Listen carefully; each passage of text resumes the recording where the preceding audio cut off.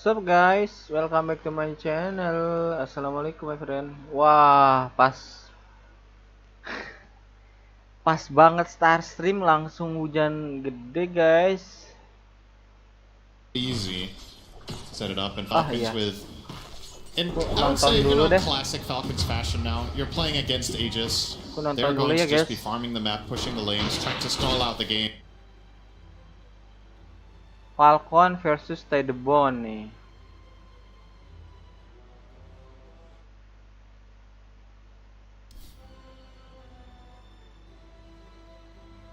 What the heck?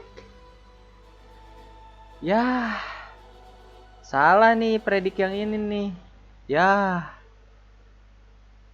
salah guys, bisa di Aduh, aku lupa ya tundranya kagak ada Emon. Tundranya kagak ada Emon, guys.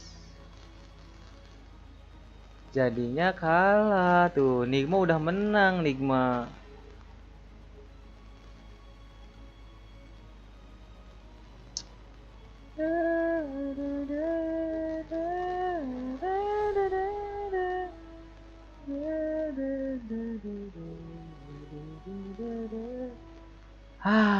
Tundra, why Tundra? Ya, salah nih prediknya. Udahlah nggak apa-apa guys, nama juga prediksi, bisa benar bisa salah ya. Oh iya, sebelumnya aku ingetin don't forget my friend untuk subscribe, like, share dan komennya ya guys, karena support dari teman-teman selalu membuat aku lebih bersemangat. Dua dapat.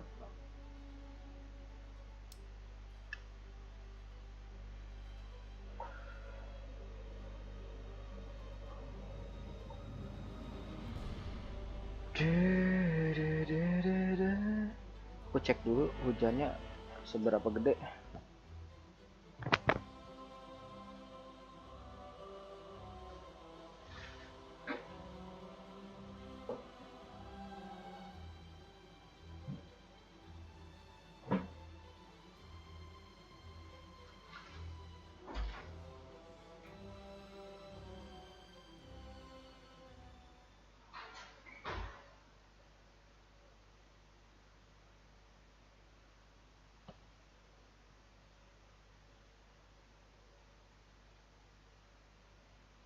Radiant's middle tower is under attack.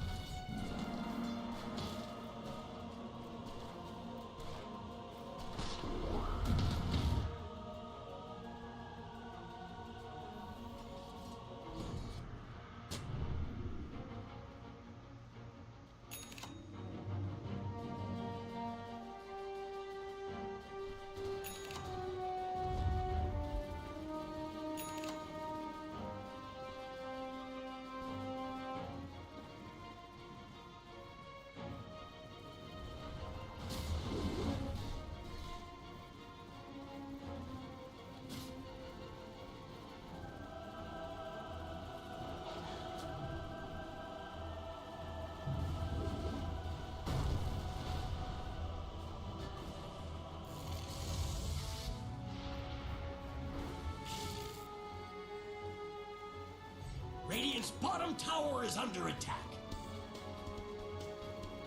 Bounty.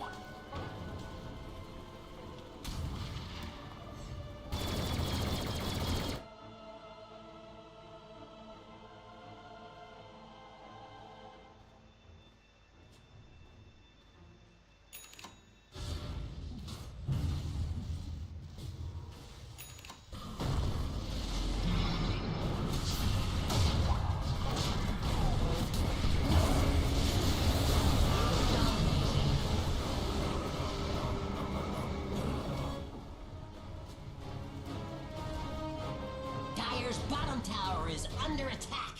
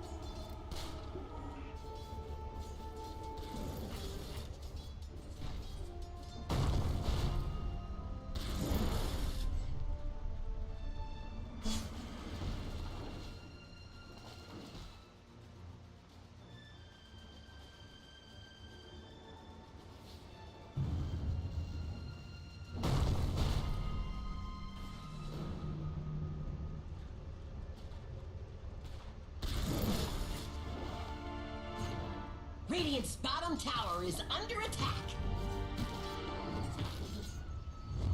Go! Radiant's bottom tower is under attack.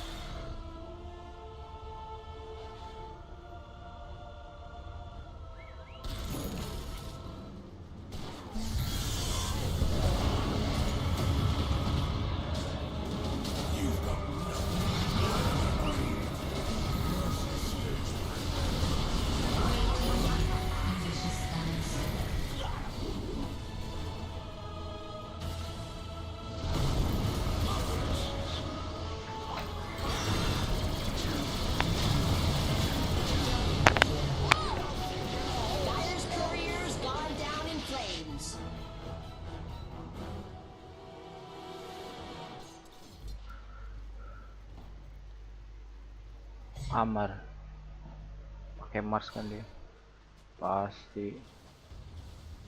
Radiant's middle tower is under attack. Wah, gede banget deh.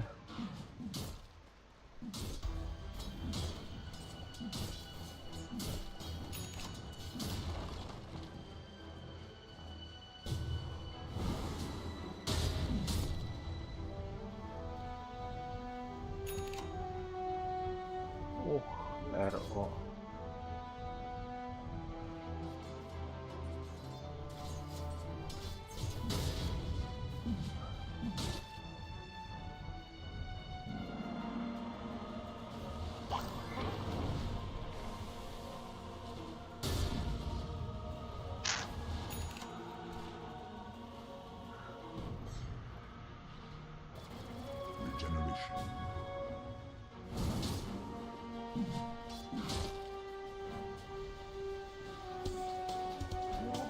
A gift from the tempest of battle.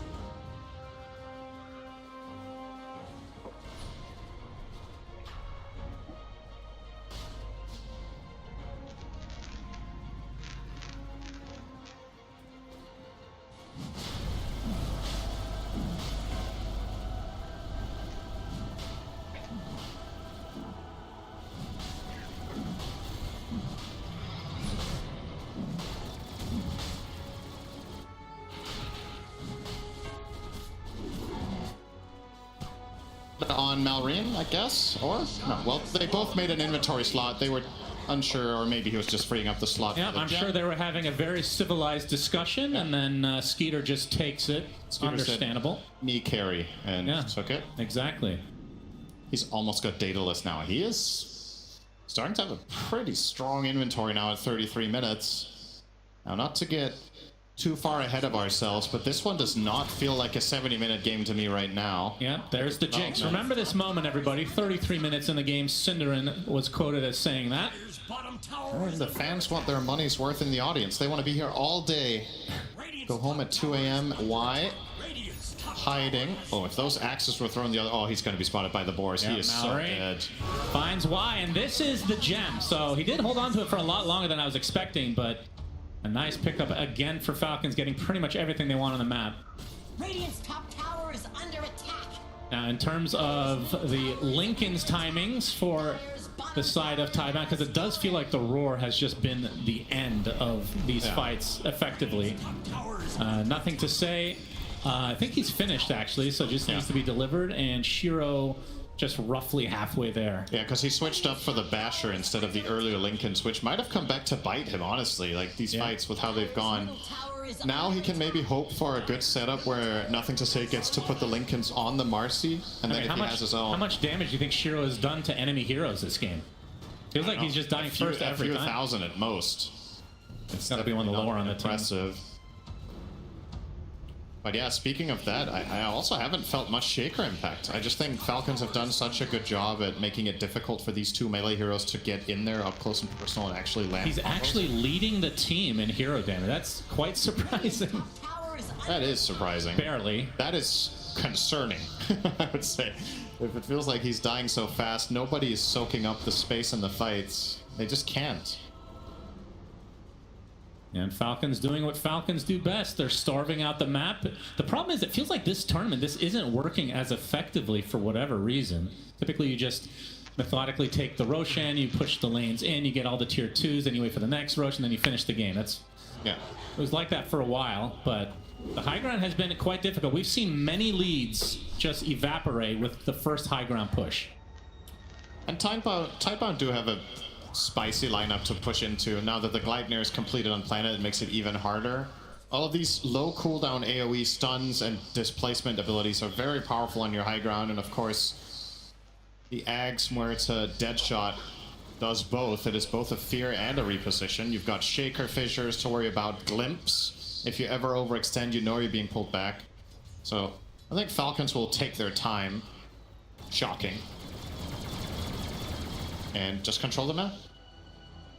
Yep, they're definitely savoring this. 3K gold onto Skeeter. They do have a banner ready on crit, and Skeeter is showing intent on going high. They're actually going in here. Well, they do have Aegis for 2 minutes, so Roach banner placed. They want to, at the very least, poke. You can see Faith Beyond trying to aggro the crease, but the 2 siege units will still remain at the base. So this tower almost certainly going to fall. And Skeeter more than happy to throw away 1 life. Well, the Fissure blocks them off. Actually pretty good with the Force Staff on the other side. And now the barracks exposed for Falcons to take. And this is going to be the first range racks down in this series. The thing is, this isn't a theoretically surprising play to go for this, because I think you're in a great spot to do it. We've just, like you said, if we go back 2 months, this would be the most obvious play. Yeah. That Falcons would do this. There's just been so many failed high ground attempts this tournament and so much stalling. Oh, nothing to say. But they're in firm control, and this is just a matter of time. Looks like they'll give up the full lane as the siege units will finish the job. So Falcons successful in their first endeavor in the base of Tidebound. And the only trade-off for Tidebound is that Marcy gets to free farm in the meantime. So they have made the judgment call that fighting into this Aegis without Lincolns is just too difficult. So they will sacrifice one lane now. The Lincolns for Marcy is only a few hundred away. Actually, I'm probably overstating that. About 1,000 away. And they have the one on Shaker. So with these 2 Lincolns, perhaps they can look for a fight finally. It's been a very long time since Tidebound has seemed interested in engagements.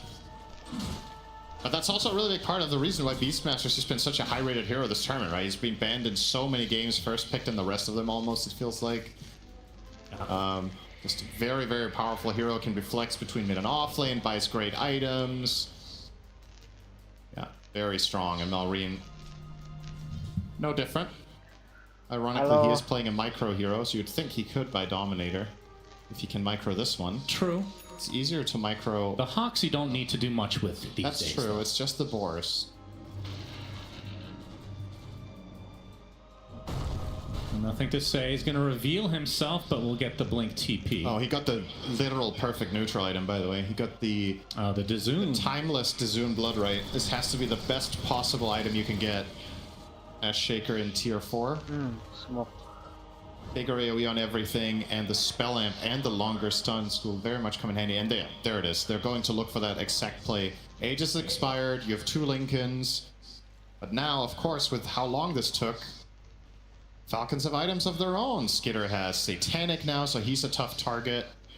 Amar has He is completely isolated. He does have... He can combine his Eon Disc right now on Amar. So if he's the primary target, he can save himself. This is not easy for Tidebound.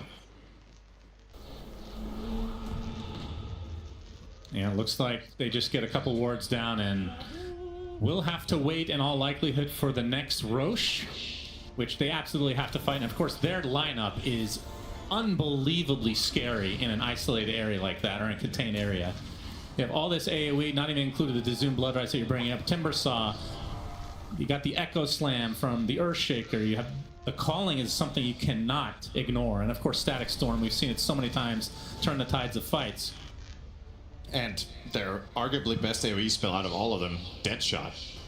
Yeah, and now that he has Ags, absolutely. That one's available all the time. 10-second cooldown with the Gleipnir as well.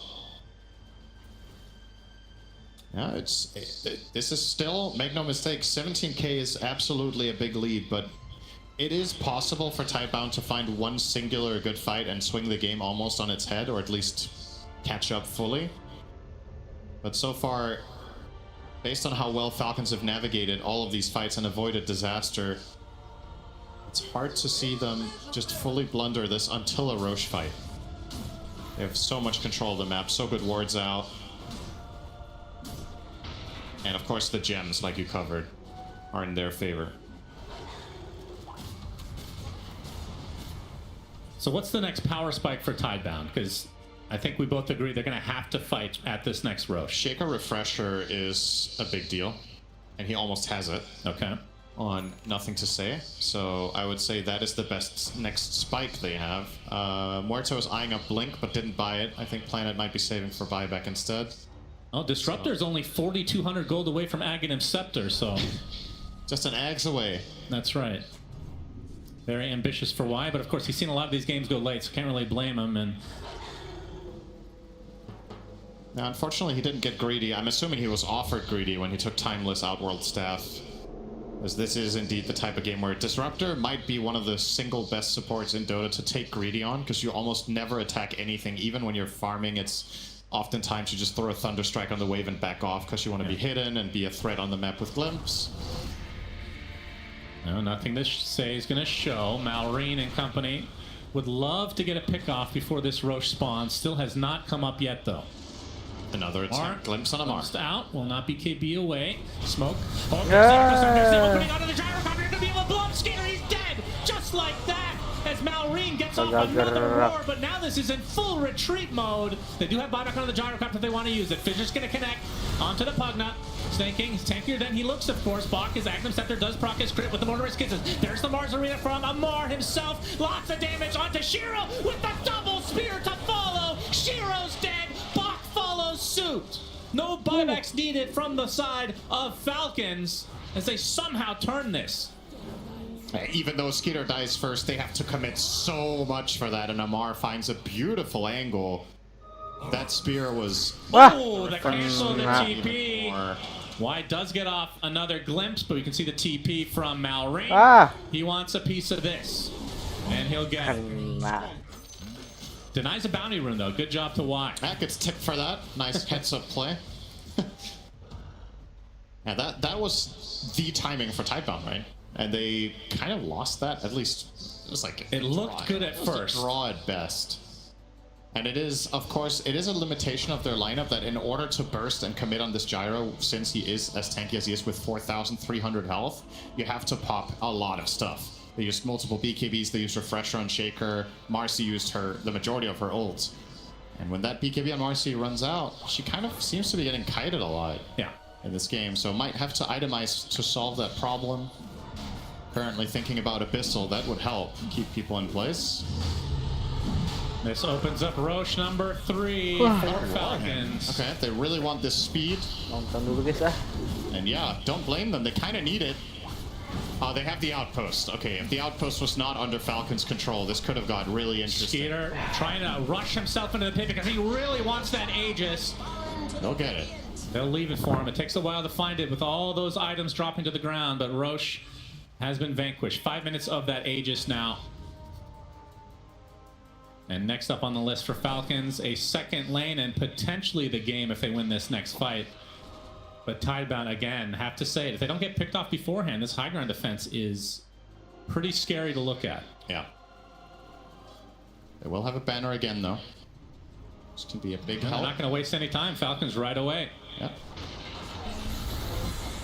Wave getting cleared, though, so no Roche banner placed yet. Skeeter already in half HP. We'll get healed via the Pugna, so not going to use the Roche banner until now. This tower looks to be dead. There is a fortification online for Tidebound. Flak cannon. As Amar jumps in very deep, gets off the arena. They're going to focus on the buildings for now, so maybe this is just... It's just going to die to the Mortimer, so Planet... No chance at all, as that's a second lane for Falcons. Glimpse back, Malrange gonna get Echo Slam with the Fissure to follow. He's gonna get E-bladed though, nothing to say. Does get the kill with the last Fissure. There's the buyback though as Skeeter disposed back into the Static Storm. Pops the BKB, healing up thanks to the Pugna and a little bit from the Satanic as well. And you can see Shiro left all alone. He's roared and killed. 90 seconds of no mercy as a cheese eaten up by Skeeter, and they're gonna go for full megas, if not just the throne outright. They didn't even get his Aegis there. They kill the Beastmaster, he has buyback. There's just so many lives to get through. Yeah. You have to commit so much to kill one core one time. Yeah, this Pugna pick has been pretty valuable. Deadshot can make things a little bit more annoying, as Skeeter, all he wants to do is get to that top side of the map, but they keep blocking him. All of these obstacles, as there's the roar from Malrine right on top of Muerta. That is a death for Planet. No way to get back in the game. Second one reserved for Y. He buys back though. And this is going to be potentially the last defense for Tidebound in this game number 1. But it's going to be 5 versus 3, not including the Aegis, which still has a full 3 minutes. Yeah, Skitter just seems invincible. 5k HP and 30 armor and a Pugna. The Pugna life drain has been such a big deal. Tidebound would have been able to defend and stall out for so long against the carry, but all of their damage just get nullified. And that is Mega Creeps. This is a fast game for Falcon, Shannon. 46 minutes? I still believe this will go 60 minutes some way, somehow. Bach gonna get speared into his own tier 4. Lincoln's actually does proc thanks to that primal roar. And you can see the gyrocopter not too worse for wear because the Pugna's still on the back line, healing him up. Not much Tidebound can do here as the tier 4 is about to drop to the deck. Amar getting harassed a bit. Muerta back in 30 seconds. Right now it's still a 5 versus 4 in favor of Falcons. Throne completely exposed now as Shiro going in for one last ditch effort. They're just gonna block off. Pugna still in range though, and this life drain, they just can't do anything about it. Amar, Arena, right on top of Bach. Now the magic damage coming from Skeeter with the right click as well. Bach is dead. Buys back instantly. There's roar number 1 for Marcy. Echo Slam a little bit too late as Shiro is already dead. And nothing to say, has to walk back in shame as a triple Arena from Amar as the GGs come out. Falcons take game number 1. And that was... It was an interesting first 15 to 20 minutes that were back and forth, but Falcons found one good fight, started getting that 6k lead that we talked about, and after that, every single subsequent fight, they have Shiro's number, they keep good formation, so they never get wombo comboed by Shaker and Timbersaw, never really got into trouble against the Muerta Axe. Didn't really feel all that impactful, to be honest, when it came out. Yeah. So, credit where it's due. They did a very good job positioning their... Udah kerasa Falcon kan menang kan match pertama berarti ini.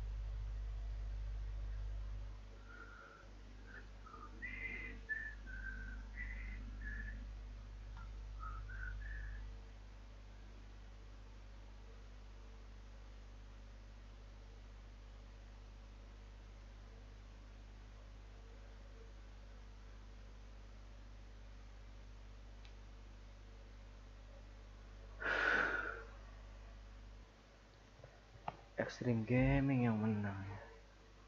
60.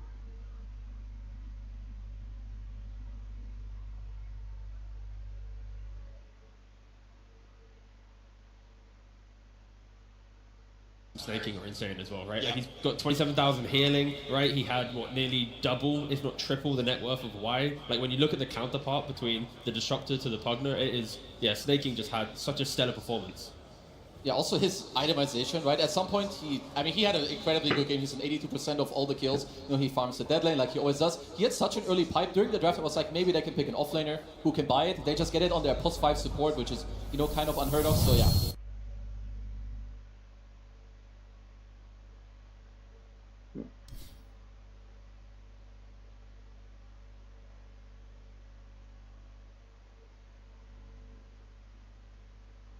Bang Yuki ikutan.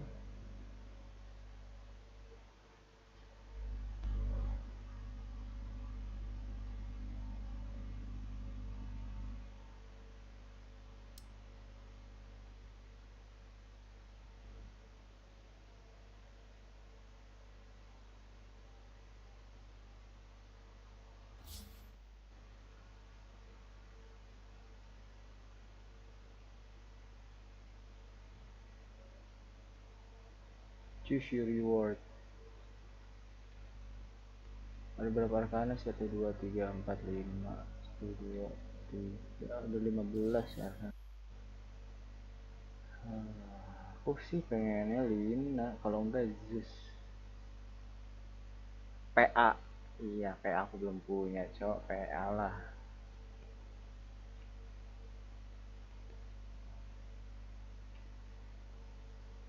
Cus.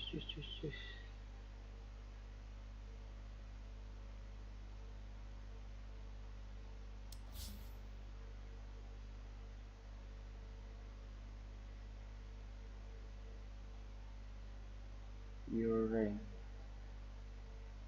Oh, harus top 100 player. Global.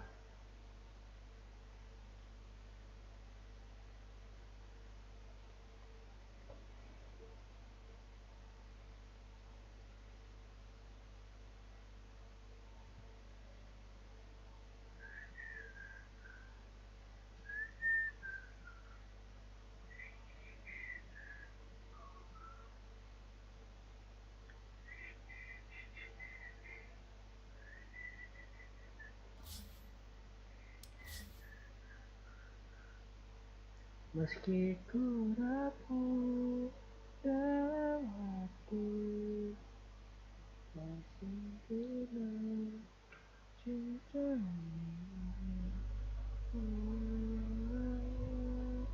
Aku hanya padamu. Engkaulah bila hati tersempurna.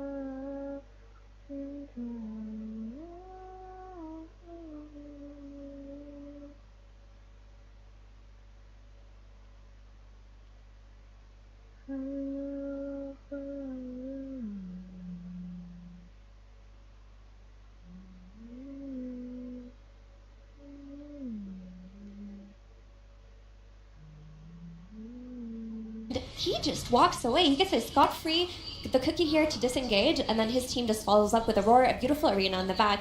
And when it looks like maybe there wasn't enough follow-up damage, you have crit with the Mortimer's Kisses in the back line, and the Timbersaw also dying through his BKB. This was a very pivotal moment of the game because they needed to kick him out of that lane and take that area of the map for themselves. And a few seconds later, the same thing happens. They go to push Pugna out of the lane. In front of 3 heroes, he just TPs out. Snake King just will sit on the dead lane, shove waves, do tower pressure, force heroes to him, and apparently walk it off. To me, this was kind of like the checkmate moment, because Taiwan, they just took Roche like 10 seconds before, but Shiro, he doesn't have BKB, he doesn't have TP, so they make this move top, it's 4v5, it fails, your Aegis timer gets wasted, it was a huge mistake. Essence Ring and Brawn is also pretty OP. Yeah. And Nether Ward is pretty good against spellcasters. And Solar Crest. Yeah. There was a lot going for him there. There was a lot going for Falcons, and there maybe were moments where Tidebone felt a little hopeless about what they could do. For example, I think Shiro had a pretty rough time purge. That's right, Shiver. Yeah, the BKB usage was a little bit tough here for Shiro, and let's take a little bit of a slow moment to explore some of those spots here. This is that Tormentor fight where they're jumping in. He didn't press his BKB before jumping. He gets pushed back and immediately presses his BKB, so loses that one, ends up getting chased down. Very rough for him. This one I thought was the most interesting, though. This is the fight near the Tri-Camp. Now, he jumped in on this Mars here, which looks like it's going to be a pretty good... Oops, that was too close. Looks like it's going to be a very good jump, but the downside is that you're going to see a cookie come from the southwest, and something weird happens. The second that the cookie hits the Mars here, it instantly stuns Shiro. So normally, that person is going to fly over the guy, and by the time he lands here, that's when the stun happens. For some reason, the stun started early. That means Shiro didn't get this opportunity to press his BKB, so that was like the second or third fight in a row where his BKB ended up not being very good. So these kind of cascaded so many fights in a row here where he was forced to press a BKB at not necessarily the best moment. He's already down to a 6-second BKB at 30 minutes, and they had Roar to layer through this. So very, very tough game for him.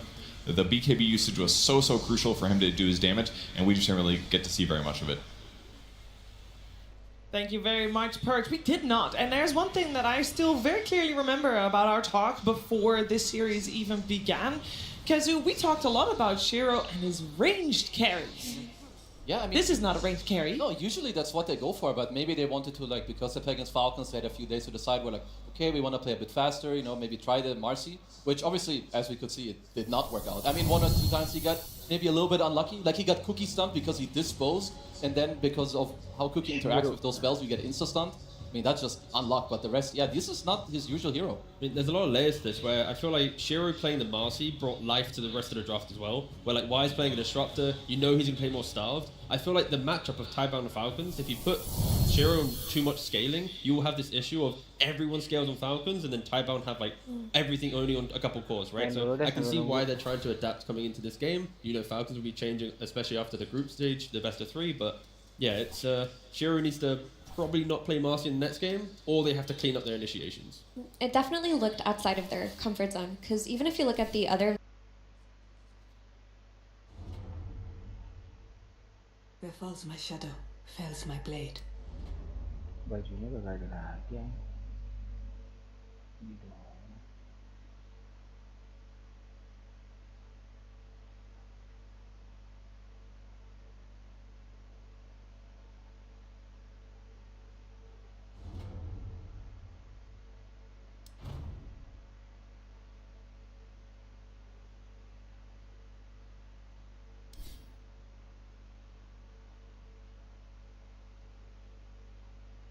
Your performance is estimated as matches finished by final placement is not decided until after the international.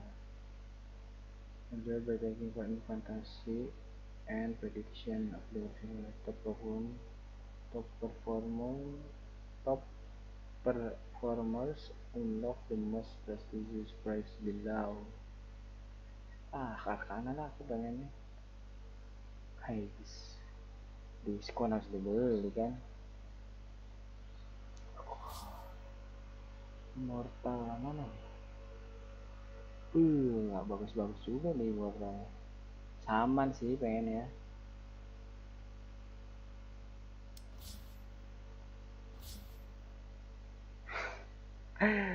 Guys. $150 anjir. Mahal.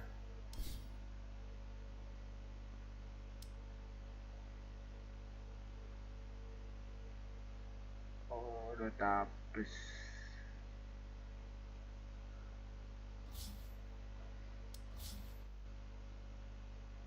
ke 62. Wow.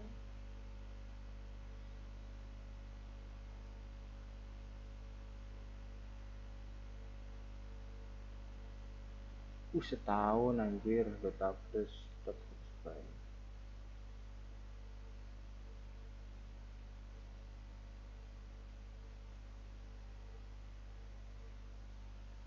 Tahun dapat arkana 1 ini 100% guys. Terus ini ya 5 dapat semua dong 5. Poinku ada berapa? 840 ke 62. Kalau misalnya 62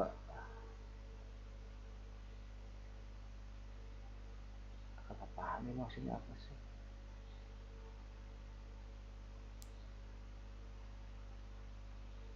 Oh, ini yang global ini loh.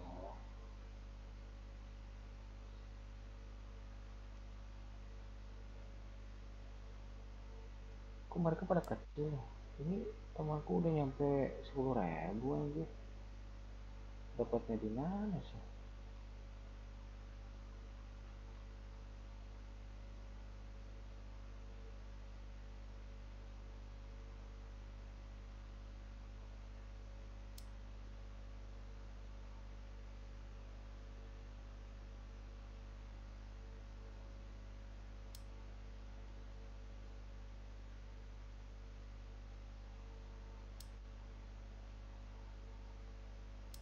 Tundra bakal kalah, kirain aku bakalan menang Tundra.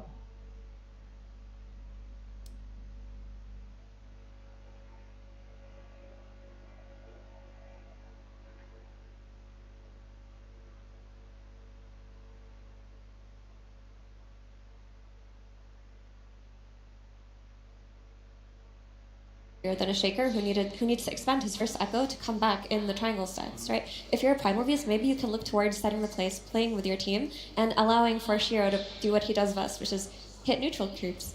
I do think Falcons, like we said before, they become slow at some point, but they don't start slow. They start fast, they open up the map. You want heroes where you can address like the Skeeter move. You know, Skeeter's first gate, his first TP on Nature's Prophet to the mid lane, to the safe lane. So your Primal Beast, your Pangolier, your Tinker, all of these heroes, they could do that. So that's something I would like a lot.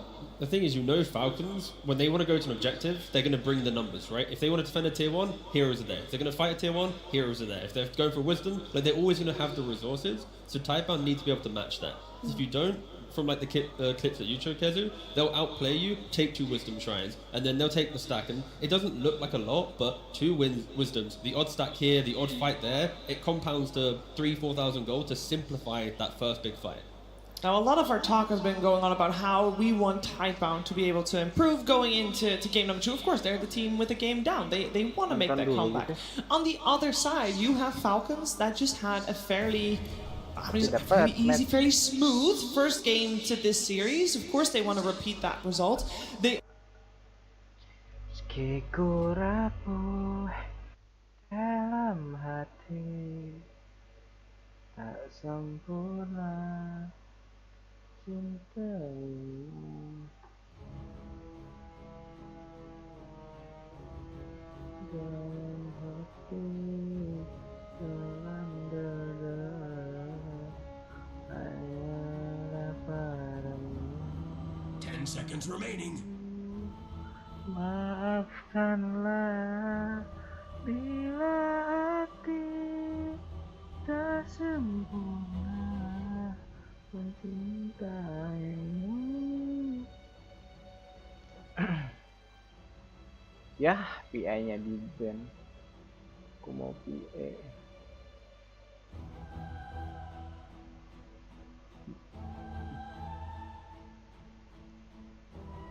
Your turn to pick.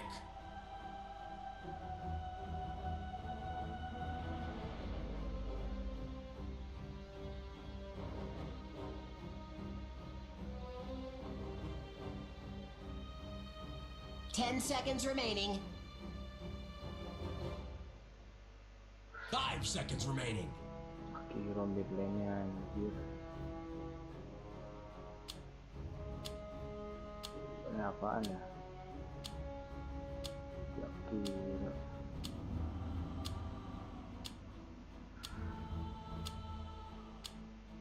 Your turn to pick.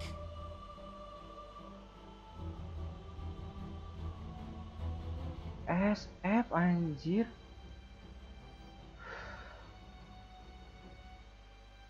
Ada kling lagi. 10 seconds remaining. 5 seconds remaining.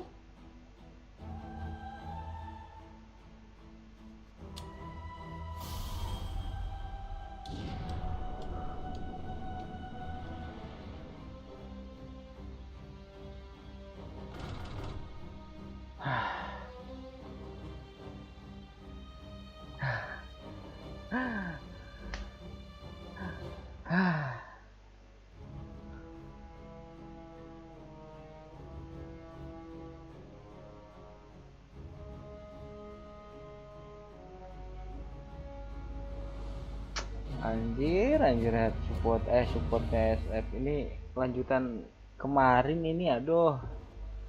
Timnya pada ngaco-ngaco, kenapa ya? Satu ini main kayak gini lagi. Bikin bad mood tau gak sih?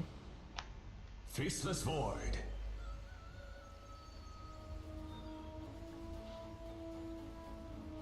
Yes. Prepare to battle.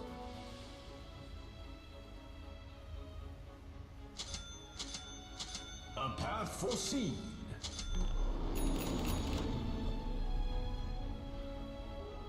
Dark portents ahead.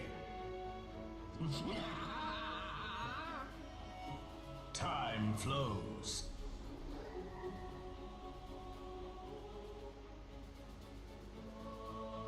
The march of time. Cepet dulu nggak sih? My path unspoons. Road to oblivion. 30 seconds to battle. I go.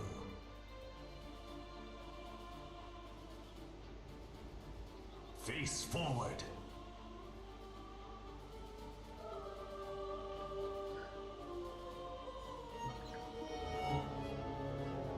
It shall be. Di bawah cheese. My path Battle unspoons. begins. Time catches on. Ruangnya mid ya. Road to oblivion.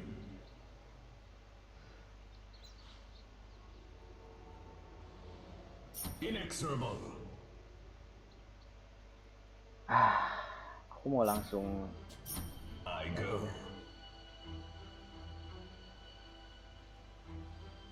Dark portents ahead.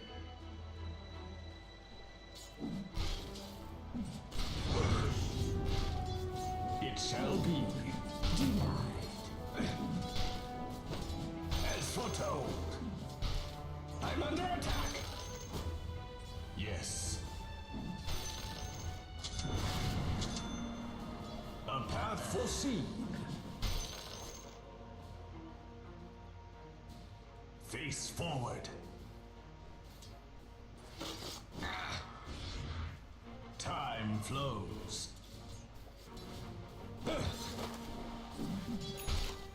Indeed.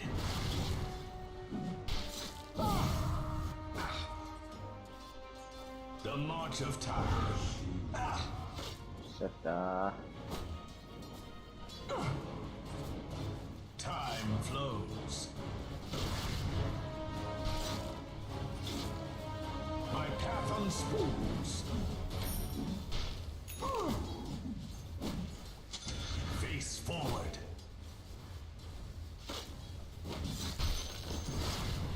I go. My powers grow. Attack. Yes.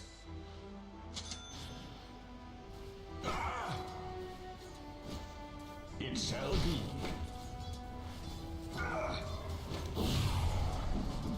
A path foreseen.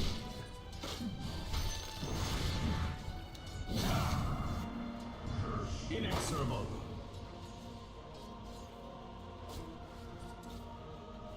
Road to oblivion. The march of time.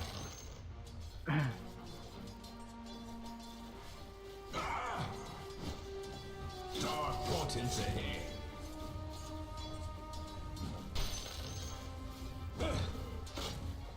Feel my mace.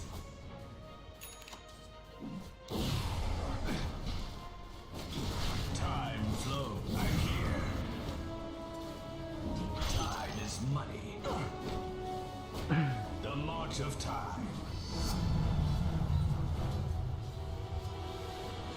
Yes. Time's up. ya sekali gablek gitu kan. I go.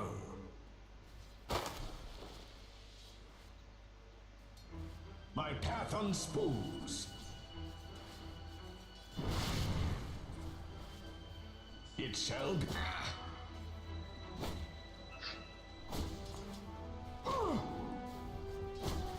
A path foreseen. I'm under attack. I'm here. Road to oblivion. Pedasnya.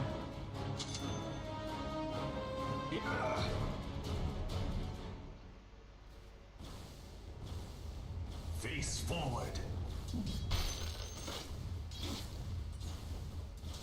So it must be. Dark portents ahead. A path foreseen.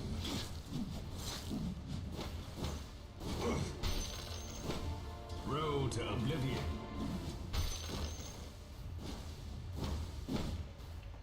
The march of time.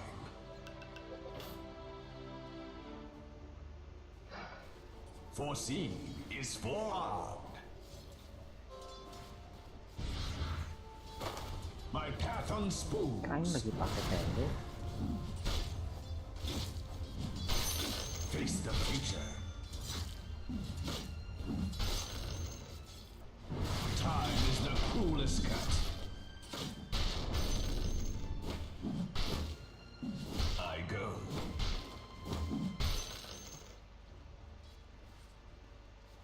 Face forward.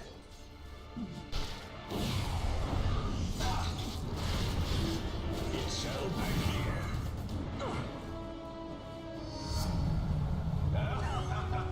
Dark portents ahead.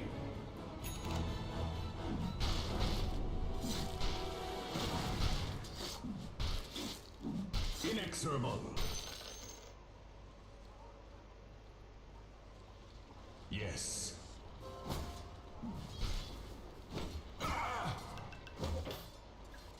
Time flows. First blood. I'm under attack. Primal shard. The march of time. Road to oblivion. Foreseen is forearmed.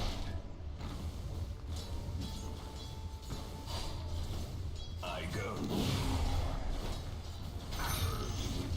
I'm here. Inexorable. Foreseen is for you get nothing. You get nothing. We just Time flows. Dark portents ahead. My path unspools. Yes. My foresight sharpens.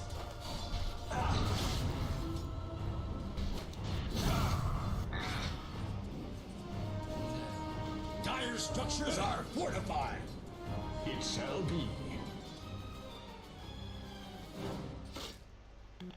Your end comes. A path Their middle foreseen. tower has fallen.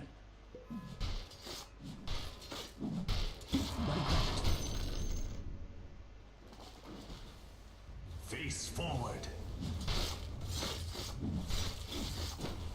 Dapat. It must be. Foreseen.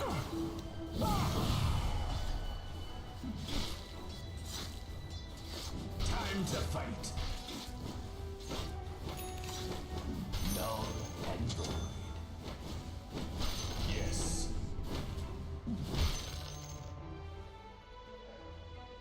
Foreseen is forearmed.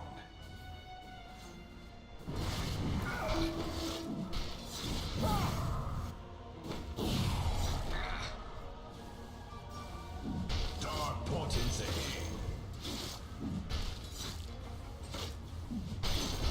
Face your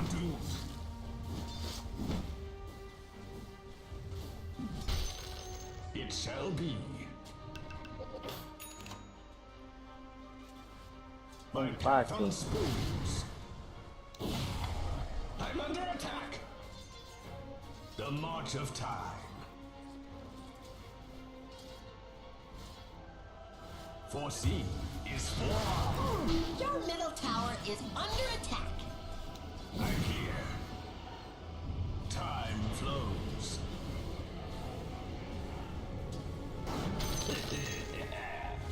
Mau dipacul aing. A path foreseen. Kalau enggak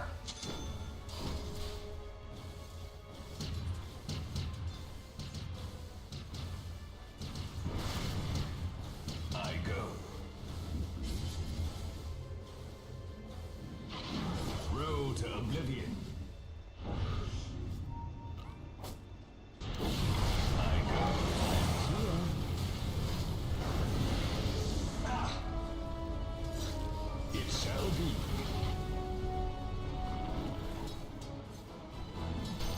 Your time runs out. Road to oblivion. pacul bukan main nanti ya. My path unspools. A path foreseen.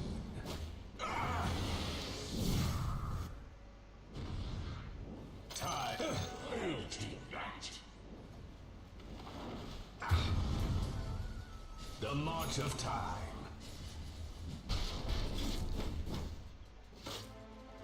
Face forward. Your middle tower is under attack. Inexorable. I'll figure something out. Fate takes you. Your top Yes. tower is under attack. Radiant's courier was caught in the crossfire. Dark portents ahead. Belum level 6. Your top tower is under attack. Ah,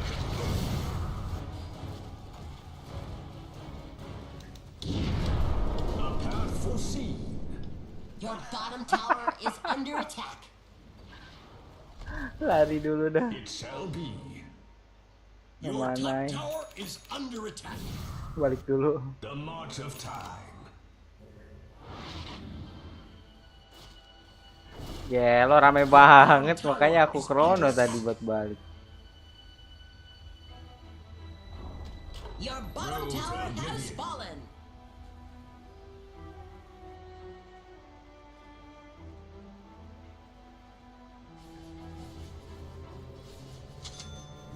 I go. Attack.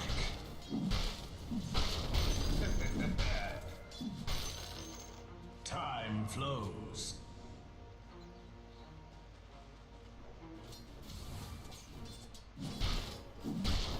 Inexorable.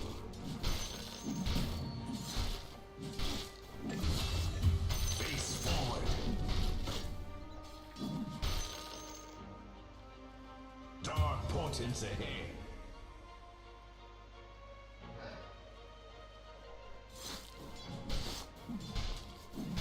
Time flows. Yes. Time is the cruelest cut. Your top tower is under attack. Radiant structures Face are forward. fortified. Your top tower is under attack.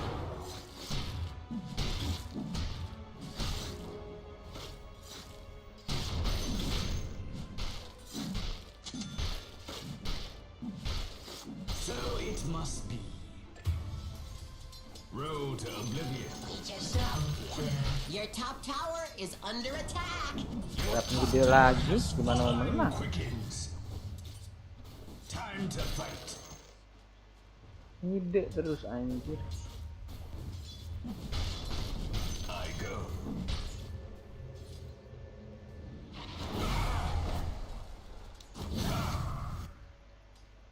It shall be.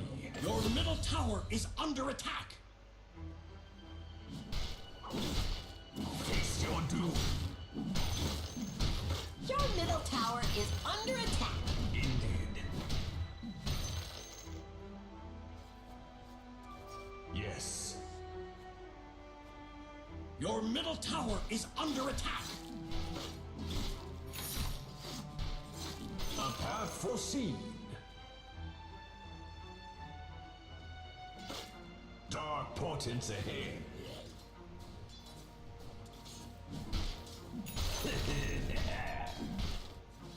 Inexorable.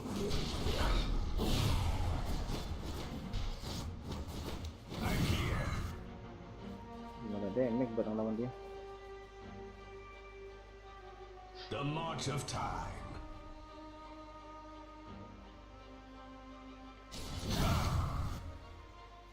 Kan ujung-ujungnya kayak gini, somplak. Dark portents ahead.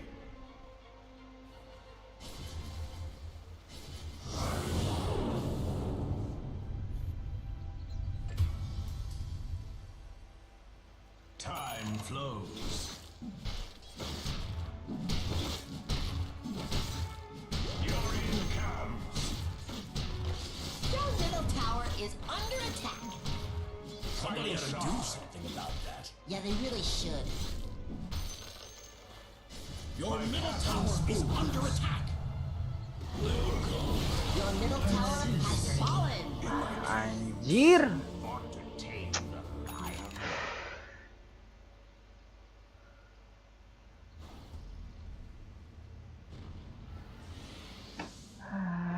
Kenapa sih ketemu yang kayak gini, Cok? Aing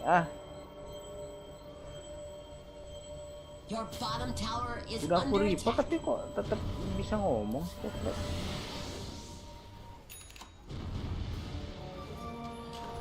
I have seen the end of time. The march of time.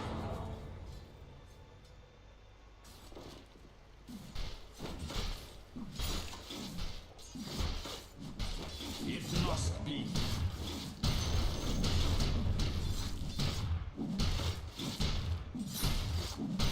Feel my mace.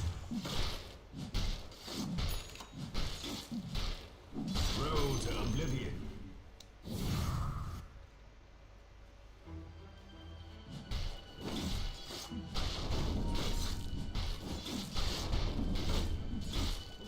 I go. Darahnya kegadaan Your banget. top tower is under attack. What? Tiba-tiba, aduh, ada celing anjir. Double kill. Your top tower is under attack. Ada celing tiba-tiba. Your top tower is under attack.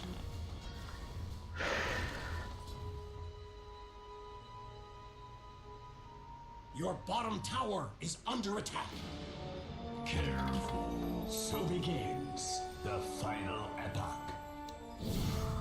It shall be. Murder spree. Inexorable. I'm not ready.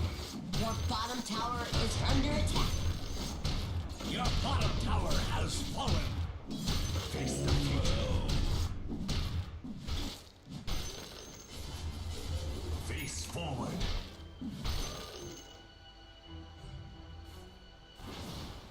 I go.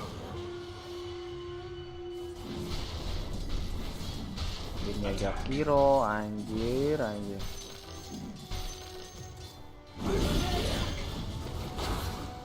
Inexorable. Rise even mountains to dust. Fire grows hungrier the more it's fed.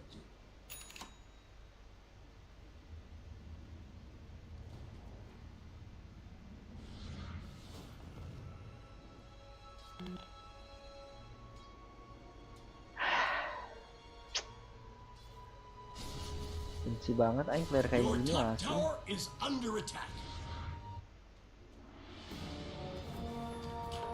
Return from Klaterine. Your top tower is under attack. It shall be. Yes. Your top tower has fallen. My path unspools. Time Time flows. Dark portents ahead. The march of time.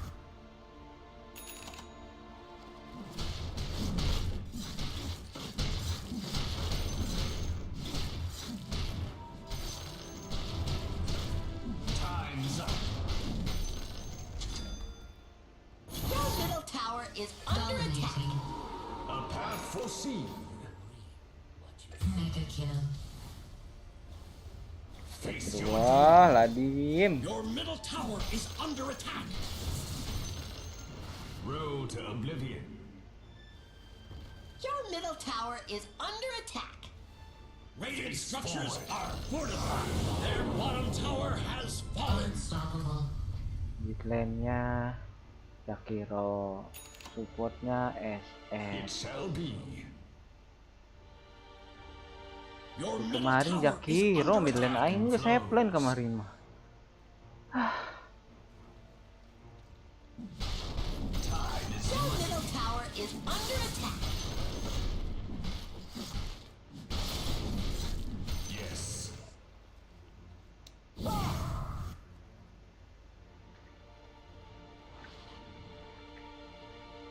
Dark portents ahead.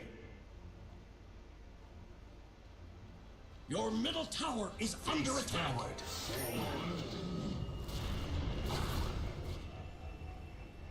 The march of time. Reinforce their structures.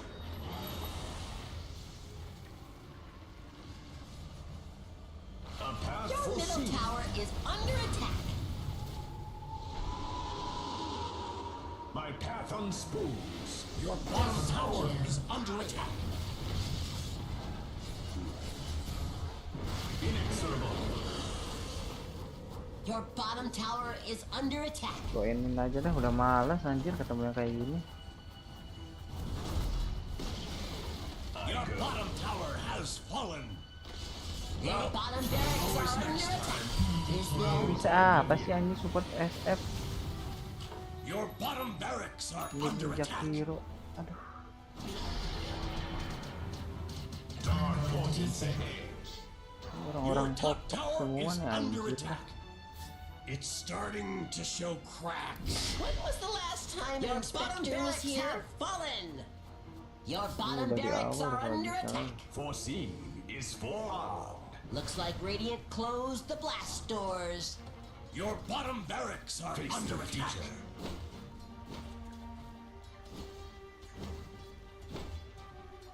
Face forward. Your bottom barracks are under attack. Your bottom barracks have fallen. Well, it's not over yet. Road to oblivion. Dominating. I'm here. Time flows.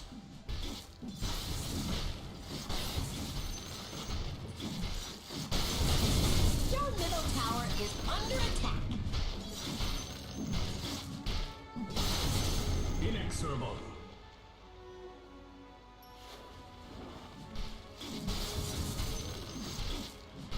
Mega kill. Attack.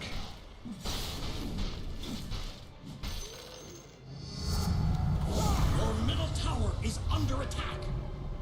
It shall Tim sampah tuh bener-bener tim sampah ini. Your middle barracks are under attack. I'm here. Your middle barracks have fallen. Well, your middle barracks have fallen. My path unspools. A path foreseen. Udah ketahuan dia pengen last pick aja. Your top tower is Your under top attack. tower has fallen. Really brought the lane together. Your top barracks have fallen. I go. Your top barracks are under attack.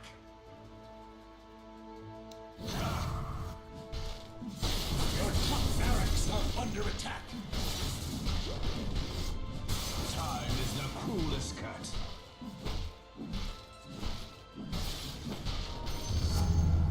The enemy now has mega creeps. A path still see worry. It'll all be over soon.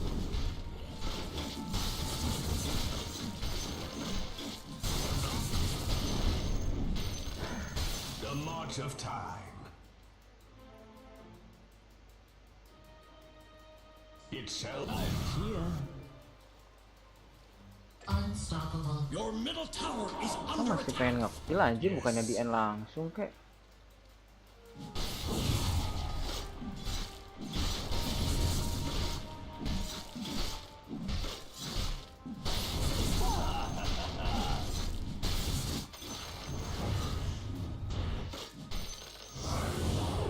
War criminal. That blood won't come off.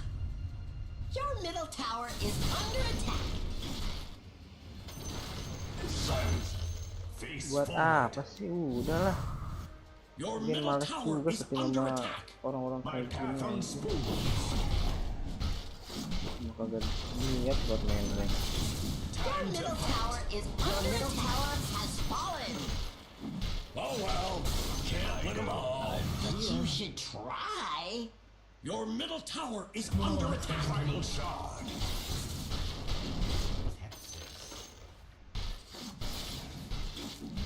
Your ancient is under attack. Inexorable. Dire Dah, victory. selesai guys. Udah bener kita nonton dulu ya kan. Jangan finding dulu kamu yang kayak gini.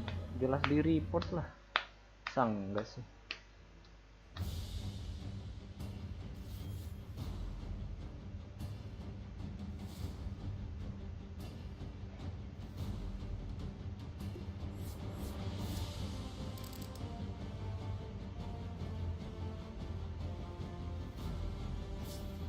Udah semua tuh.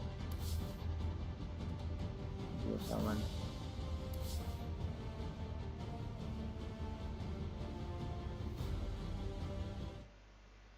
SF support anjir.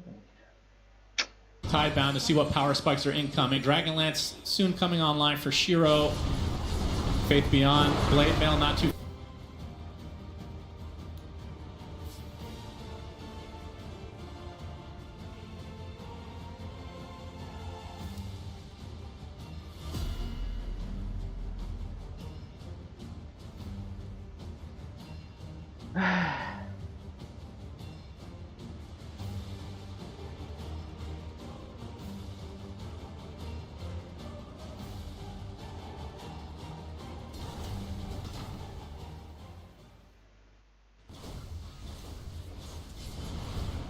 Radiant structures are fireproof.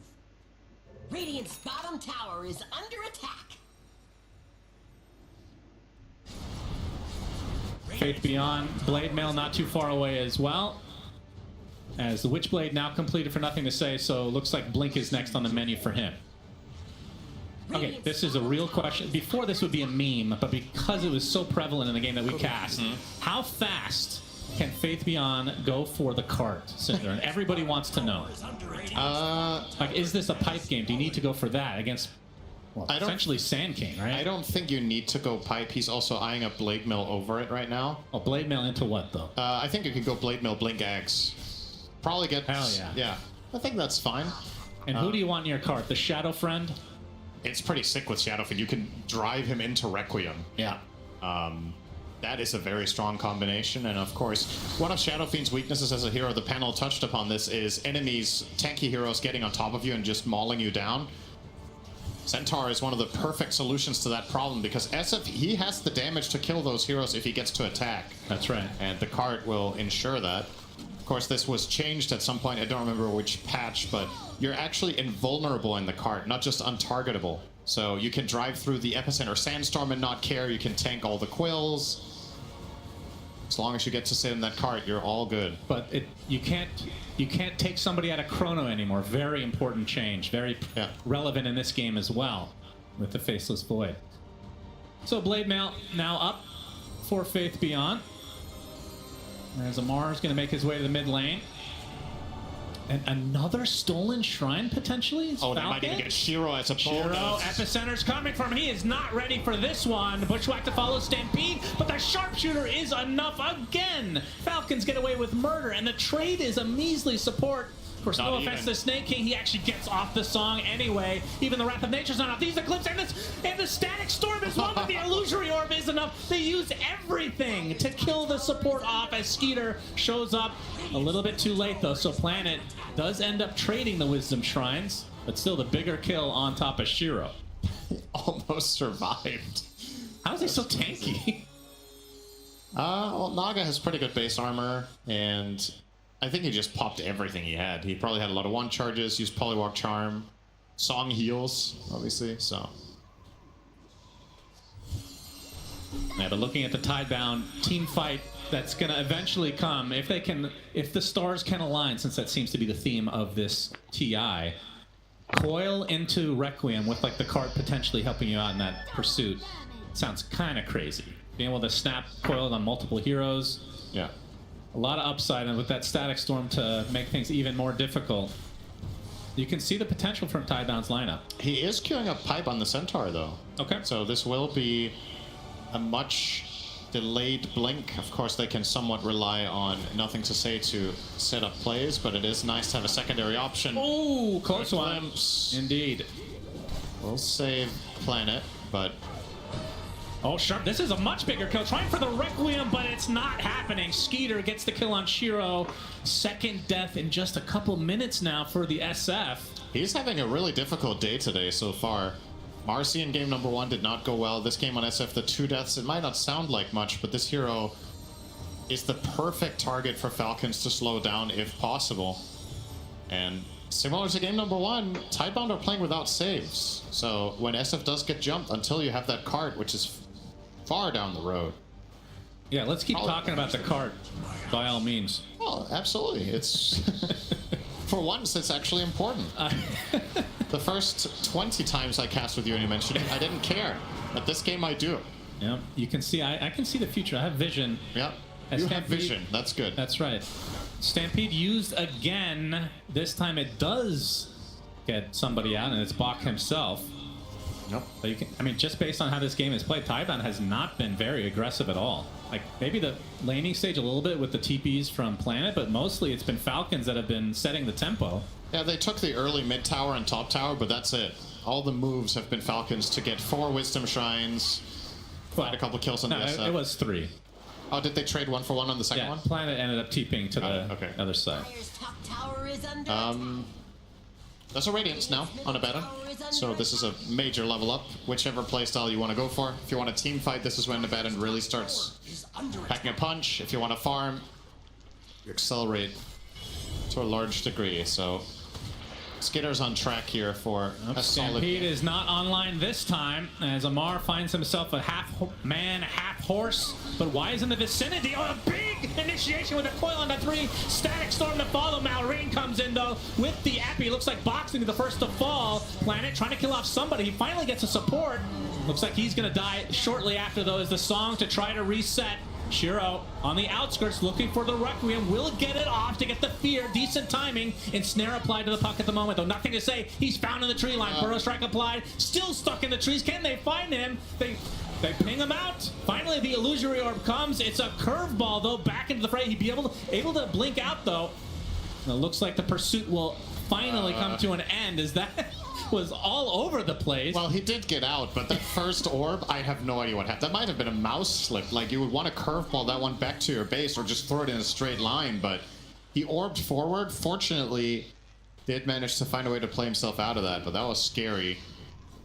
Still another good fight for Falcons. Having the damage, and Shadowfiend just arrives too late. If you want to take these fights as Tidebound, and you do have set damage issues, this guy needs to be involved. Yeah. Or you're just not killing him. I mean, they had Coil, Static Storm on 3 heroes. That is about as good of a start as you can hope for at this stage of the game for Tidebound. If there's a Requiem there, you team wipe them, right? But yeah, Falcons might not make the move to begin with that information. They're doing it because they know Shadowfiend is elsewhere. So it's a little bit of an unlikely hypothetical to really find that type of fight right now. And of course, if you do find yourself on the back foot, hang on, nothing to say. Sharpshooter again. The glimpse back onto Snake King gives the space needed for Nothing to Say to retreat. It is hard for Tidebound to land all of their stuff because there's the threat of song at any given point. Now, in that example, Snake King was caught in the storm, but you cannot rely on that happening every time. I mean, this might be a Item game. arriving. That's drums. Yeah, this might be a game where the 3 cores from Tiebound all have to get BKB because of the song, potentially. Radiant's top tower is I under mean, the fact that Pipe is being bought by Bach means that that's not going to happen anytime soon. Yeah, it's far away. That'll be like a 4th, 5th item for him if the game gets to that point. Malrine. And he's going to be able to pop the epicenter, and that is way too easy onto Faith Beyond. And it looks like the rest of Tiebound might want to still Any fight. glimpse? Yep. Jumps onto Skeeter. Gets stunned up now. Has the borrowed time. And they didn't Kinetic get Field the not in field. time. So he is going to be able to shrug it off with the Aphotic Shield and the rest of Falcons nearby. Understandably, Y is hesitant to just go in there against an Abaddon ult, but ends up being a little bit too slow. Doesn't land the field, and this is probably just going to cost them the Wait, are they Tormentor. contesting this? No, the Centaur taken out. They know this is Like- happening, but indeed. Skeeter, of all the heroes, gets the shard. That's surprising. Talk about that in just a moment. Kinetic Field with the Static Storm onto the Sand King, but there's no follow-up at all from Tiebound. They have to run away. This is such a good shard to get for free on Core Abaddon. Yeah, how did that even happen? He's 3rd in net worth on his team then, or he was at that point? Well, Crit bought his own, Yeah, so he was competing against Naga, and Amar also has his own. He bought his too. Okay. So, yep. And if you subtract 1,400 from his current net worth, he's below Sand King. So, yeah. He was eligible. His other teammates are just that farmed. Yeah, that's pretty insane. I feel like Falcons are one of the teams that actually purchases shards a lot earlier than the average team.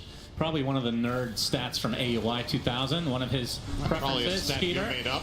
in under the tier 2 tower. Coil will snap thanks to the glimpse. Skeeter's ult is now down. Wrath of Nature coming for him. Does hit, but now the reinforcements have arrived. Burrow Strike from Malrine. Bushwhack not going to connect this time, but a Sharpshooter does. The Stampede does not give the distance needed. So another punish from Falcons as they now have a 5k lead. It doesn't seem like Tidebound are able to string anything much together in these attempted aggressive moves. They're just unable to connect on the heroes that they want and get the damage out. Abaddon being the target once again just doesn't really help if you don't have the follow-up. What you want to do is to force his ult without using Glimpse. If you use Glimpse to force the ulti every time, he just runs away. So if they're unable to force it without it, the play probably doesn't exist to begin with, and Yeah. it's just a big waste of time. I mean, sure, you might not lose any kills or any heroes in the process, but you just know in the back of your mind, Falcons are farming on 3 cores the whole time. So they're beating you on efficiency if these moves fail. Yeah, well, now Faith Beyond has the pipe. Obviously, we talked about the fact that he opted to go for that before Blink, so it feels like they have to get something out of this. He's gonna have Crimson too. Oh, okay. Well, you don't need Blink if you know you're going to get Aghanim Scepter at some point, Cinderin. You know? Oh, that's debatable. I mean, the fact that you can Blink full range now with somebody in the card and it works. Yeah. Absurd. So many micro buffs over the last couple years with Lab banyak yang baru, this item that we keep Bang. talking Udah about. We lagi probably won't nanti, see, so we're Kai. just wasting everybody's time. Kalau udah dapat izin, Regardless, Falcons now through the gate. As they have their sights set on nothing to say. Well, they don't have their sights yet, but they have an idea. He's up here. Burrow Strike finds him. Bushwhack to fall, and another sharpshooter kill for Crit. My sulit tuh goodness. Bang karena ada He has 4 koruptor. kills right now on the Hoodwink. Masa? There's like nothing going the way of Tidebound so far in this game, too. I mean, this hero Emang pairing is so korupsinya korupsi good. gimana sih, kok bisa? So, Hoodwink plus Centaur. Di RP ada korupsi. Korupsi Excuse me, apa? Hoodwink plus Sand King. You hit a Burrow Strike, you make sure you get the Boomerang in ASAP, you amplify all the spell damage from Sandstorm, from your other spells. He doesn't even have an offensive item in these kills. He's running Glimmer on Hoodwink, so he hasn't amped anything else than buying the Boomerang. That's good enough. Now mid tower finally for Falcons. 8,000 lead going to be on the board after this goes down. Its top tower is under attack. For 1 second now it's back to 7, but it was a good second. Yeah, we will I'm sure always they'll get up remember there that. again. Very memorable moment here at TI. Mallory now taking some creeps away from Tidebound, working on his BKB next, not that far away.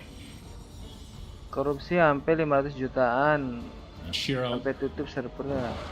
with the 2 deaths. Ya, yang dikorupsi itu I mean, it's only apanya? 2 deaths, but it does feel like it's kind of compounded from game 1 Kok to some bisa respects, because he gitu? was just dying constantly.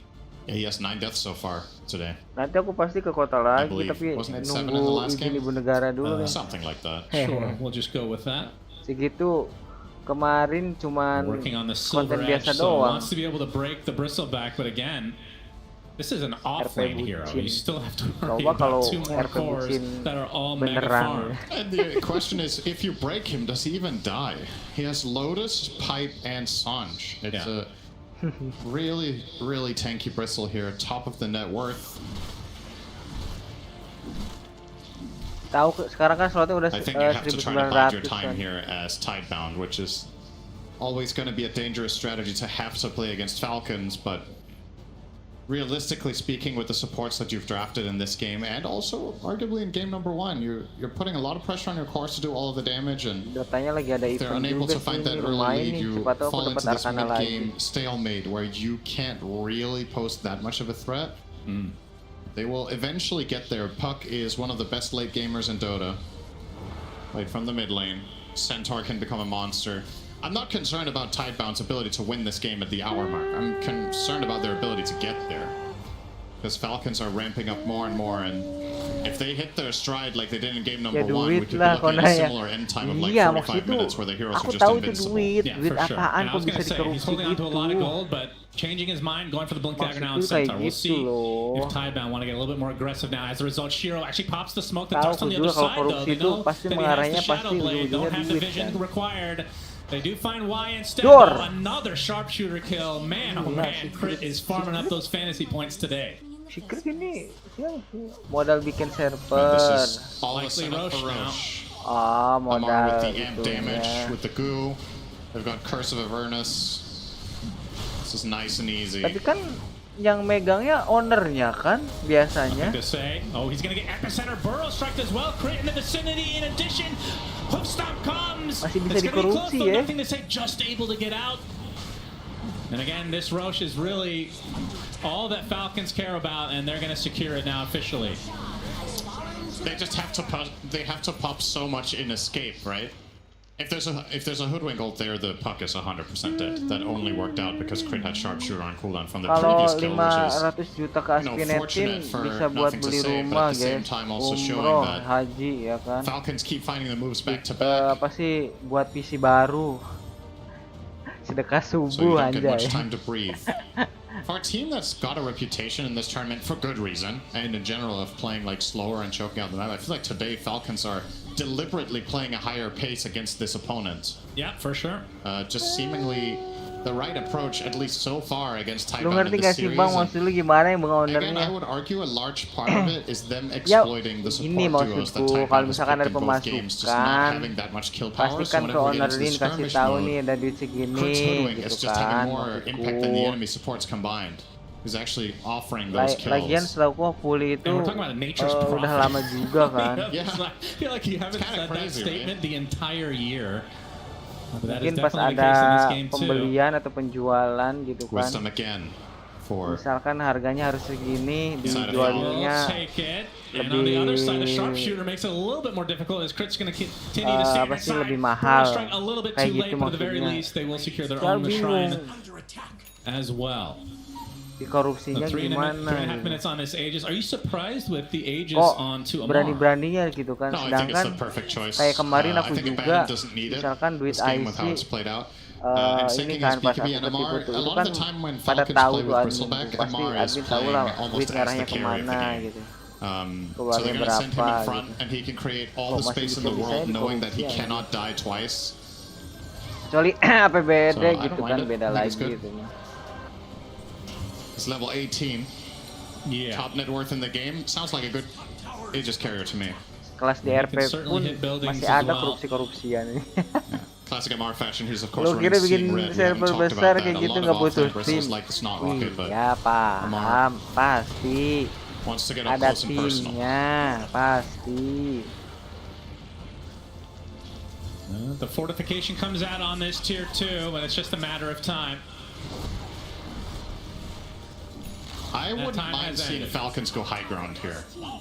Already? Yeah, I understand there could be some concern with if you get caught on the back foot and you have to Maksudku run away and konsep then you get di glimpsed back in. korupsinya tuh gitu kan. Misalkan gini nih, jangan jauh-jauh dah. Misalkan PBND lah, negara kita, PBN atau PBN gitu kan namanya. Misalkan pemerintah ngasih nih kepala daerahnya 1 juta misalkan. Ini buat bangun jalan. Paling-paling korupsinya gini misalkan. Buat bahannya misalkan pakai beton, ini malah pakai tanah merah misalkan kan, itu kan udah korupsi gitu kan. Nah kalau di RP gitu konsepnya gimana korupsinya, maksudku gitu loh. Iya tahu kalau pasti korupsinya masalah duit lah gitu. Pasti penjualannya kah, aset-asetnya kah, atau gimana gitu maksudku. Well, that's what's kind of interesting about this game state is Falcons, I think, I'm not going to say they're peaking right now, but I think if both teams just farm for another 5 minutes, I actually think that's good for Tidebound. You want Puck to get to more critical mass, bukan di Indo aja sih. Level 20 talent to start getting next damage item potentially. Currently going for Yules though, so that's not all that scary. You want Shadow King to get crit. We want him to be able to kill these tanky boys, and so far doesn't really have it. The Tormentor for Falcons, so this is the upgraded Song of the Siren, much more healing. And also regenerates mana. Largely irrelevant in this game. But well, we'll see. I mean, it's percentage based. The healing is good, the mana regen is. Oh, yeah, that part. I don't think that. But percentage based healing when you have 3 strength or 3 tanky heroes that are your cores is insane. It's combo. very good. So as an example, it heals currently 6% max HP per second. So on Bristleback, what's that? That's like 150? Not bad. It's like 2 hearts. I thought heart was bad though. Lotus tuh the perfect well, 2 item. hearts is good, but you can't do it. Okay, gotcha. Skater finds an opening, snaking with the ensnare.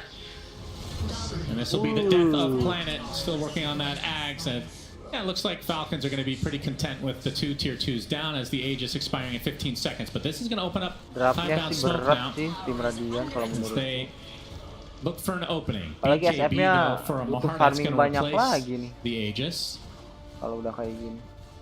Wah, lower bracket. So he's going to look to potentially ini kan udah lower pop bracket. this smoke from Tidebound as they make their way into their own jungle, which has been infested now by Falcon members.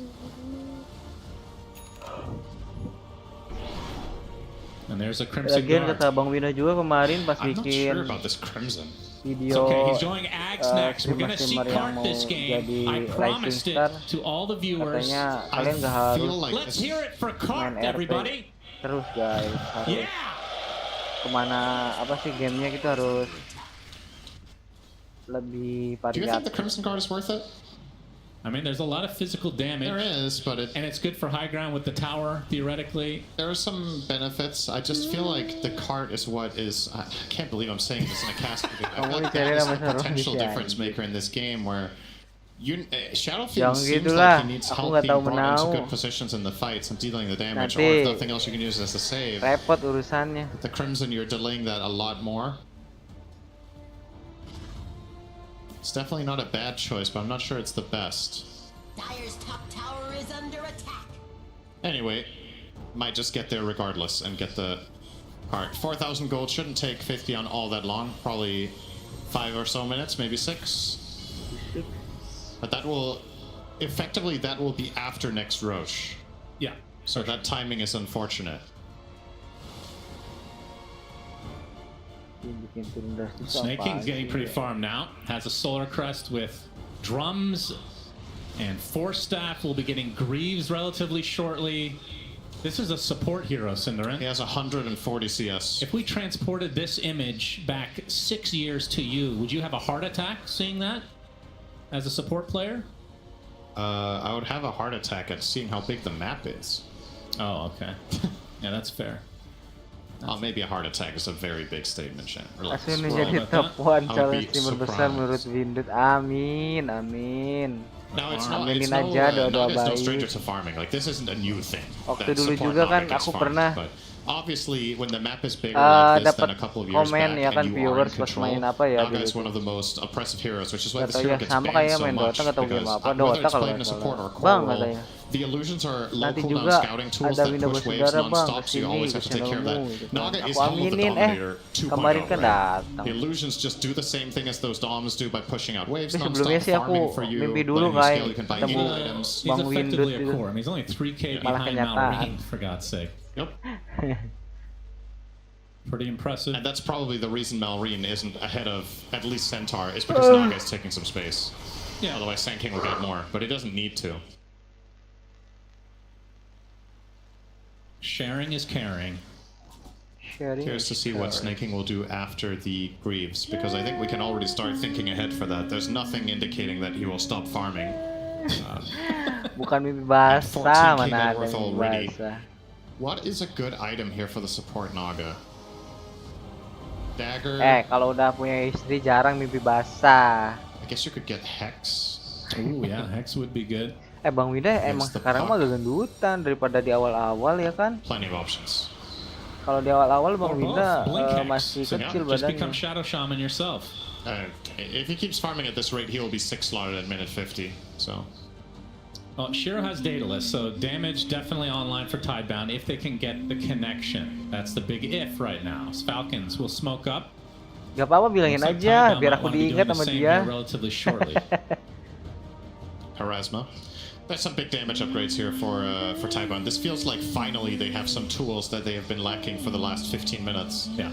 If they actually do connect, I believe in their lineup to now be able to kill Kayaknya some of Falcon the menang cores. lagi sih. But the connection is the big question mark. How do you get Shadow Fiend into position when you don't have the cart yet? Centaur can go for a blink stun. SF-nya But you have di counterplay awal from nggak bisa Song, you have apa-apa counterplay sih. from Aphotic Shield. BKB on Bristle. I mean, Bristle just doesn't die, right? BKB Pipe, Lotus, and another Plate Mill. This is basically full timer Roche as well. So yep, that benefits Tidebound. They've had time to kind of catch up a bit in terms of getting the items they feel are the next power spikes for them. Still won't have the cart on spawn. Let's talk about cart again. If Falcons want to force this now, they know it's up because it couldn't have been any slower than this. And we'll see if they want to try to contest this or if they want cart. What is more powerful, second Roche or cart? Only one way to find out, ladies and gentlemen. Aganinya buat siapa sih? Can't afford it now. They're Buat gonna smoke. buat si ini So, kali ya, buat si big moment here Istru for the kayak side biar of bisa Tidebound. jalan gitu. Oh yeah, he's getting it on the way. Workhorse about to activate. The crowd is going to cheer so loudly when it's in his inventory. There we go! We got the Workhorse cart! Enter the cart. Nothing can harm you any longer. Now, of course, he needs a BKB to be able to use it properly, Cinderin. There's still ways to go, but the important thing is he has the cart now. You and I thought the crowd at this event was going to be cheering for killed Dominator creeps, but it turns out it's the actual Centaur. That's right. Not the dominated one. The scepter in hand, the smoke, highly uneventful, just breaks and they're not really following up on it. But the standoff begins. Now this ward that they've placed above the Roche pit here for the side of Tidebound could be really powerful, but well, if the fight gets pulled away from there, it doesn't do very much exactly. I really hope this cart does something, or else we Kocak mau really Winda berotot did itu a shitty tapi cast. I think iyalah either karena it's suka nge-gym. instrumental or it's completely irrelevant. One or the other. It needs a polarizing Maksudnya lebih result here. berisi It needs to lah. not be okay. Lebih tepatnya We want a berisi. big play. Yeah. Kamu Or we gendut want bang it to cuma be- mana Yeah, Faith Beyond is no stranger to this, as we talked about, so we're not worried about the execution. Aku mah It's gak more, adaan. will he have the opportunity? Otot Yes, ada Falcons sih kalau with gak this ada. 14K lead, pretty Tulang massive. doang dong. It's worth pointing out the Aduh. win expectancy graph of this game has flatlined in the last 10 minutes. Falcons were gaining and gaining and gaining, and now we're kind of stuck in this 3-1 favorite stage, which I think I could get on board with. I see a possibility for Tidebound to pull off a good fight, but definitely Falcons are in the driver's seat and have the easier to execute strategy at this point. Shiro almost has Pike now, another big item for him. We're talking about his inability to hit stuff. That'll help. Yep, Roche belches in their face again. They've got 1 minute to do this before he is tired of being That's here. true. If they can delay this. And Nobar now outside the pit, want to get to the triangle of Tidebound. This Planet being pursued in his own base. Oh my goodness. Burrow strike What sharpshooter. the It's enough. heck? Planet actually out for 50 seconds with no buyback. So this is actually a 4 versus 5. Radiant's middle tower is I don't know how. He did not feel safe in his own base, and I can see why now. Di base sendiri aja masih kena But ini still, ya, kena Falcons tangkep. not forcing the issue onto Roche. Want to Ini NP capitalize on apa any sih? potential mistakes. You can see the wave is already pushed in the Oh, mid lane, lane so kah? perhaps forcing langsung ke Tybound tower. back to base is what they do. Yep. And they're going to Call's be been pounding made. on this tier 3 rather. With the illusions to follow suit. And Shiro and the company, this is going to be a mass TP for Tidebound. And immediately Falcons just go straight towards the pit. Although, like you said, Iya di base sendiri masih bisa obviously kena Roche is leaving. kill. His home has now changed. It is summertime Roche. Heading to the south, where the closer to the equator, nice and warm. Top tower is under attack. And Falcons are already set up better in this area than Tidebound, courtesy of being there first, so... Once again, feels like they have things under control. Snaking will keep pushing out lanes with these pesky Naga illusions, and sure, you do have Nature's Prophet to try to do the same thing, but it just takes him longer to do it, and it's a bigger commitment. Using teleport every time puts you on that cooldown where you can't connect to your team. Naga just spawns the illusions, sends them out, and stays with the team. Always available for the save. Yep, true. Yeah. Do they have any smokes left is the question on Tidebound. They don't have anyone in their inventories, so it's difficult for them to access this area, but at the same time, Falcon's also uninterested. This has effectively been a 3-minute Roche fight without hitting Roche. Well, Roche and without hitting each other. So the old Roche off, but this Yeah. time in a different area. Oh yeah, we had this forever in the corners. Yeah. Man. I love this current Roche, though. Yeah. It's good. All right, Tidebound on the high ground. You can see the illusions continually spotting them. As Yeah, it's Falcons not just only the daring Naga. them. It's also the Abandoned Radiance Oh, Manta. Stampede. Okay, Epicenter comes in from Mallory. Pops the BKB as well. As Bach Ya, looking for somebody to distributnya use on kena. his cart. He's going to be applied some pressure. Pops the blade down. Nobody really wants to touch him now, though. Gets rooted up onto the high ground. Nothing to say. Kind of trying to take out the Abaddon, but he activates his ult just in time and heals up the full as a result. There's the cart out of the Shadow Fiend. Gonna be able to get out his ult. Actually, the Centaur dies first inside of his own cart. The Shadow Fiend follows suit, and just like that, it's 4 dead for Tidebound, and Falcons lose nothing. That wasn't even close. The cart didn't do it. Maybe they'll get one more chance, but it will be against a man advantage now. Aegis as well as Banner. Wonder who they'll put the Aegis on. Give me SK. Saw Skeeter take a lot of damage in that Next time, engagement, but oh. obviously stay alive. It will be Amar again. And it's sieging time. You've got plenty of time. You've got 50 seconds before Shiro's up, so I think high ground already is on the menu. They're barely even scratched. All their heroes are looking full right now, and they still have Song. So, in reality, that wasn't even remotely close. Now, Hex comes out for Hoodwink. He almost has Refresher on the Naga. This was the previous fight, of course. I mean, the fact that the Disruptor gets taken out before the fight really begins kind of spelled the doom for Tidebound, and didn't have enough money to buy back and TP in. So Falcons capitalized. Now they're up 24K with the Aegis advantage, and now pushing that bottom lane. Can Tidebound do anything to repel the forces of Falcons? This is going to be one lane for them extremely easily. Not exactly Water a going over carbon the mid. copy of the previous game, but it's feeling really similar overall.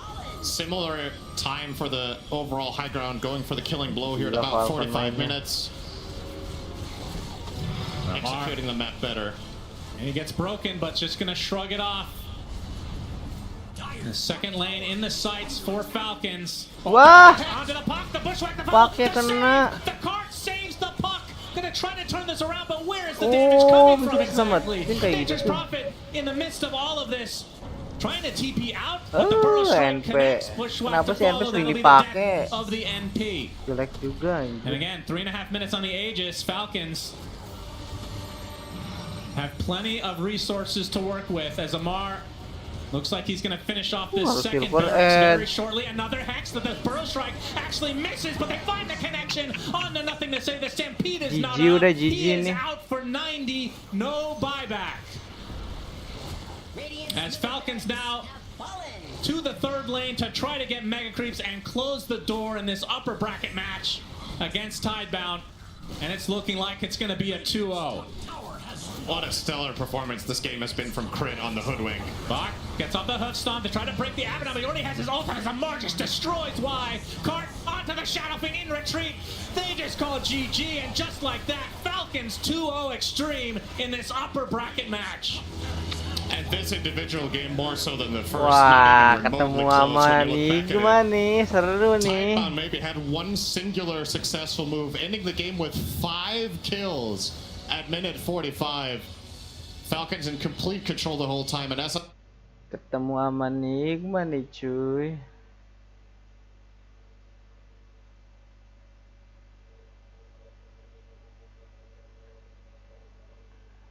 Tapi pas lawan Nigma bagus banget mainnya.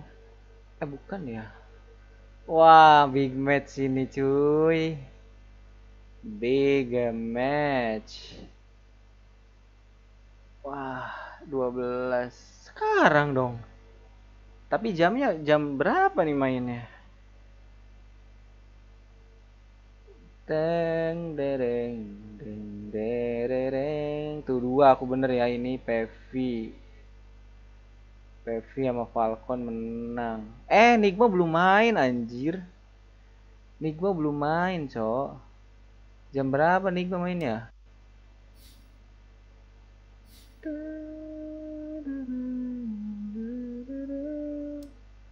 Ini dulu aku nggak ekstrim game, ada si Ame nya.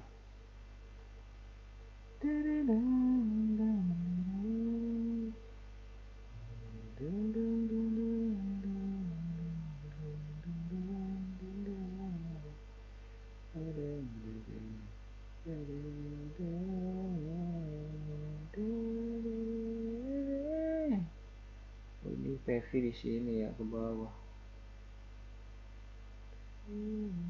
Nanti tapi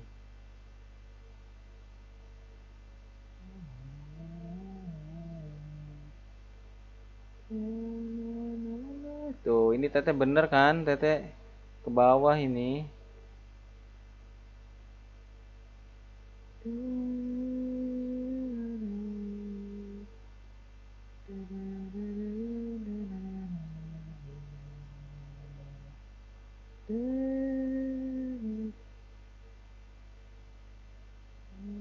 Cuman 4 hari doang, 3 hari doang. You know, so that's the good Ini part. Amar. Absolutely. And any word for your teammates who have done so for Taipan, which you've now knocked down to the lower bracket? You know, like, how do you think they played in this series, and do you think we'll see them bouncing back later on in the tournament?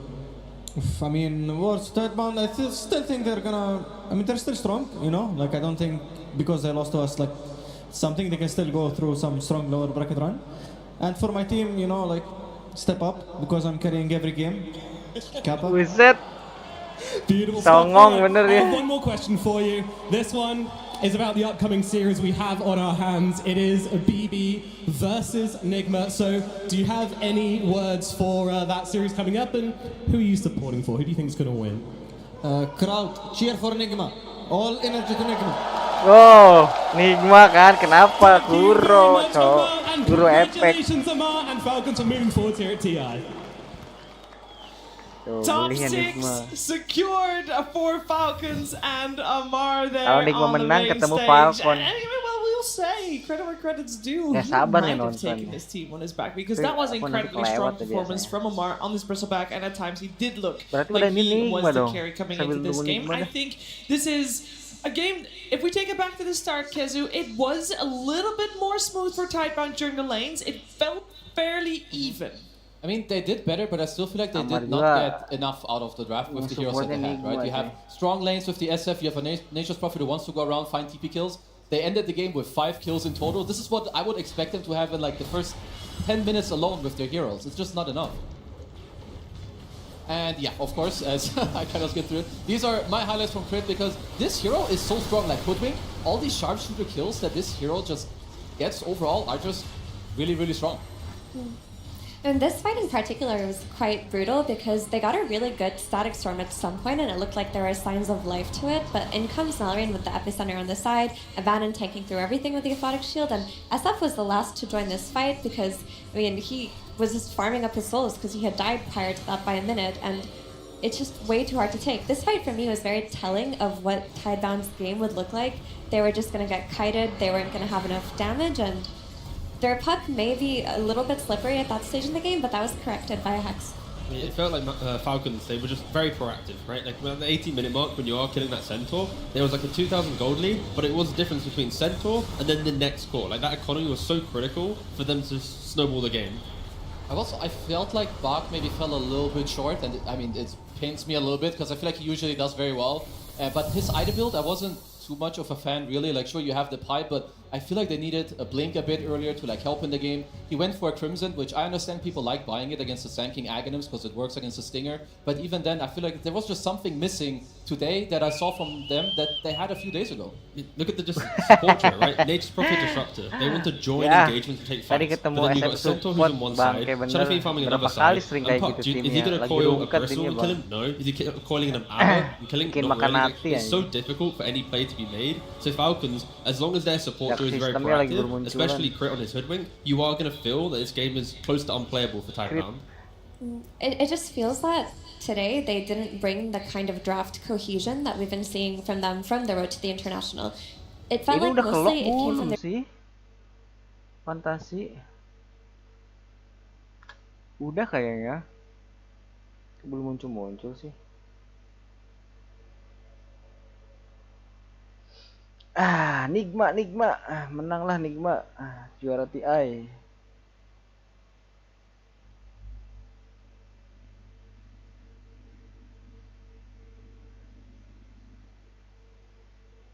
Didn't get the kind of games that we're used to seeing from him. Yeah, we also saw Shiro heavily game. The draft, we were talking about how we wanted to see the 4 Protect 1 coming out from Tidebound, and therefore with their strength having Shiro be the carry, the ultimate carry of the game, and he just didn't get the chance, Effie.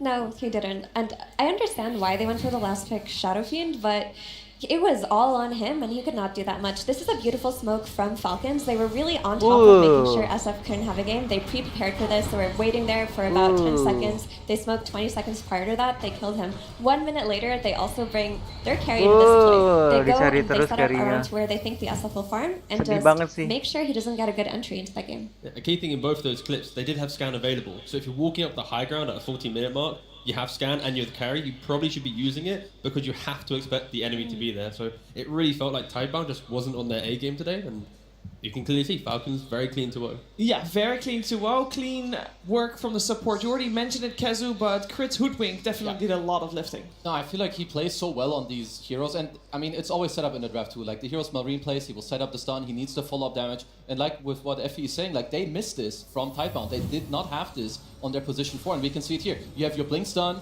you have your boomerang, you get your sharpshooter, boom, next kill. Like they just go together every time.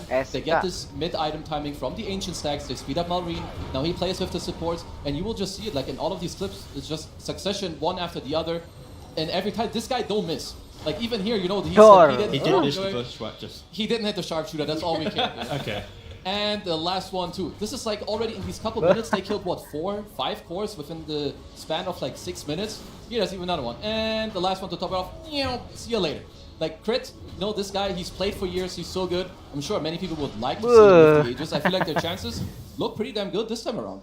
They do look very good. I will say a lot of people probably got inspired for potentially getting some kill steals in there, but this was all kill secure. This was needed damage coming out from the Hoodwink. Very well played, of course, by Crit. And we heard Amar joke about it on stage, and he did say Kappa at the end, saying, you know, team, step it up. I'm carrying everybody on my back. But Tikov, I believe you got some proof that he might just have done that? Yeah, we did find the exact minute in the game in which does support that he is the carry of the team. If we look at the 26-minute 30 mark, he does have more net worth than his carry player. Thus, he is the carry. That's how it works in Dota, of course. And I think mainly from Kezu's videos that we just saw the clips, all of those plays was Sanking plus Hoodwink or the Naga Siren. You never really saw the Bristle or Ava having to be involved. And because of that, 26 minutes into the game, both your offlane and your carry have equal economy, equal ability to take a fight if they want to, but they didn't even need to. Like, what we just witnessed is the perfect recipe of Falcons winning a game.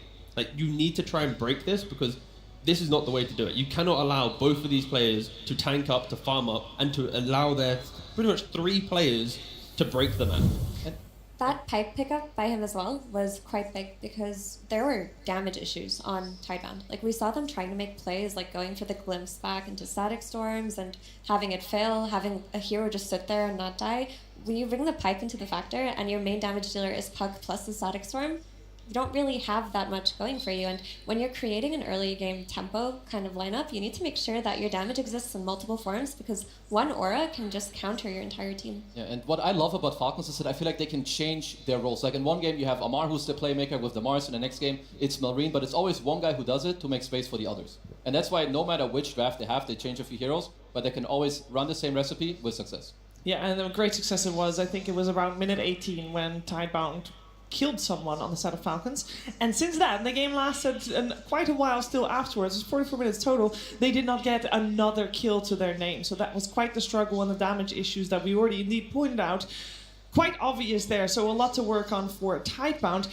For Falcons, obviously a smooth 2-0, and with that, I want to hear how their mood was going, well, being in the game, because we're going to have a little listening.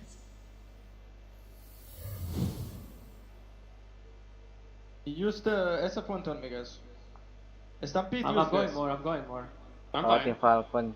I'm Oh, langsung ya sekarang mah ya. Jadi nggak harus I'm chilling. kita tuh ngelihat komunikasinya pas biasanya ada the international apa sih lupa lagi. No card. He will cart him. I'm going to Sekarang bisa langsung setelah itu lang komunikasi tim. I'm fine. I'm going more. I mean, it feels like they were pretty comfortable. Oh, they were absolutely chilling for sure. Even like at the end, he will cut him. He will like that's like the only thing. Like there's a save coming out, but no, their team fighting is very good. They feel good in the game. It shows. I mean, if the communication is that clear and nobody's really yelling and people are content to not talk that much during a team fight, I think that's a very good sign. One critique. Spinner said here, like, what's that? Where could that... Maybe he said here plus ping. If he pinged, that's great, but with no ping, then could improve. Critical mistake here. Critical mistake. Or he just assumes that the map awareness of his squad is so good that everybody knows where everyone is at all the time. Fair play. Good answer. Fair play. I can't repeat. Congratulations. I will say this series in a vacuum, we saw a clear trajectory from Falcons from having faced Tidebound before, having learned from that, and now coming back and taking the 2-0. I do wonder how do we feel about their power level going in further now that they're top 6? They're scary. I mean, we heard it from NTS's interview before the series. Even though they beat them, he thought they were the strongest team in the tournament, and I can see why. Like, their laning is strong, their macro is strong, their net worth game is ridiculous, and the heroes that they play are just despicable to play against. I mean, having to deal with Sand Kings and Abaddons and Bristlebacks, like, they could potentially win this whole thing. And I think also if a team that is very strong comes into TI, if they do well in like their opening match, like this round, I feel like usually when they do well here, they continue to really do that. Because Amar, he's a bit new to like captaining and main tanggal 12 kan? Oh ini nih setelah tanggal 11.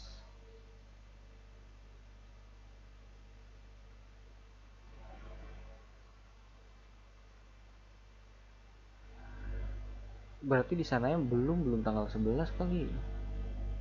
Kalau di sana mah di Hamburg belum ya bener belum nyampe mataharinya.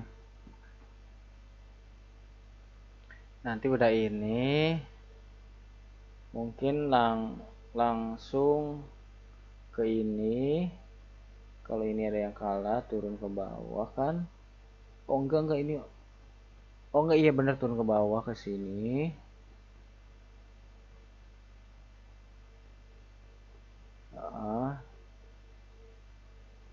Udah turun bawah ke sini, ini yang ini juga turun ke bawah. Kalau kalah, ini kalah turun ke sini. Oh berarti yang ini dulu habisin nih, ini turun ke bawah, terus ini bawah low bracket, upper bracket dulu mainnya.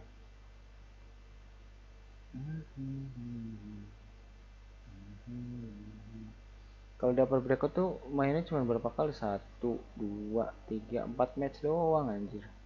Kalau di sini misalkan dari upper bracket, kalau bracket 1, 2, 3, 4, 5, 6 match, beda 2 match istirahatnya. Diying.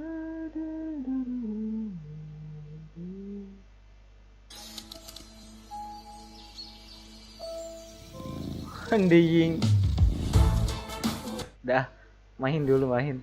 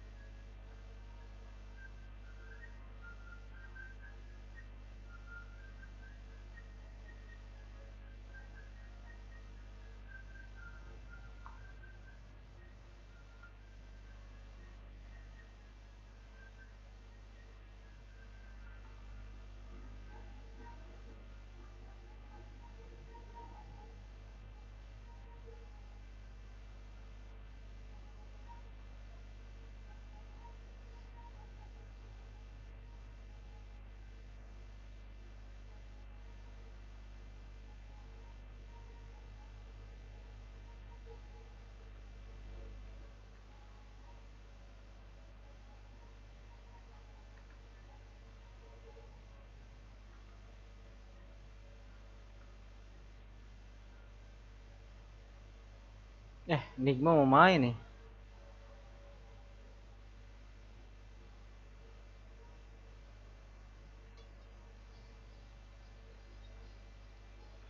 Nonton Nigma dulu, ge.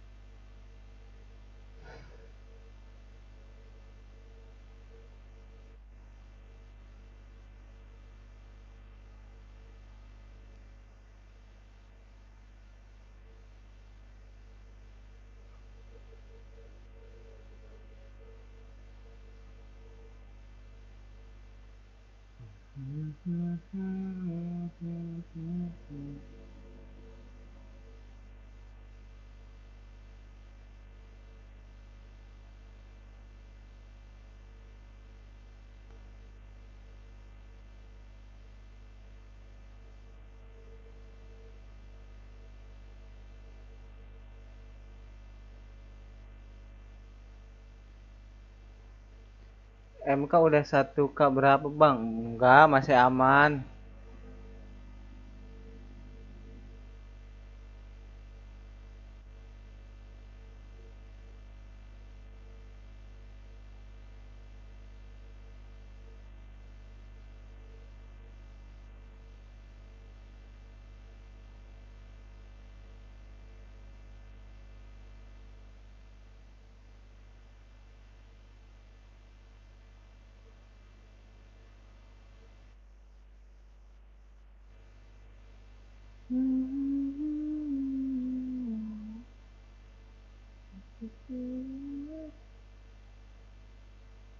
Oh, bukan offset.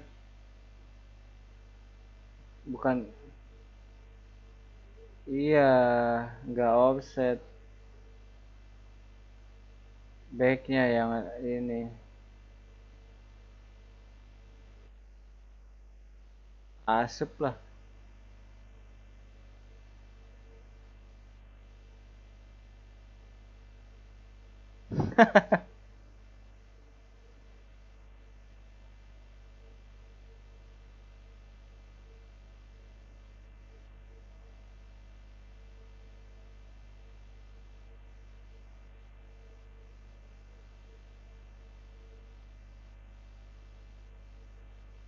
Sintayong.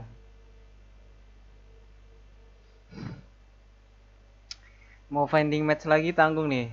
Nonton Nigma dulu.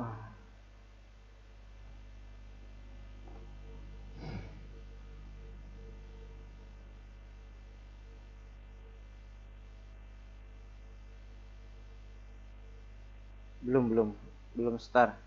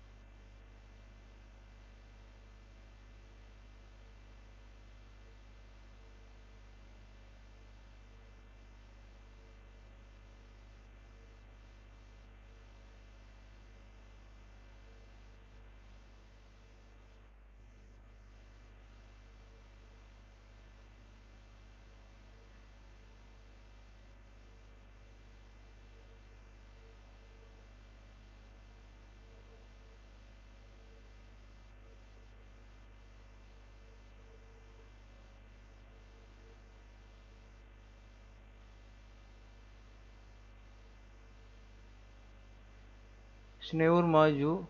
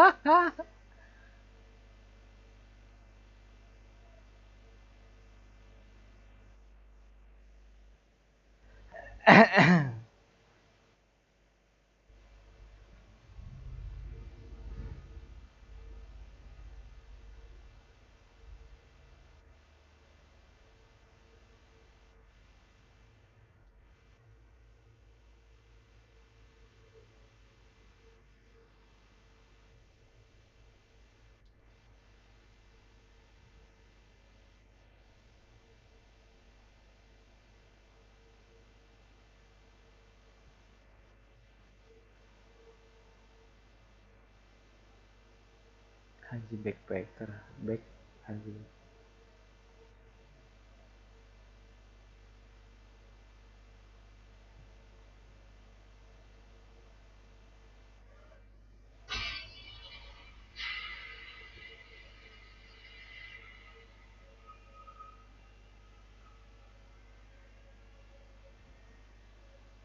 Dune.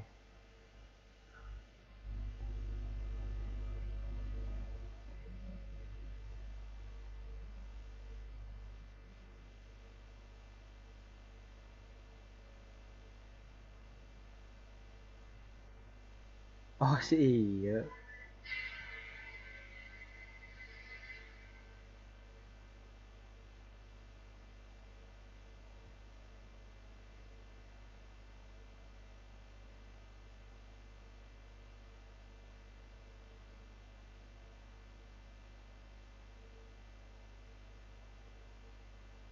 Tayang.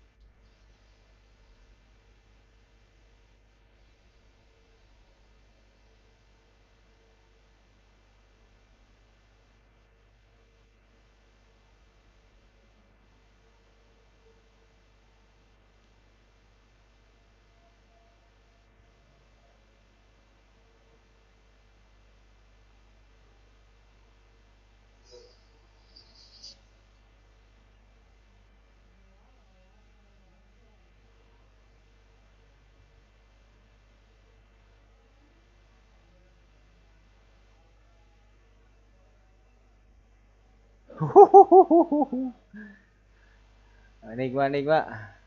Let's go, Enigma.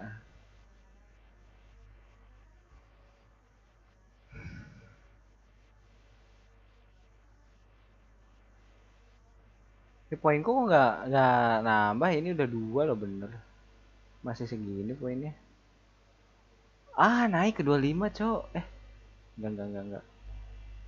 Nah, dari tadi 25 fantasy score. Road to TI cuman 25% gitu, 25% maksudnya. Ah, iya. Oh, paham. 62%. Ya, belum dapat ini dong. Belum dapat reward. Ini top 100 players maksudnya gimana? Oh, harus 90% dapat Arcana. Ya, adalah.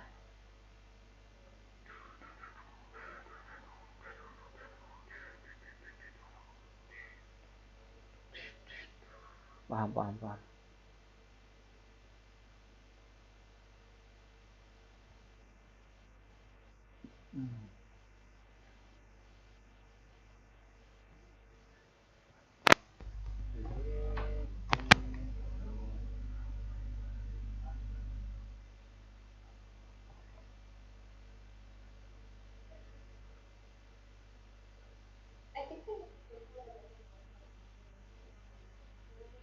Storm type of player who's always going to be able to output damage, whereas for NTS, he's more of that melee hero mid lane, or that's what he's been doing for the last couple of years. I like the Wind Ranger pick. It should be Save's hero, most likely. It's a hero that from the Pulse 4 is quite good. When you do play like the Pulse 4 support with a Shaker, you like heroes that can stack the triangle, Wind Ranger, click one, power shot the other. You have long range, you get follow-up damage. I like what I'm seeing so far from both teams. They have zero committal engagement, right? You can glimpse a guy, fissure him, power shot, and not a single hero is actually in proximity of dying. You're never close to the Roar, you're not close to the Muerta, so you can just keep whittling them down, and then you choose when to fight. I was gonna say, I think there's a definite chance of dying for the person that gets glimpsed. Yeah, true. Yeah. Poor soul. Yeah. About support Wind Ranger, I feel like Save's the one who understands this hero the best, because I've seen a lot of games where he is rushing Shard, whereas a lot of other Wind Ranger players have neglected to think about it. They'll wait for Tormentor, they'll get it as their third or fourth item. But he has a good understanding of when they need this bonus catch and this bonus teamfight ability versus when they need something like a Vessel or a Solar Crest. No, for sure. Like Save also, like him and Miero, they're like one of my favorite offlane duos. I think they both enable each other so much with the heroes they play, but also how they lane together. They win unwinnable lanes. They really make it happen. So Save for me is also one of the standout players when it does come to BB team. Now, if you're Enigma, like another reason that this Wind Ranger is a bit annoying, I think some of GH better heroes, they're also melee, like your Tusk 5, maybe your ET5, they don't really lane well into Wind Ranger at all. I like the Phoenix a lot. I'm a big fan of this hero. I think this is AoE team fight, like taking over ground against Shaker, the Disruptor as well, like hero that wants to move forward, you drop the egg. I like it a lot. It puts fights on a bit of a timer as well, because what you're mentioning, when you slam, when you static storm, that egg goes, it's like, can you kill during your spells? Is egg going to stun you, or is there going to be turnaround potential? And it's additional buff ups. Phoenix support will happily buy more utility with Sunray, Beastmaster with auras. Like you're really just throwing kind of one hero into the fight, and Troll Warlord, he's going to happily play in front of all this. And is there enough kiting on BB? That's kind of the key thing. When you see a troll, you want to have multiple 4-staffs and good lockdown and ways to annoy him when his BKB gets low. Actually, no, their kiting is not very good right now. They have to itemize spread, but their heroes don't naturally kite this hero, except sure a glimpse back, but for the most part, if that troll is on top of you, you're going to glimpse it back like a few units away from you. And about the Phoenix, if you look at BB Team's heroes, who's really killing the egg here? If he just gets in the middle of the fight, Earthshaker can't commit his body to hit it, Disruptor and Wind Ranger can't hit the egg. Who's doing that for you? It's quite hard. And I like that Enigma, like they kind of took one step forward to pick the troll, because if you don't take it here, they're not going to give it to you last pick. Like, come on. But also they're keeping the Beastmaster alive. It's still the mid and the off lane. If they were to pick mid or off lane here, of course, then you are kind of showing your hand very quickly. Then now BB can understand, okay, I can counter it. So they are preserving the flexibility of the Beastmaster. And they're taking away a potential counter to the egg from BB Team, who could have looked towards picking that troll on their last pick, or that Ursa. I will say the stat that we saw from the Troll Warlord, that seems pretty scary for BB Team as well. 100% win rate so far with 9 picks. That is quite that's a pretty scary win rate. Yes. I'm not gonna lie. Like if you're a BB team, you should look to address this hero. You could put Shaker mid. There are some hard counters that I don't know if they're really happy to play it. There's Doom. It's like one of the best ones. You Doom him, obviously can't heal. It's hard to also buff up a hero who is Doom because he can't Satanic. Maybe they want to look for something else, a carry-to-carry matchup. The problem with Doom though is the pacing of the game becomes very slow. It's the mid Shaker that needs to farm stacks. It's the Doom that needs to farm a Midas and then sell it and buy another item and sell it, you know. And then Beast is buying Helm of Dom. Haha, the map is mine, right? It's the pacing on BB needs to be respected. The damage they have, sure they have a pick-off damage, but for big fight, it is a little worrying. But they do go for the Abaddon. I'm like, sure, it's there. You can frontline, you buy Radiance. Eventually you'll be able to ignore the troll, kind of soak up his damage, but still worried about the first kind of 20 minutes of the game. If the lanes are even, I'm expecting Nigma to control a lot of the pace in this game. If we're saying that BB Team doesn't have enough kite yet to deal with the troll, why isn't the Wind Ranger Shard or the Fisher, is that not enough? It is.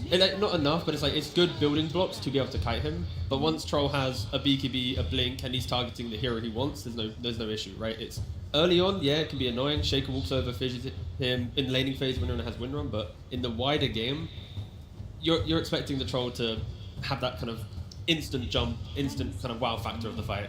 Okay. Yeah, I wanted to say about the Abaddon that I like that he addresses the issue of a hero that can just kill the Supernova, because that looked like a big win condition for Enigma's fights. There was really nothing before this, so you could just Aphotic Shield the Spirit, you hit the Supernova, and if they go on you because you're the one hero hitting it, you've got your borrowed time. You're fine there. Also, you're playing against Beastmaster, so you can be that save for your Earthshaker. If he's getting roared in these fights, you just Aphotic shield him, you're removing another one of their fight conditions. So this Abaddon pick solved 2 issues that Nigma were creating in their team fights. The issue of the roar and the issue of the egg.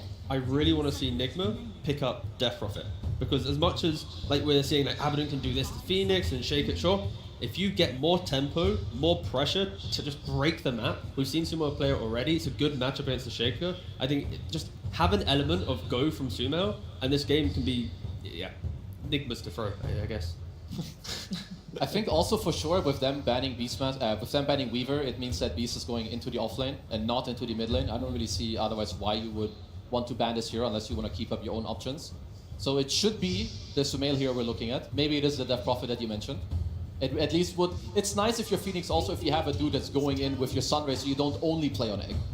And with the Gyro and the Weaver ban, they're expecting Abba to obviously be the offlaner with a new carry being picked up for Pure.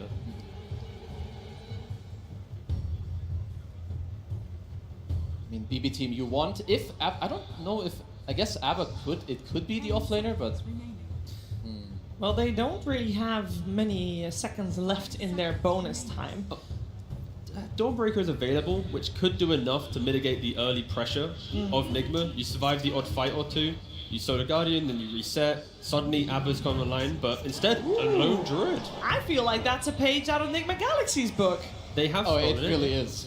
100% win rate so far as well this tournament, and I know that in fact at least one of them was in the hands of Ghost. I mean, Pure was playing this hero last year as well. Yeah.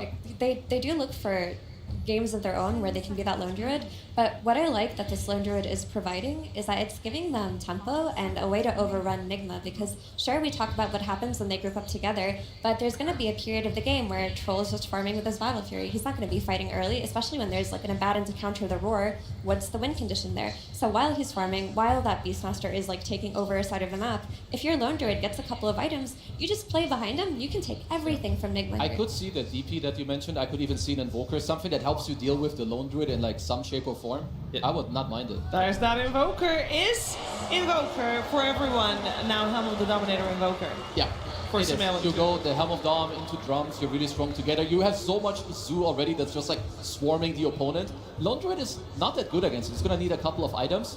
But I mean, I don't know if I like or dislike that BB team took like maybe more what like Nigma, you know, used against him to beat them. But I agree with Effie, and I just remember that he did play it a lot last year.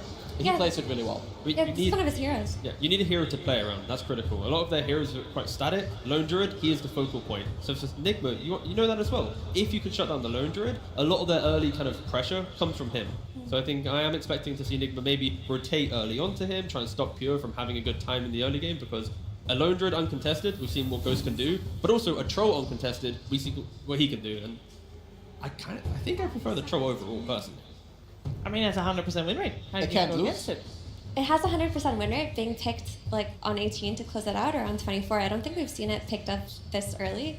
And this Lone Druid, when he gets the BKB on his bear, and in a scenario where BB team win their lanes, and an early BKB on this bear, who's killing him? Who's fighting him? I don't see any heroes on Nigma being able to play into that timing in particular. So we're putting a little bit extra pressure on the laning stage, especially for Nigma Galaxy to go well. They really need it to, because if their lanes go poorly in any capacity, they could lose this game very quickly. Lone Druid with like Aghanim's BKB and the toxic kind of rat situation can 1v9 this game. Like Effie's mentioned, like you have to roar it, you need the troll to be there. So like don't let Lone Druid get that much farm, but find the sweet spot to try and punish him like earlier. But I have faith in Nigma. You have Galaxy. faith? I think this last pick Invoker, you get all this Zoo, you have your Beastmaster, you go forward, you have your Ghost Troll with some Sunray and Egg and Alacrity. He's gonna make quick food of BB team. And that's why you put BB on your fantasy. Exactly. There we go. Game 1, Nigma, and then come back. I see. I mean, so far both of these teams, I do like the comeback regardless. You know, we have had some long back and forth games, so I hope we're gonna get one of those as well in our first game. Before we head to that game, though, it's time to look at our fan favorite. It's Karaoke standing by with Slacks. Absolutely. Hello, ladies and gentlemen. We have Karaoke here on the stage for a quick interview. Gotta love that crowd, my man. They are here for you. All right. Now, you guys, woo! Thank you, Cray. Yes! Might not get to any questions here. We gotta wait for the 15-minute ovation, Ed. You guys are one of the best Bane teams out there, but you guys choose to ban it this time. Can you talk to me why that was so imperative for you guys to do, despite your 75% win rate with that hero? We believe that they also really love the hero, so it's quite contested. And it's just an approach we took for now. Understandable. All right. They are going to go ahead and sneak in that last pick of the Lone Druid. I know you guys know how to play that yourself. Are you nervous about that last pick? We're actually aware that he practiced this hero on his Smurfs. My players met him in his pubs. I think he's going to play with the free items. I think, was it last year or 2 years ago, he played it pretty successfully. But let's see what happens. All right. Who made that call for Invoker Sumail? Was that him? Was that you? How'd that come about? We were discussing some heroes. I wanted the Invoker because I really love his Invoker. He's one of the best. All right, my final one. Of course, we do have you here in Germany. Would you have any words to say to this crowd, perhaps in German? Everybody out here cheering for you boys here today. Leute, enjoy the show. Wir geben uns Mühe. Danke, dass ihr hier seid. Und let's go. Let's go! Thank you so much, my friend. Let's head into game one. Half a decade in the making, Nigma Galaxy have finally made it to the International. The road to TI is long and treacherous, Avery, but it's the longest most for GH and Kuro. Oh, it has been a long time in the making. I mean, I can go back 6 or 7 years to when I used to coach this kid. I thought he was going to be on top of the world forever. Now he's at TI trying to reprove himself, a very different situation. And to me, that is the story of this series. Two teams who need to prove that they belong in that podium finish, that they can go on a deep bracket run here. And it all starts game one. A Sunstrike to start things off. Umur will take the first blood on Miro. Nigma start their TI debut over the last 5 years in a hot way. These guys are going to be hungry this series. BB team need to be ready for some aggression, for some...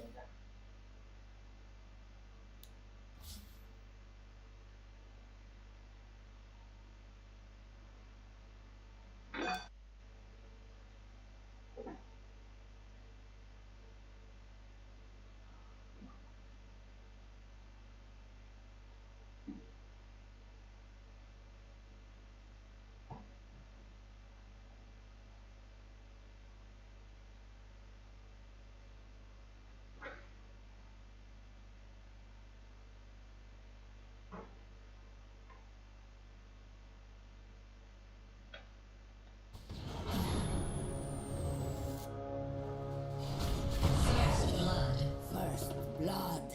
Do you believe in portents? Let's shake things up. Team need to be ready for some aggression, for some pace, probably some throws at some point. And then you need to make sure you close that out if you're either team in this series. We have seen both of these push games to the limit, and both of them have that game slip away.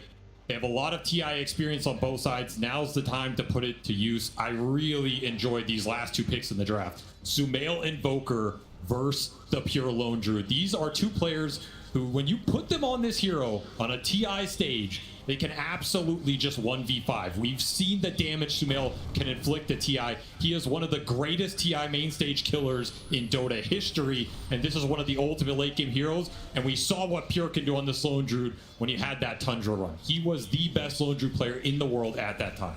Despite all that TI experience, this team is coming into this matchup as underdogs, right? Matched up against BB team, a team who has also been working year over year over year. Particularly the duo of Pure and GPK have been working together for quite some time. They have been hunting this Aegis for so long together, and while they have had success in various tournaments, they just always cannot seem to close it out when it comes to TI.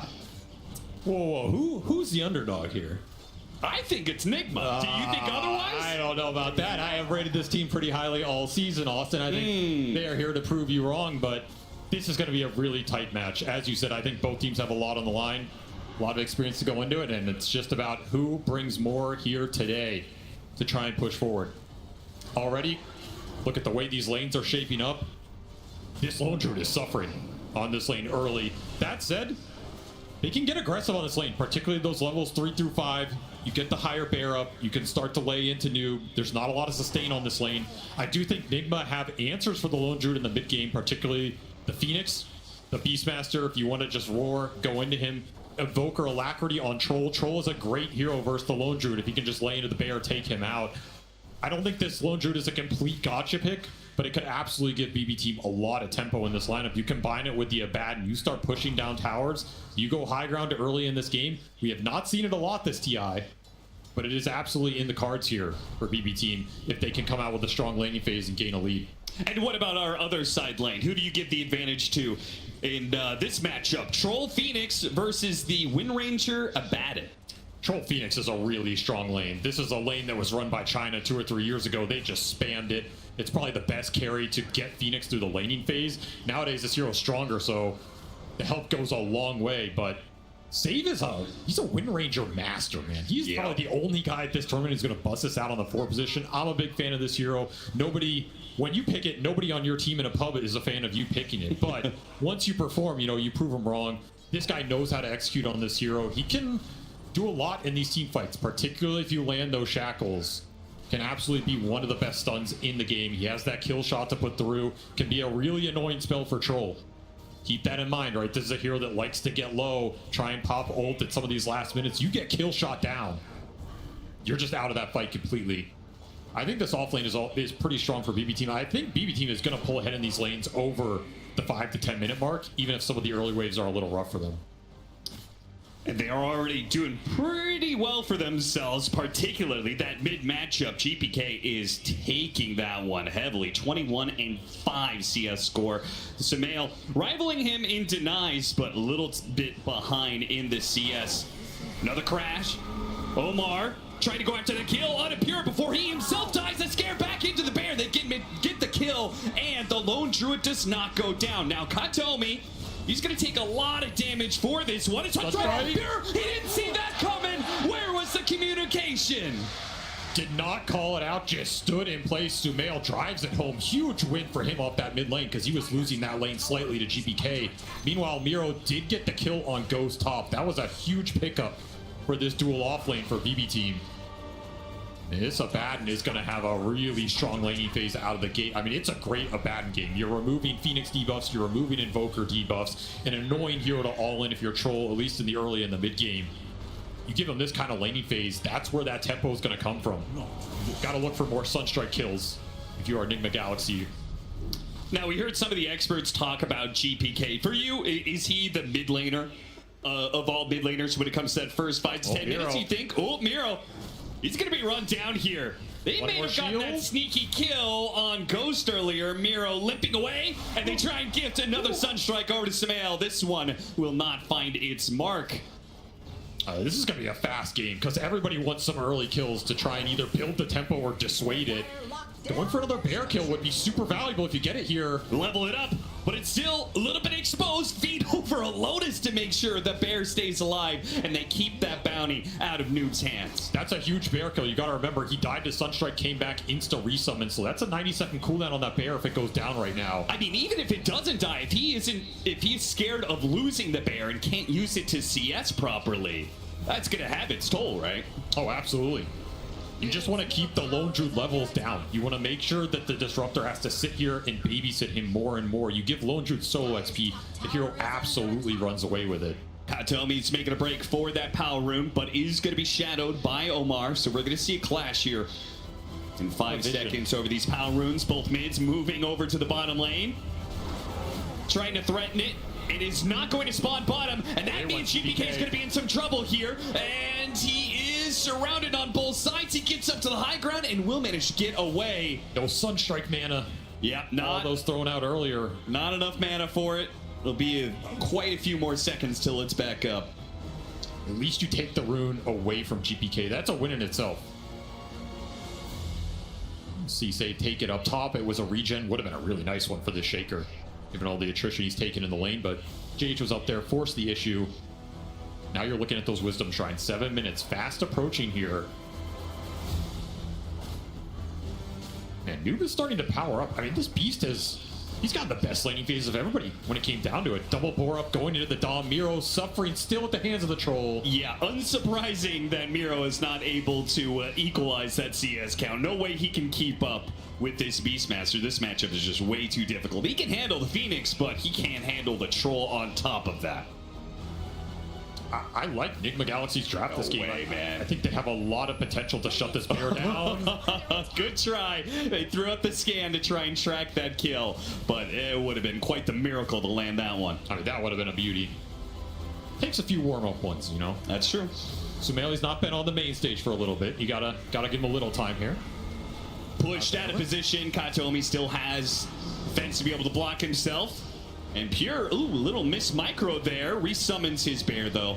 Not going to be punished. Does create an opportunity, though. Like, every time you resummon this bear in the early laning phase, as we see those shrines split, if you're Enigma Galaxy, you're thinking, can we gank this guy? Can we kill him? Take him or the bear off the map for a long time and get the tower pressure with the Beastmaster. This is the biggest pressure point on the map right now. BB team need to think about support rotating through the gate, and in fact, Enigma Galaxy, they're bringing both through that gate. They're bringing GH and Ghost to the party. Oh, this is gonna hurt real bad.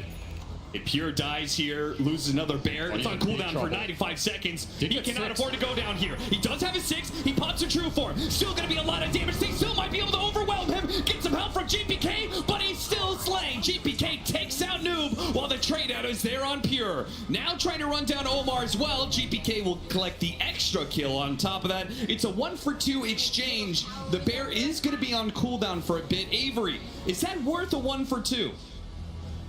That feels a little underwhelming for what you wanted out of that gang. Particularly, you're bringing 4 heroes down there with the beast timings. If he doesn't have 6 on Lone Druid, that is an easy gank into teamfight into tower for Enigma Galaxy. That timing was perfect for Pure. Like you said, he's not going to have a bear, but look at the gold injection for this Earthshaker. GPK got massive. So much off that. Save got a lot off of that coming into the fight with the amp damage room from top, and he's still got stacks to go back there. I was going to say, he's going to be huge if Enigma cannot contest this stack clear, which we've seen all tournament long. Like, how do you stop an Earthshaker from clearing out an Ancient stack? You get too close, then you might just die in the Echo Slam. You have to just kill him before he goes and does the stack. Enigma do not have good stack contests this game either. Sumail, you're very far versus a glimpse. Not enough heroes in the vicinity, though. Enigma Galaxy bringing the support. I mean, the helms are going to start to add pressure to this map. You have Forge Spirits, you have the Invoker Helm, you have the Beast Boars, you have the Beast Helm. You have a Troll who can push a tower on his own. BB team are really going to be split trying to defend all of these tier 1s in the early game. Yeah, this is a cool idea. Pressuring the mid lane because the Beastmaster puts enough pressure on bottom. Lone Druid feels like he can't be there, so support has to be there. That's going to be saved, so they outnumber the mid lane. And it also makes sure the Earthshaker can't clear that stack, right? You go and clear that stack, your mid tower's dead. That's your trade-off. This is where the big pressure in the early game can come from. Don't group up, just pressure all 3 lanes at once. Force this BB squad to split up. Their lineup does not have a lot of mobility in this early game. They don't have a lot of heroes that can stand on the lane against the roar into the Sunstrike. We're already seeing it. Everybody got kicked out of bottom here. Noob is going to take this tier 1 for free. And that is going to open up the beast rotation into mid. That's your normal trajectory here. These are scary early game moves for BB team to respond to. And like you said, if you use Echo on the stack here, you're not going to have it for a tower defense. Frankly, I think they have to do it. Because if the Beastmaster comes into mid, they take that mid tower, your jungle is completely open for the taking, potentially. Kataomi, he's going to be in some trouble here. There goes that Echo Slam. Oh, look at that. The Slugger hits. All the hits from the Ancients go flying in. A Sunstrike barely off the mark. Misses out on the Wind Ranger. Not that he would have died. Kataomi hoping to pull another core out of position here as it glimpses up in 1 second, but too much pressure from these Helmet Doms plus Forge Spirits. Noob did not make that rotation mid. He kept pushing in bottom. Maybe the right call. That Shaker Echo was devastating there. He is so rich out of this early game. He's going to have to pull the next 10 minutes together for BB team as the Lone Druid tries to catch up. And here comes that Blink Dagger rotation. They may not have the Echo Slam, but they can just bring Ghost down to half without much trouble and pull him back into the Static Storm for no chance at an ultimate. Perfect usage of the first ult here from the Disruptor. I mean, it's going to be the best target for so much of this game until he has BKB online. You lock this Troll and Static Storm, easy pickings. Now you use the Echo Slam, you show GPK top, 100% you're losing this mid tower. So Enigma Galaxy, you're still going to get something for it, and we can see it is reflected in the network chart. The pressure they're putting on these lanes, despite the stacks and everything that's going on, they still have a bit of an advantage. This game is so even. They are within 2 XP of each other.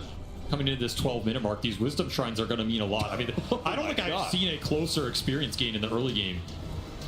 Just brawling it out. Pure trying to lend a little help to control this mid lane against some of the summons. Not the most efficient use of his time, but he's scared to go and show against this Beastmaster. You get roared from the tree line into Sunstrike, you're just dead. His reactions with the ulti this game are going to have to be on point as we go later and later. I think one thing I'm concerned about for Nigma is you go this Helmet Dom, and you have the Beastmaster. You have really good ways to pressure towers. You want to get these early towers, but we've seen the way that these heroes, particularly Earthshaker, he gets his shard, and it feels impossible to push into him just because every single time he just from a distance, Fissure, pops Enchant Totem, the Aftershock plus the Fissure damage just takes out the whole wave. You also have to be scared about grouping into a fight with all these summons against Echo. There's a lot of destruction that can happen here. I mean, this is the biggest target priority for Enigma Galaxy in this game. You're worried about the Lone Druid scale, but you shut him down here. It's the Shaker that's the real problem. Miro freeing up this top tower is going to give a lot of space to Pure if he can eventually rotate up there. But here's the smoke coming through. Again, start to make space. Look for big core target takedowns. You're looking for the Beastmaster. You're looking for the Invoker. You want to relieve the pressure in your jungle right now. Oh, it's going to be awkward, though. Enigma Galaxy are wrapping into this area from behind. If they can just get a clean kill on the Beastmaster, that's fine. But Noob, look how safe he's playing it. He's playing behind this tree, on the high ground. They know he's here, but it's not going to be a fast kill. Not what they're looking for. They certainly have a glimpse available, but he gets off the roar first. Now they have to pull him back into the Static Storm, and he's certainly dead. But the rest of Enigma Galaxy is on their way. Can they get a good team fight out of this? Tornado's going to go down. Noob's not gone yet. They pop the Supernova. The Bear, it just cannot seem to find the kill, and they get a kill out of it without losing Noob. A sick dead shot from Omar. Push that Shaker away. Buys more time. Enigma Galaxy bailing their offlaner out. They are losing some damage on the mid tower, but the positioning from Noob was on point there. No easy Shaker blink. GPK's move gets shut down. That's what you're looking for. Little Helm cleanup. I mean, this also, let's talk about the interactions. This Lone Druid pick, you are into some counters here, particularly that Phoenix. The attack speed slow is brutal to fight into. The Sunray on the high HP targets, also brutal. Yeah, miss percentage is really bad for this Bear, right? Also the miss and the attack speed slow. I saw a couple times Pure just didn't get a hit in. You're a bit concerned in terms of he likes to join these early fights. He likes to make his way into that 15-25 minute period and have impact. I just don't know if he can do it this game in terms of the matchups unless BB can find those supports early on. And even if they can they end the game fast enough before the scale of Nigma starts getting out of control, right? It feels like they are squeezed on both sides. They have to hit this mid-game timing superbly. I have some faith in Pure's super late game Lone Druid. Okay. This hero is terrifying late game. We see what Ghost can do with it. Tornado catch and push him into the meteor. The back 6 to 5, and the pressure does continue with a pick off on a support. A little bit of damage on the tier 2. BB team trying really hard to keep control of these towers. I'm surprised Pure has stayed on this part of the map for this long, because this is where Enigma are just putting all their forces. They're taking over this jungle. He's basically on the front line, but he can't ever get this bottom wave out. There's a lot of space up top. There's Ancients to clear. It's almost as if he wants to take the fights right now, but can't find a way to do it. Still a dead even game in terms of that experience. So he's at least finding the levels, but Ghost is out farming him right now. This troll has just been going ham with this Battle Fury. He's 2 levels ahead. He's already level 12. If he gets defensive items up in this game, you put Alacrity on him, he's going to be an absolute beast in the fight. Trying to slow down Miro's push. See if Omar can get the deny here. Combined with GH, they do get it. Dead shot back, double hits from the supports, and the denied tower. Nice little gold injection. I mean, Miro's done his job though, right? He had the tough lane, he got through it, got the kill on Ghost, took the 2 tier 1s. He's opened up the map for Pure. Yeah, I mean, the fact that he's even close to the Nigma cores, I mean, that says a lot about what he's managed to pull together after that rough laning phase. But I will say, Enigma Galaxy defended against the early Shaker power pretty well here. We have not seen GPK find a substantial opening after he cleared that stack, got the big kill, got the Blink Dagger up. You got the 1 kill top. That was it. Yeah, the smoke failed bottom. He's kind of just been farming up. He's not getting what he wants out of this period when he's super strong right now. In a way, it feels like these the pressure on all these towers makes it even harder, right? All these lanes are shoved in. How's your Shaker ever going to be out on the map finding this troll? Because he could be anywhere at this point. He's also just not seeing heroes do it. Helm of the Overlord, plus Invoker Dom, plus Forge Spirits, plus Boars. Deadshot, Fire Spirits. There's a lot of ghost shove in this game. Kind of hard for GPK to find targets to jump and initiate on. Hard to find glimpse targets right now. And the mid lane has been a big issue. BB team have had struggles pushing this mid lane out. Small opportunity, but not enough backup there. Spots the lone druid. Pure is able to back away safely. If Enigma Galaxy gets us some BKBs, Mantle on the Troll, 1 or 2 defensive items, they are going to force Roshan in this game. And it's going to go down incredibly fast, and BB is going to be forced into a tough situation of fighting into that Supernova, fighting into the calling around a choke point. It's an incredible Roshan team, incredible Tormentor team. This is why you wanted to outpace them here. Early Diffusal on the Abaddon, and not a conventional item. He's looking to ramp his own damage and control in the fight. But now he's in trouble. Nice use of the Hurricane. That extra bit of distance in the Echo Slam. It found Sambil's Invoker. In trouble. Half HP, a power shot. That's not going to do it. Getting a bit of a helping hand from his supports. Oh, and then backside. He gets right on top of Sambil with the bear, but he can't hit him right now. He's got to get. Oh, he just follows him, gives him the vision from the power shot, and save. He don't miss. GH, he may have popped that Supernova, but he's come back in. His second life isn't going to do him a bit of good. BB team, they rout Enigma Galaxy on this one. GPK finally getting that connection he was looking for on the biggest target of that Invoker before the BKB comes out. And Pure lending a helping hand. Hey, I'll throw the bear in there, give you some vision, maybe some body blocks. You get the kill shot. Easy. I'm cleaning up Ancients the whole time. Extra levels coming in now for BB team. They should have a Vessel pretty soon on save as well. He got a lot out of that fight. Level 10.5. Quietly having himself a game here. Certainly been BB team's MO. Save. He rocks kind of like the same 3 or 4 heroes when it comes to a tournament, and he has a tendency to be one of those supports that scales up into a real threat going into the mid to late game. And we'll see him do that with the Vessel. Certainly needed, because we saw that initiation on Sambil. It was not a fast kill by any stretch of the imagination. With some of the stat buildup from Invoker, he is tanky, man. 1750 HP. That's it. If I'm BB team, I want to fight right now. Before the Invoker BKB comes out, before extra defensive items on the Troll come out, that's when this Vessel is going to give you the maximum value. They're smoking up, trying to do just that. Would love a big core kill off this smoke committal. Backing up the lone druid as he pushes out top. Katomi and GPK barreling through this jungle area. Anything they pop in should be a glimpse kill. They run into Noob. He's so now tanky. He is so tanky. He hasn't even popped the pipe yet. He's not going to go down easy. While the Disruptor on the front lines, that's going to be the easier pickup perhaps. Needs a little bit more damage. One more hit is all it should take, but can't quite find it. Meanwhile, Miro locked out, but he still has his ultimate. He's okay for now. They turn back, deal with the Granite Golem, and go back to Ghost, who still has his ultimate. He's okay for now, but as you said, the BKB timing for Enigma Galaxy is so crucial.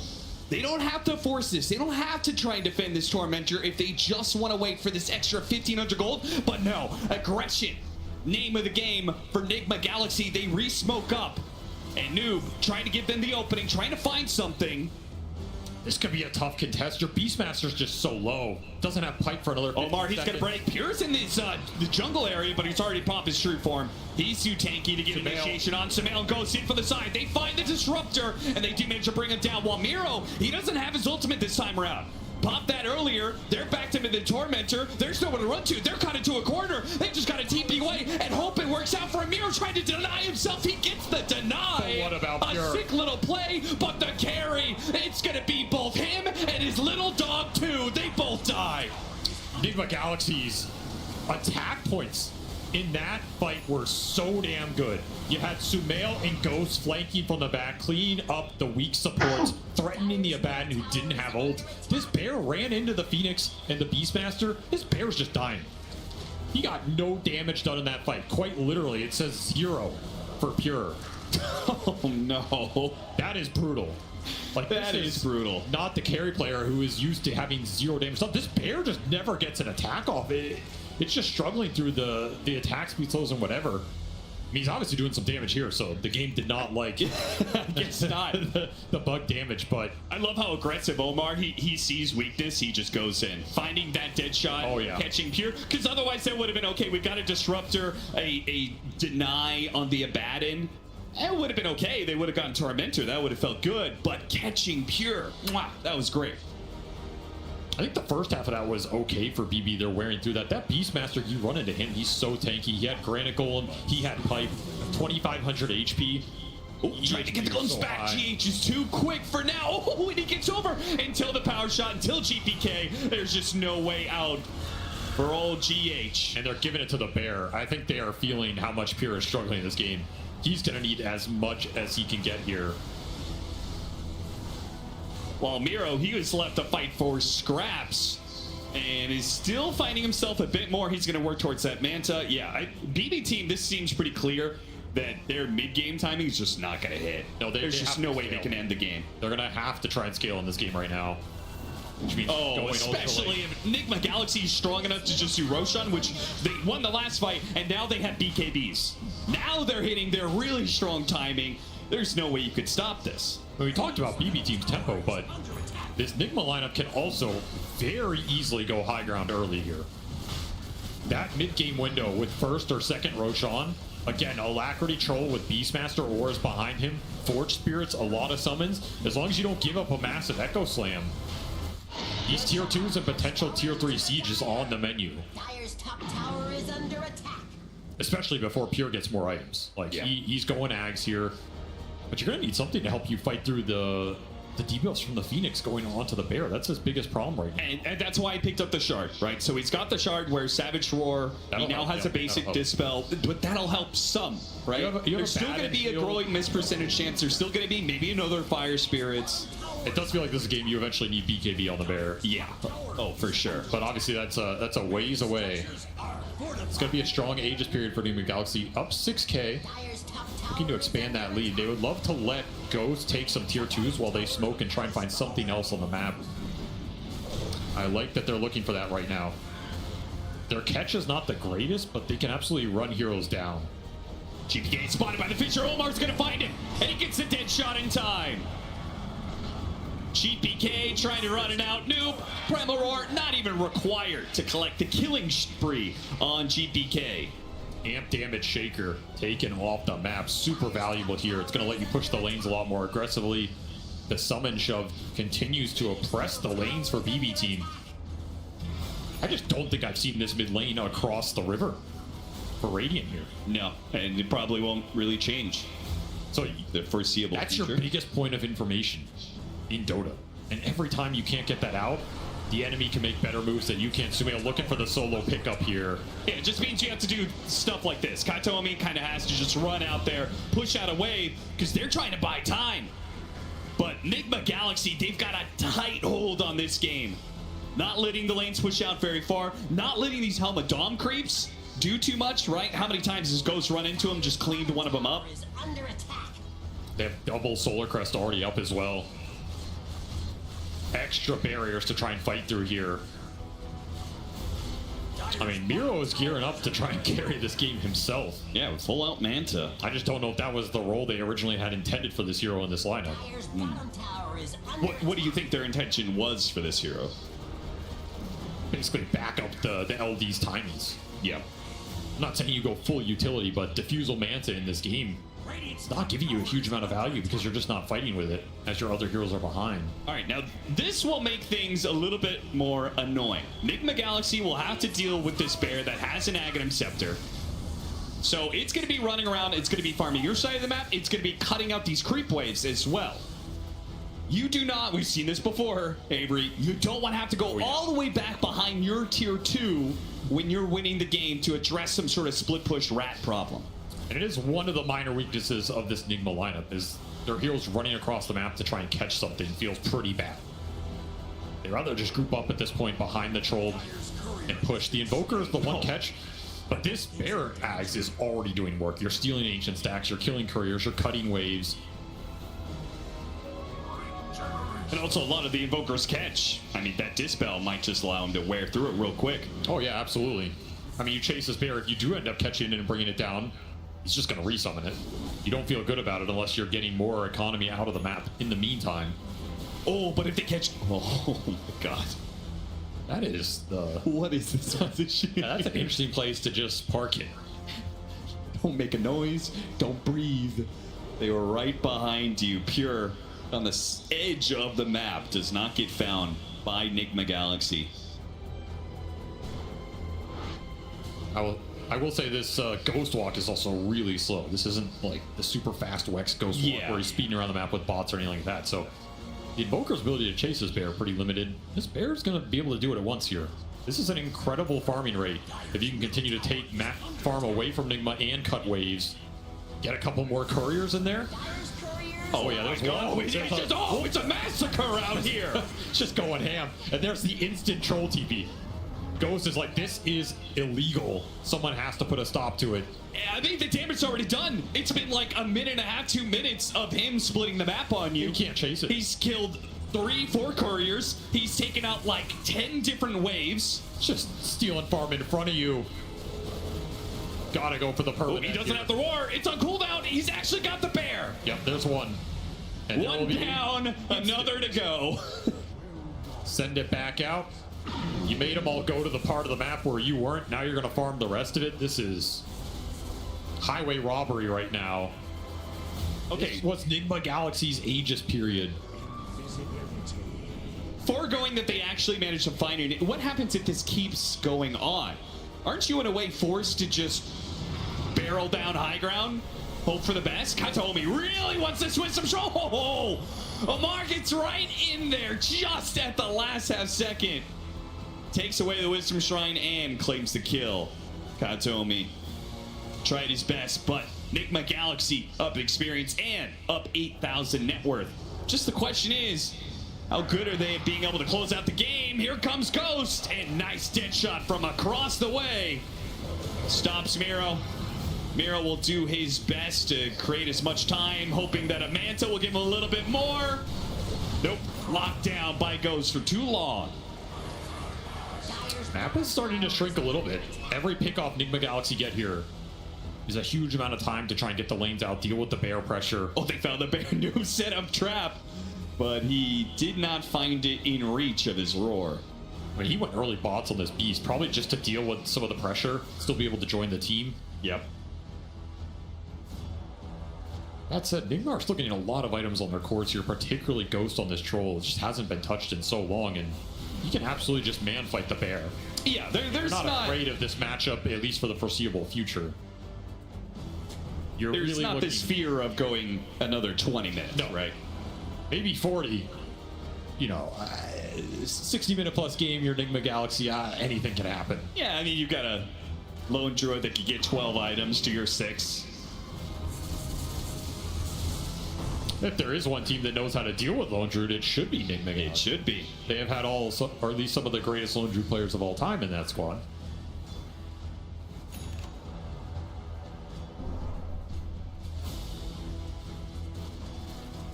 AC next for Pure.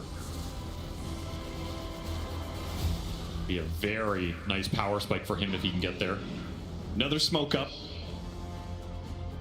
Nigma Galaxy, I'm surprised they're smoked where they are. That's a long way to run. Yeah, I mean, having that many heroes up to that side of the map, just all the way up there at the top, right? It's like, it's also, if they don't find this bear, it's gonna feel really bad. But Pure is getting greedy. He wants the tier 2. You should find it here. And he doesn't have the roar again. Is a 5-man smoke worth a bear when he has a resummon? Yeah, probably not. Yeah, you have to roar it. You can't afford this chase to go on too long. He still gets the I mean, you'll take it, but it's a little awkward timing-wise, right? If this was when the Roche was spawning, which it could, it absolutely could line up here. But if you delay that smoke 30 seconds or a minute, and you clear out the map, you can just go straight into Roche if BB Team continue to dodge you. What is BB Team doing, though? What is going on here? They're going for... They're going to try and sneak away a Tormentor? Yeah, that's exactly what they're doing. That's a pretty cool play. I mean, that shows you what Tormentor is worth if you're willing to invest that kind of time and that many heroes. So, oh, no, Cataclysm! Save! He wasn't sure if that TP was going to get him out of there in time, but now he's just got to lead Enigma Galaxy. Ooh, that dead shot so close. He gets through the gate. He might be okay to make it back home safely. I mean, you could see BB Team's idea, though. Like, they take this Tormentor, GPK, he's TPing out of there before that thing's even dead. Yes. He's like, good luck, team. I've seen this one before. I'm not getting stuck in this corner for a second time. They're in dodge mode right now, but they are recovering this net worth gap. Yeah, taking away that Tormentor. I mean, it's not just a shard in their pocket, the extra gold. It's denying it from Enigma Galaxy, who clearly, I mean, they have full control of the map. They could have taken it as soon as it spawned. Miro sneaking by them again. Well, spotted by Omar, but not in time. So damn close. They did get a second Boots of Travel up on that Invoker, though, so double Boots of Travel for Enigma Galaxy. In theory, this is what you need to keep the lanes and then look for those catch kills around the map. And of course, Roche is up, so... Yeah, that is not an objective that BB Team could just sneak away under Enigma Galaxy's nose. This one is certainly going to be Ghosts. Very difficult to contest, too. You're unlikely to find GH at the start of the fight, and if you don't, he's just a monster around that pit. Especially without any BKBs on your heroes, right? You have a BKB-less lineup. Very hard to man up into the Phoenix spells right now, and Enigma Galaxy know it. Well, we're going to have one of the ultimate carries of Dota 2 with a Battle Fury, BKB, MKB, SNY, Aegis at 33 minutes, soon to be Satanic, so he's got 2 lives and potentially 3 if he can finish up this Satanic quick enough. Do you get a little bit scared about what this Lone Druid's doing to you? Do you just say, okay, they're not willing to fight us, let's try this high ground. Let's see what happens. The difficulty with the high ground is you are going to get ratted. And this is a very high damage rat. I don't think you know Noob is willing to roar that bear to stop it. They brought 5 heroes back to kill that bear. I mean, you see the lines instantly drawn. Okay, get out on the map. Killing this bear does give you a window where if you can make a fast play and engage in a fight or find the bear again, yes, it's unlikely Pure will play as risky with it. Or if you force the high ground, then the Lone Druid buyback is irrelevant if he only has the 1 summon. It does create small windows during this Aegis period to try and get something out of it here.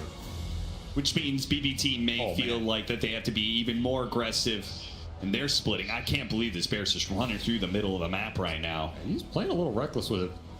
They also just got Ags on the Disruptor, and we saw a Refresher on the Shaker, so the AoE team fight control from BB Team is online. You cannot clump into this lineup. Miro stuck. He goes to the TP, but spotted. Omar's just always there. This Muerta has worked out beautifully for Enigma Galaxy due to all the rat action that's been happening. Miro, again, just trying to create as much time as possible. His team immediately pushing out mid, pushing out top, but his life is forfeit. Let's see what Enigma do with this.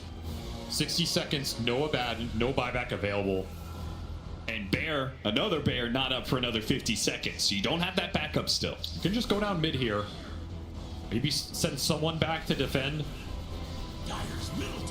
Try and gauge where BB are sending the defensive resources versus the offensive ones. But this is a scary high ground into Refresher, Shaker, Ag, Static Storm.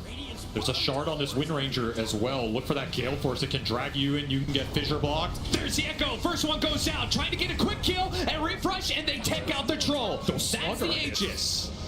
A second life, and they do not go for the Static Storm play.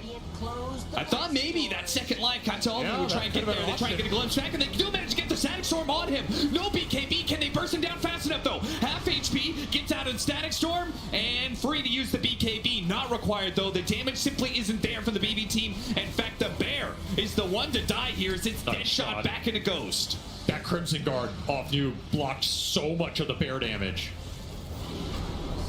Shackle shot goes out. Oh, and the push in on Ghost. That's a dangerous position, but he got off the BKB and he got off the ultimate. That second bear is gone. He's going to be pulled into the base. Sage trying to be protected by the Infinite Shield, but he cannot get away. Miro, he'll take some of the damage for now. A quick buyback out from the Wind Ranger as they need every bit they can to deal with the carry of Ghost. But Big Cataclysm comes in and wipes out Miro. Another man down. 4 left. Call it 3 with no bear on the lone druid. Nigma Galaxy have full control of this base for now. How far will they push it? Satanic is flying in for Ghost right now. You get this on him, he heals up, put another alacrity. You keep going here. Power shot after power shot. Ghost, he'll out heal it. Satanic builds him back up the full. And now what do? No Echo Slam for 25. No bear for 30. Don't have the damage right now. Nigma Galaxy know it.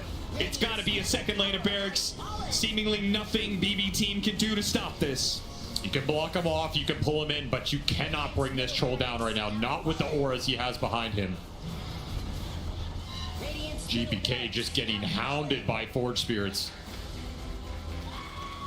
A clean 2 lanes for Nigma Galaxy with that Aegis. Exactly what they wanted in that period.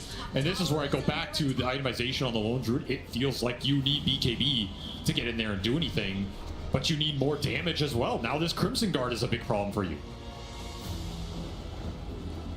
Not to mention the mid and bottom lanes pushing in when your whole play for BB team has been doing this Rat. Rat's going to be a whole lot less effective now. Octarine. Invoker, Sambil is scaling up. He's level 20. They still have so much in the tank. That's the scary part about this.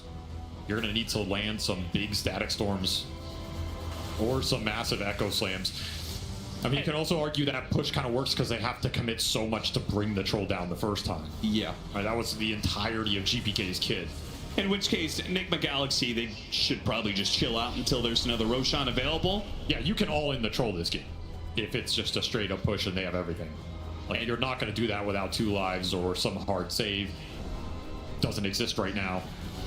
In 3 minutes time, it means BB team will be forced to contest, right? Like, it feels like they cannot afford to give up another Aegis. That is a must contest Roshan. You cannot give up the 3rd one this game. You just try and get as much on the bear as you can. He does have MKB done. That helps a lot. It does. Still no BKB, though, so he can still be locked down. Quick Savage Roar. Pushes Ghost away from his mark, but level 25 right around the corner for him. I mean, you do have to be careful of a situation where they go and start studying a target while the bear is in range to go and hit that target at the same time. Because this bear will do a lot of burst damage. Sure. I think that's why Nigma Galaxy have been so careful every single time they've brought multiple heroes when it comes to ganking that lone druid bear. Because so much of BB team is off map, they're saying, you know, maybe they're behind the bear. Maybe this is a play. There will be saves that come into this game for Nigma Galaxy, though. That is something to think about. Particularly in Ags on GH down the road. He went an early Aether Lens on this Phoenix, not an item you usually get. Sure. But it helps him for the cast range to put debuffs on the bear, and if you eventually get to Ags, significant cast range on that save. You can pull people potentially out of Static Storm this game.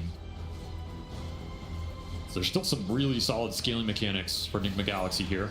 And of course, everything rides on this next Roshan. You get next Rosh here, you can put 2 lives on your troll, you're threatening the Megas, you're threatening that final push of the game.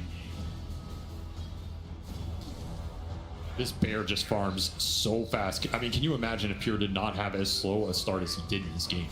Oh yeah, I mean that's where credit is due to Omar and Noob, the fact that they won that laning phase so hard. Just looking at Refresher. I mean, is more bears better than one strong bear? It is the age-old question. I mean, this is where you trust your instinct as a lone druid player. Sambil gets caught. And they caught Sambil! Sambil thought he was fishing for a bear kill. Instead, he is the fish. Victim of the bear and company. That's a nice bait.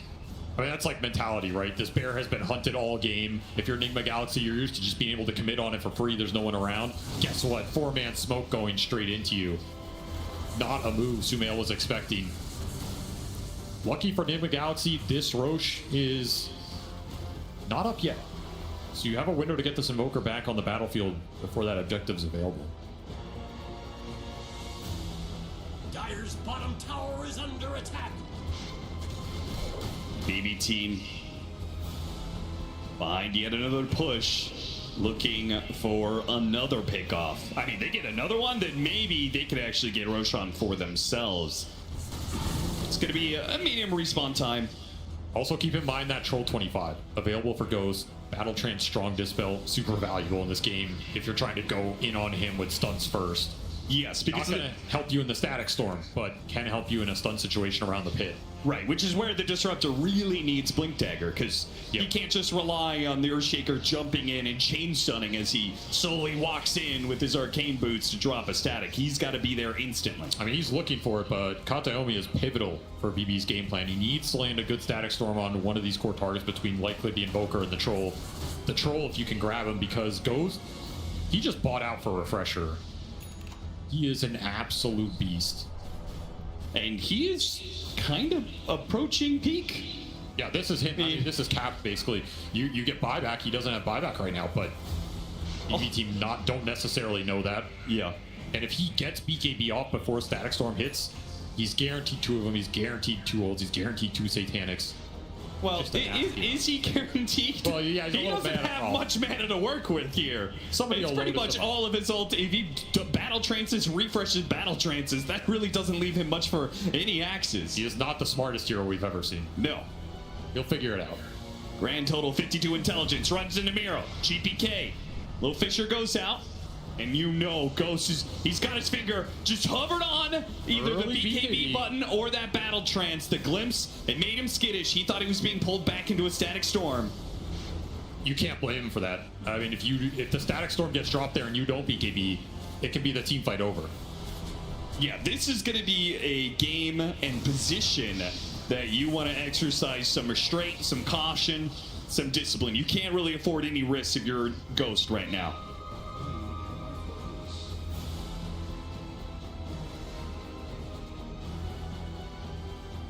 So it all comes down to this Roche. And it's a position that Nigma Galaxy, they have the advantage. Cataclysm scouting things out. They have the advantage, right? They have the outpost advantage. They have the net worth advantage. So they can play off of buybacks. But Roshan will switch over in a minute's time. So the clock... It's not favorable for them right now. Yeah, it's kind of against them. And also, this bear is farming BKB. He's 1,000 away. Pure's going to buy out for it. They give Refresher and BKB to Pure. That starts becoming a different ball game. The initiation coming up the side, though. Oh, this is such a bold move. It doesn't break. I mean, the thing is, there's Aeon Disc. At least one on this Phoenix. There's Troll with that hard Dispel. You cannot jump the Shaker first. There's just no way it's going to work out for you. So they back away. Especially without the Disruptor Blink. BB team... There is still this mid lane that's pushing in. Top is also pushing in because the helm of the Overlord. A little bit. Yeah. So they've got to start showing some pieces around the map. But again, farm for the bear right now. Nigma Galaxy just in a standoff. Yeah, they're going to set up for top Roshan. So they won't have the outpost to play with, but they will have first movers advantage. They can maybe get some early wards down. They'll clear out the area of any wards thanks to the gem on Omar. They would love to kill this bear up here. Little high ground ward. Here comes the bear. Attempted kill. It's got the Outworld Staff. Savage Roar. 3 seconds. And Ghost is keeping his distance here. He's going to make sure that Savage Roar does not stop him from claiming this pickup. So there's the first resummon. Pure does buy out here. No reason to keep that buyback when you're playing with the main hero back. And that is BKB for the bear. This is the biggest power spike for him in this game. You run this thing and you BKB, it is going to do some serious damage. Yeah, I think BB team is happy with the way this standoff is going currently. Nigma Galaxy are the ones who do need to kind of force things. Might not be too happy about this. Roshan roars. The bear will TP in. And it'll start checking out the pin. Cataclysm goes out. Maybe it'll just jump in. All in after Ghost. The Cataclysms are coming in, but Ghost is already gone. A quick buyback going to be used. It maybe costs him a bear. Yep, there goes the bear. It's a dead shot. Through the bear. Hits 2 here. heroes. Nice shot from Omar, but it doesn't undo the damage that was done. Ghost, he lost his buyback, and now he desperately needs that Aegis. Nigma are all in on this, Roshan. Concerning fight for GBK, though. Again, this is not an easy fight for the Shaker going into the calling. They can't do anything about it, right? He's got BKB, he's got strong battle trance. They jump over the Echo Slam. They force the BKB, and the Aegis will be dropped. Ghost picks it up immediately. BB team, no, they just cannot contest here. They can play for the high ground, but they say, Enigma Galaxy, they use that buyback on the Troll. It's not even guaranteed they're going to do anything with this Aegis in the first place. Not confident to go without Static Storm here. That's the biggest factor. But that means you're going to have to take this Troll down at least once without it. I mean, this is Nigma's best chance to force that last lane. Do you have the confidence to go in without the Troll buyback? Well, I'll tell you right now, Nigma Galaxy fans, I know they don't have the confidence in it. Little Outworld staff got up the BKB. He really wants to try and hold that refresher still. Oh, he actually already used the refresher. Just noticed that. So that was his last bear for 40. Yeah. He loses it there. BKB forced. There's the Ags for the Phoenix. Big pickup. That's a big one here, especially when you have that Aether Lens. I mean, with level 20, or I guess level 3 ultimate, 10 hits. What are the chances that BB team can deal with the egg? Zero. Zero? There is almost no world in which this egg goes down in the middle of the fight. Just don't have the heroes to BKB and hit it through a lot of the disable. Yeah. He's also got Refresher Shard, so he's got 2 of those eggs that can come in and save. And he's got Aeon Disc on that Phoenix, so it's really difficult to jump GH first. Sure. This could be an incredibly pivotal item purchase. If you could bail the Troll out. Through the trees, noob. Doesn't have a stun for it. The Hawk not acting fast enough. I mean, I'm sure this is a phrase that a lot of Nigma Galaxy fans hate to hear, but I think you're supposed to go high ground here. Just that phrase puts a little sickening feeling in my gut, Avery. Because a 3,000 net worth lead is all they are left with right now, and another pickoff has completely killed their net worth lead. A force staff back up to the high ground. And this is now approaching an even ball game. Can't give up freebies like that. And you're right, the gold swing in the last 5 or so minutes here has been drastic. Not only that, but the buybacks available for BB team. You basically have them all. You go in a high ground situation, you're going against 10 lives, not 5. Potentially less because the bear has its own buyback situation, but... And now... if you're Noob's Beastmaster, you start feeling really bad. I mean, your build was correct. You got this wonderful pipe that give you so much of the early team fight, but if this game starts going another 10, 20 minutes, this Abaddon may actually start doing more than you in fights. This is not the hard scaling Beastmaster build. You don't have the Refresher right now. Yeah. Don't have that Ags. Can still absolutely find his mark, but I mean, you are just looking at this bear vacuum up the map. The net worth Pure is soaking in right now is insane. And this is where I go back to that Invoker versus the Lone Druid in the last picks in those drafts. 2 players on some ultimate late game heroes that they are specialists on. You have to be able to match it here. Sambil trying to stop this bear where it can. Pure almost has enough for Swift Blink for the bear, but the Nigma Galaxy, they're going to go and sneak a little high ground push here with Banner, and a minute and a half left on this Aegis. Now's the time. You said, do or die. Now's the time to go for that high ground. Nigma Galaxy, if they want it, they've got to do it the hard way. Pushed into BB Team's base, the tier 3 gone. The Fisher leads things off, Nullifier placed onto him, activates the Satanic. Just trying to stall, hoping that they can get through this minute. That the Aegis protects Ghost and be able to all-in him. A bear almost going down. Savage Roar pushes him away just in time before it falls. But that leaves Ghost. He just runs back up to the high ground. Here comes Cataclysm. Ooh, not that much damage. Oh, and Echo Jesus, he's gone. And on the second life, here comes the Static Storm. Where's going to be the save? It's all DGH now, and he's got the Supernova save. He bails out his carry Ghost, and BB Team, now they're the ones on the run, as a fresh life Ghost will approach the stage with no Static Storm to stop him. Another Echo Slam, almost the first damage, but he got up the Battle Trance. GPK, his Aeon Disc only protects him for so long. A refresh from Ghost. He's dealt with one. A Bamback's going to be used. Can he get off another Battle Trance? He's got one more to go. Another Supernova save, and no way to stop the egg. Megas inbound now as on the Another Life. They'll finish off the building. BB team will have to play against Megas in game 1. And if you get out without being glimpsed, that is an absolute win here. You got GPK's buybacks, you got Megas, 2 perfect saves from GH. They were not ready for that egg cast range. I was surprised he got it. He was on the other side of that static storm. The item investment from GH, you saw this from 50 minutes ago. Yeah, hover over that range. It's massive, man. Yeah, it's Blood Right, Aether Lens. And as you said, if there's no fear of the egg going down. No, there's zero fear in this game. And absolutely no way an egg dies. Just got to make sure you bail your troll out at the right points. And now what do? You got to get a refresher on your disruptor. Maybe. So you static storm, he eggs, and then you static storm the egg as they're about to revive. Refresh disruptor, or somebody finds that Phoenix and checks him in the fight, which we just haven't seen at all. Yeah, I mean, BB team have been playing defense so much, the very idea of them wrapping around on Enigma Galaxy seems an entirely foreign concept. That said, Megas is not the game here. Oh, right? No. Not it's a lot harder to take that throne down than it is to get Megas sometimes. Which means we're probably going to be playing for yet another Roshan. 60-minute items as well. Yeah. If you're Enigma, you would love to item starve BB team. Like, get that Roche, get 60-minute items, get them up before they do, and try and all in. Could be an interesting window.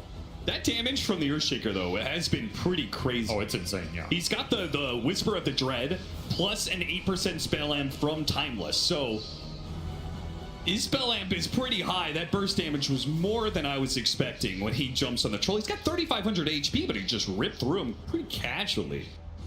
I mean, you've also got Shiva's amp it up even more. Oh, yeah, true. Yeah, you're going to get exploded. You add in like a power shot on top of that, which there's another Whisper of the Dread on save with some percentage based off of the kill shot. Damage does come quick and fast when it does, but BB team, they've been running out of spells as they've had to endure Enigma Galaxy's advantage, and we said the net worth was going even. Well, now it's back up to 20k, Megas, and perhaps a bear pick off. Bear kill if you can find it, yep.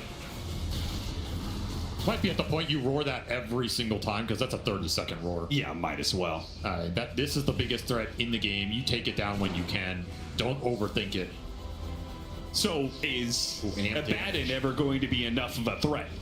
He's got Nullifier, he's got Bloodthorn. He is building up the damage. I think, yeah, I like this. I think he needs Blink Dagger. I think he's the one who has to address GH. I think you get this Abaddon on the back line. Not a target Enigma wants to prioritize. Just let him cause some chaos, right? Yeah. Threaten the Phoenix, maybe. Throw this Nullifier Bloodthorn into one of the supports or the Invoker there. Get an early BKB out. Yeah, I mean, he has the Silence, he has the Nullifier to get through Aeon Disc. Like, theoretically, he can address the Phoenix. Now, whether you can put that to paper, particularly since BB team is going to be stuck inside their base for the foreseeable future. It is Megas pushing into you. You don't have any super creeps on your own side, and you've got a Cataclysm going off every like 35 seconds or something. So it's all easier said than done here. Yeah.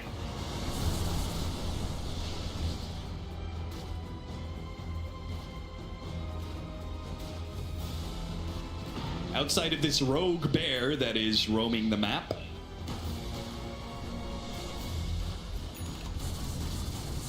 Enigma Galaxy can kind of play and go wherever they want.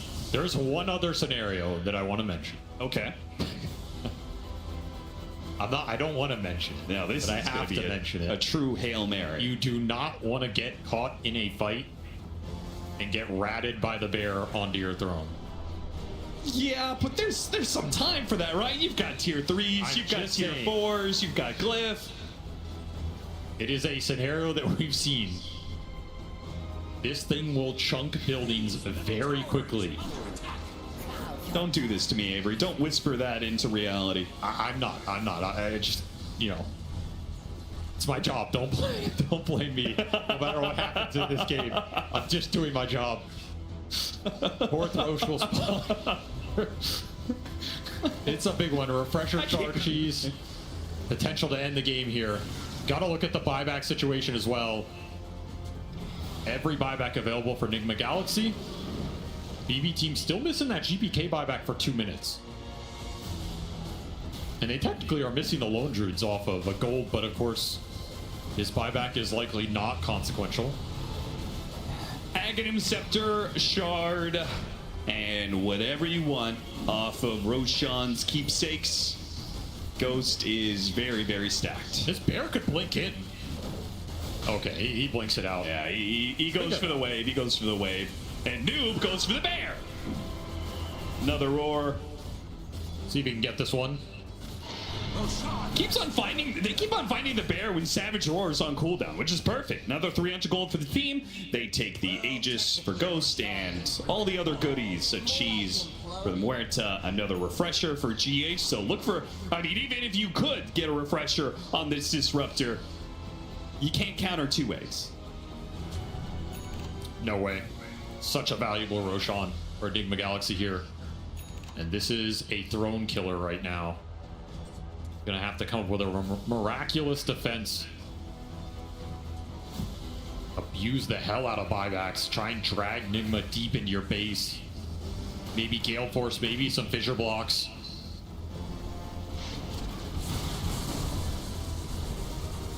Radiant's middle tower is under attack. 4 minutes on Aegis. Plenty of time here. Enigma Galaxy. If you don't see the opening, you don't have to force it here. World Staff, not dodging that. You know, GH might try and blow him up. They got him. Woo! Faster than he can battle trance, but here comes Zoom. Aurora goes out. Cataclysm, that's going to be denied by the Eon Disc. Ghost on his second life. Got to be quicker on the trigger. If he wants to stop that Echo Slam damage, he's got to get off that battle trance. Solid move. Jump onto Noob. Got the BKB out of him. That's going to be Bloodthorn Nullifier used. And deal with the banner. I mean, this is going great for a BB team. They're getting so much out of Enigma right now, and they're paying nothing for it. It is. Kind of feels like Enigma Galaxy, no point to even try this anymore, considering how bad it kind of started. You also just can't go in and roar a backline target like that. I mean, it's tempting in this game in terms of target prioritization, but there's a Batten, there's Aeon Discs, there's 4 Staves. Sure, no one's locking onto this target when you go in like that if you're new. Nice out, World Staff. Certainly helps against the Invoker. Dealing with some of the Meteor. Another Cataclysm attempted to find that Lone Druid bear kill, but no. 60 minutes is in almost 30 seconds here. Yeah, it is inevitable. We're going to see some tier 5 items guaranteed. Our BB team going to get that many, though. The bear, yeah. I mean, the bear can get what he can, but you've got to collect so many of those shards. It's going to be a lot slower for sure. Yeah, you're going to be left with this drought where Enigma Galaxy have their tier 5s and you don't. So I'm saying, man, if you can get some Helms of Undying or books up, just throw these books in, let GPK kill himself on the Necro units. Might have a little window here to make that push a little more enticing. You could wait for next Roshan as well. Say, hey, we messed up that last push. We'll be a bit more disciplined about it next time. I mean, not disciplined enough. What could they have done better outside of Ghost getting off battle trance? They don't really have another way to protect him. It's just pure reaction time.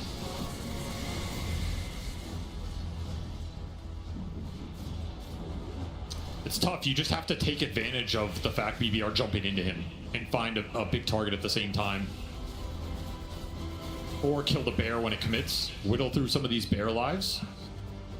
Which he has all of them up, by the way. So yeah. 3 bears available on this map. Well, I do think it's possible GH just holds on to his blood right. I'm not sure if there's anything better than that for him. So there's one tier 5 you probably don't have to worry about. Bears out on the map. trying to find any sort of neutrals, but Enigma Galaxy have already cleared them all. He goes deeper and deeper, but this one's taken too. You know, the funny thing is, Pure is the lowest level, basically, in this game, because he's just sat his hero in the fountain. Oh, yeah. Which, I mean, is 25 matter that much to a lone druid? Probably not. No, not the way he's playing it, not at all. Could be bad for someone's fantasy, though. Oh, that's true. They're getting close to that disruptor. All right, Helm of Undying. Oh, yeah, those are on big. Beastmaster, Helm of Undying, Muerta, Fallen Sky, Sambil. So he's got an interesting meteor combo from himself. Minotaur Horn for Ghost. Potential bear kill. 1 of 3. Tried to save it with the Aphotic Shield, but it has its own Helm of Undying. They actually jumped for it. But the push away at the same time made things kind of weird. Not that swift execution they're looking for. An Aeon just going to be popped on the Muerta. That's double Echo Slams. Yeah, that was... Maybe he thought he'd get a lot more damage off the Slugger, but it felt very casual. He does have the Echo Slam cooldown, but popping a Refresher there feels pretty bad. This Helm of Undying on the bear is going to be insane if it's in the middle of the fight. That was a huge find from Pure. I mean, he gets 2 of them, so... Yeah, pretty disgusting. That is an extra 100 attack speed, 80 magic damage from the Audacious as well. All right, bear number 2. It's beginning to stack up. Oh, trying to get it out of there. They do manage to bail it out. But still, the forces are beginning to push in. Ghost going in here. Invaders on all sides. Ghost will push in without an Aegis. They're not going to wait for another Roshan. They're going to jump in with Storm, though. Katayomi smoke. They're certainly going to try. Shackle goes out first. Echo Slam, but he's going to be saved. They do have the bird damage. Here comes the Roar. Cataclysm, double Cataclysm, big damage. Oh, the Earthshaker, a little bit more. He gets up the Aphotic Shield, but it is not enough to save him. You're going to have to burn through some buybacks now as the Pure Bear tries to hold on to these tier 4s, but Ghost locked on with the Alacrity on him. He will make short work of these tier 4s. They cannot concede. Many more of these buildings are going to have to fight. Miro tries, draws a little attention to himself. A beautiful tornado. Catch the Earthshaker a second time. Oh, Fallen Sky on Miro. He jumps in and goes. He sees the opportunity. He goes to the buildings. They pop the glyph. He's going to back out for now. You have pop on his BKB. They got the Alacrity. He can commit. He goes after save. Waiting his thought. Waiting for the glyph. Noob is just trying to create some space so they can all in on the throne. They see their opportunity. And Echo Slam jumps in. And Fisher. A supernova save from Uma. What a save from GH. And Ghost will finish this game. 64 minutes. And it's Enigma Galaxy to take game 1. What a performance here, especially in that last fight from Sambil. He absolutely diced them up with the double kata, double meteor combination. Just burnt them to a crisp.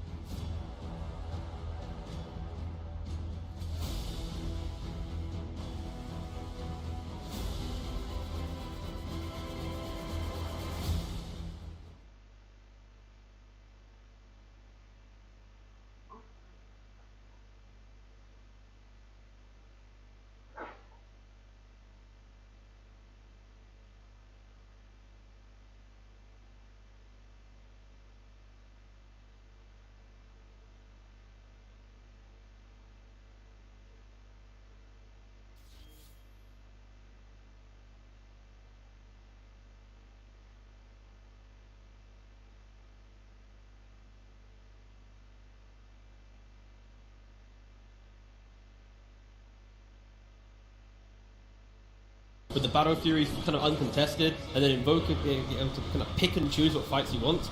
It was able to kind of utilize that throughout. Sure, there were some moments where they had like an unlucky deny on a Baron, and they couldn't find a kill here and there, but like And the main thing is they kept moving forward. They never really stopped. Even when they died, going for the Roshan pit with the Destructor Axe, go for a buyback, instantly take the Aegis, don't give BB any hope of coming back into the game. And I feel critically, in the group stage, once they made one mistake, it compounded to 2 or 3 more. Here, they made one mistake, instantly fixed it, and made sure they secured the game.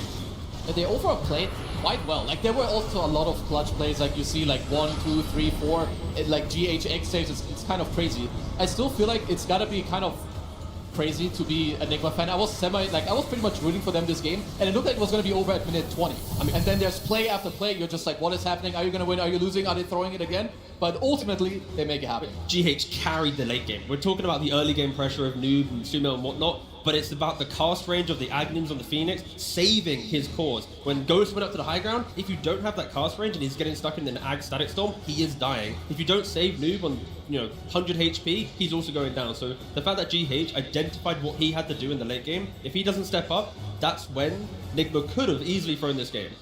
Yeah, but I also want to shout out Amar on the Muerta, because that was an exceptional performance from him. One of his standouts this tournament. Like, when you talk about the first 20 minutes, that's what Nigma really did very well to slow down Lone Druid's timing, because as we saw later, it became whack a bear, chase the bear. But because of Amar on the Muerta, there were so many clutch the callings that he was dropping, stopping some Echo Slam, stopping from some spell casting from going on. There were so many dead shots to cancel TPs, dead shots to secure kills. Like, this is one of the best performances I've seen come out of him. I mean, he was in 94. He was in every kill apart from maybe 1 or 2 at the maximum. Like, he definitely played very well. I also like how they usually itemize. It's always like some 1 Solar Crest or double Solar Crest buff up goals like we've usually seen in the other games. And I mean, I will say, I do think BB Team, they gave Nigma what they wanted. They got a good troll game. He got his buffs. He got people around him, and then they itemized for it and they executed.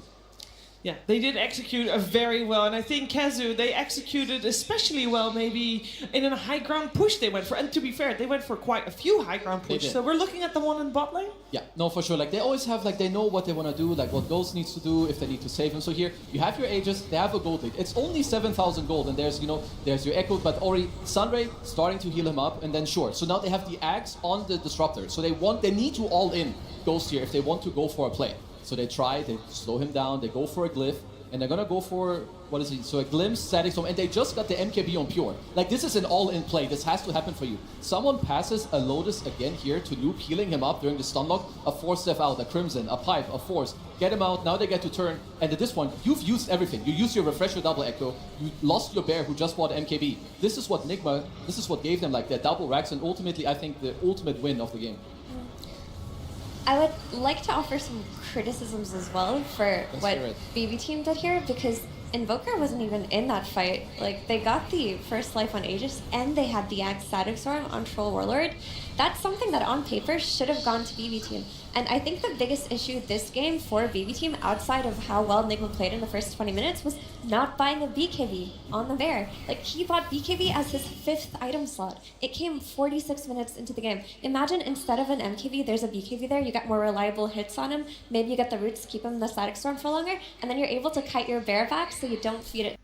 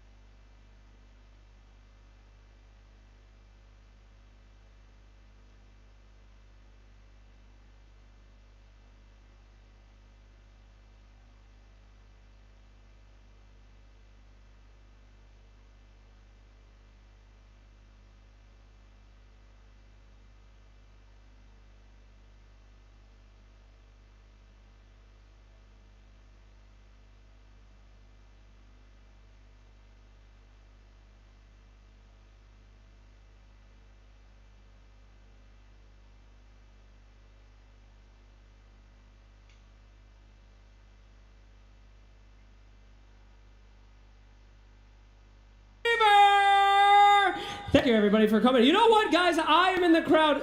Did you guys like that one?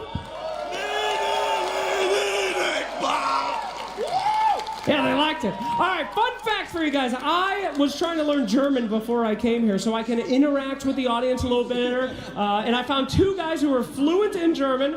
Mein Name ist Slacks. Hello, how are you? Hallo, mir geht's gut. Okay. Jakob. You lost me. No, I'm kidding. Thank you for coming by, Fred. And this is your friend, right? What's your name? I'm Hans Wurst. It's like a German clown. Everyone knows the German Hans Wurst. Okay. Wow, German. We're going to play a game here. Now, did you guys know that there is a German Dota client that has everything translated, right? He knows it. He plays it in German. Oh, you play?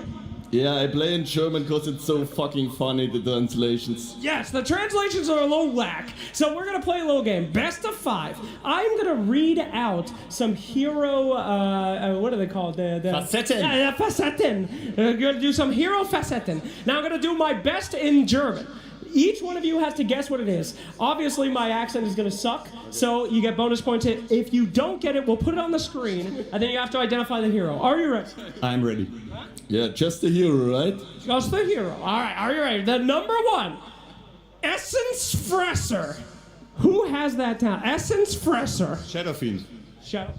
Yeah, I wanted to say the same, but it's lame right now. Essence Fresser. Has to be Shadow Fiend. Incorrect. What last hit? Shadow Demon. No, you can't just keep guessing shadow heroes. No more shadow heroes. Something with all right. Faust dead Tuts. Tusk. Lion! That's Fist of Death! Fist of Death! Well done, my friend. Well done. All right. Number two. This is Gegenschlag. Legion? No. Gegenschlag. Dankeschön. Ich habe einen kleinen Hund die Ecke. Darkseer? What? Darkseer. Darkseer. No. One more. Preferred Stalkerin. One more time for Preferred Stalken. Show the screen, please. Can we get the second one on the screen, please? For Peter Stalken. Okay, here it comes. Don't worry. Production's very quick. They'll have it in a few seconds. This is where they told me to fill. Keep repeating. Here we go. Peter Tower. Centaur. Centaur. You both said that. I'll give it to you. All right, 1-1. We're going to move on. Okay, this is Unterstützungsangefragt. What? I don't know. It doesn't make sense. You said it perfectly. Unterstützungsangefragt. All right, put it on the screen, please. Number three. Now, this is very difficult, all right? We're getting into the very difficult range here. What do we have? Please don't look at my laders. Keep your eyes up here, all right? Very tight laders I got here. It is coming up on the screen soon for... There's another one, too. It's Versklingenderscript. You make it really hard, man. What do you mean I'm making it hard? That is a perfect translation. We are coming up with a third hero any moment now on screen. Any guesses for Versklingenderscript? Gobble up, Snapfire? No. I wanted to say Snapfire as well. Underlord. Oh, here it is. That's the second one. Versklingenderscript. Who could it be? What? Lord. Audience, any ideas? You want to help him out? Clanks! Clanks! It was Clanks! Engulfing step and suppressive fire. All right, for the win. He's about to win. You better get this one next. Oh, God. Concentrate! Oh, yeah. Uberfunschorklicker. Put it on the screen. There it is. Oh, we had it. Bring it back. Uberfunschorklicker. Is that IO? Hell no, that is not IO. Cuddle? No. Audience? That is correct. You win. Congratulations. All right, give it up for our winner, please. Now, this is the guy that made the Enigma Galaxy cheer for the audience, right? I did. Yes, you made a whole run through it. I'll let you have a choice of one of 3 presents from my little packet. However, while he's choosing, I do have a punishment for you. Would you like to know what it is? I've lost your prizes. They're gone, but I promise you I'll give them later. I have been pickpocketed. I'm so sorry. However, I do have the losing prize. Braze, bring it over. I have brought you the biggest insult a German could ever have, a currywurst with no curry, and now you must eat it. Oh no. That's it. I'm so sorry. Ladies and gentlemen, please egg this poor man on as he has a simple worst. It's Thüringer Bratwurst now. Disgusting. Eat it now. Yes! Thank you. I will get you a prize, even though I was pickpocketed. I apologize for that. But can I have the second worst, please? We'll just give him the second worst. Give me that one as well. Yes! Ladies and gentlemen, the winner will also be punished. Thank you for watching. We love Hamburg! Back to you guys on the panel. Thank you. Top. Thank you very much, Slacks. And that was, I mean, I'm surprised. How many people do play with the German client, Kazu? They do. But Slacks, he needs help. Like, whatever this pronunciation was. Also, every time someone speaks German, they're like, they make it really angry. Like, chill out, bro. I'm gonna help Slacks out. I will be, from a Dutch perspective, it does kind of sound a little angry sometimes the way Germans are speaking. It does so. To me, the Dutch and Danish, it sounds even worse than German. All right, well, it's a good thing we're doing this show in English, isn't that right, T? I speak one language, not very well. So anyway, back to you, Shiva. What's the next part of this segment? The next part is that we are going to look towards seeing what's coming our way for game number 2, because both of these teams, I mean, I'm going to be honest, of course BB Team wants to take game number 2 to force out a third game, but if you are Enigma Galaxy, coming off a win real hot, that's obviously great. But Effie, surely you want to end the game before minute 60. You do, and I think they got caught a little bit off guard with that lone druid coming out, because at some point it just felt like their game plan was to chase the bear around, and you know what? It worked. We were watching it. The bear was feeding every 2 minutes. So like plus 300 there, plus 300 on the right side, plus 300 near the big camp. But a lot of that was due to maybe mis-execution from Pure. I don't think he played the cleanest game, and I think now that Nigma have seen that, they're going to have it in mind. They don't want to give him a cheese pick at the very end. Like, they will be prepared for this game too. Overall, Nigma should be happy that after maybe making 1 or 2 high ground mistakes, that they figured out what they needed. Like, okay, they have statics form with Axe on Kataomi. Okay, what do we need? Okay, GH, I'm gonna buy an Axe, I'm gonna save you. So new win condition, you build it. So you just take this into the next game, whether you win in 30 or 60, I think take the win. Take what you can into the next game and hope that you can play as well as you just did. Yeah, and critically, I think from Kroki, he has to ensure that his next draft for the lads will also have kind of that nice layering, right? And with this lineup, you've got stuns from the Beastmaster, the Muerta, you've got the saves, like everything felt nice that even if they were to be behind, there's still a chance the draft could play it out, right? I think going into game 2, as long as Nigma don't suddenly go, 180 where they're going to go high pace, low stun and try and, crush for a 2-0, like if they just keep themselves grounded, that's when I think they're going to look their best. Yeah, we're going to see how the teams will adjust. One thing when it comes to these really long games, you do want to be able to have a support duo that scales, and we definitely saw the scaling from Omar and GH with the Muerta and the Phoenix. Scaling on the side of BB Team T-Gov with a Windranger and Disruptor, maybe not as easy. Yeah, less the Windrunner, but I think the Disruptor was less the Disruptor, my apologies. I do speak one language poorly. Disruptor with the Agnins, one of the best heroes in the game, right? For support, but picking up Agnins, no other support hits that hard, right? Being able to mute is incredible. So I think it's fine, it's just the other pieces didn't step up, right? Like the Abaddon was a bit of a lost hero, Windrunner also a bit lost, Lone Druid lost lane, Disruptor had a good mid to late game, Earthshake had a good early game, but there was never a point where all heroes aligned. So I think it's Windrunner, Abba, and Lone Druid, they're the 3 pieces that just underperformed in that game. Yeah, also usually I just feel like they have more of a get-together, like in terms of the game, like how they play together, like even Pure we mentioned, he had a rough game, but like second item Axe, Lone Druid, he's not going to fight with you. He's going to split around the map, and I think usually BB Team are more the team that eventually they hit their timings, they go together and they fight you, and they fight you back. I didn't see that so much in game 1, so I would like them to change it up for game 2 and try that approach instead. I don't think they expected to lose that Lone Druid lane as hard as they did, because their game plan must have been different on paper. For sure. Like, I don't think Miro went into that game thinking he would buy a Diffusal Blade. I assume he was just going to go Helm into Radiance, but when he saw the state of the game and that Lone Druid needed to play Recovery, he went for that Diffusal to try to be as impactful as possible, make it so they can set up for a few easy kills with it. it didn't work out, but my question for BB team now is that you come into a game with a vision, it doesn't work out. Do you pivot entirely, or do you just try to recreate it while ironing out what you thought were the flaws?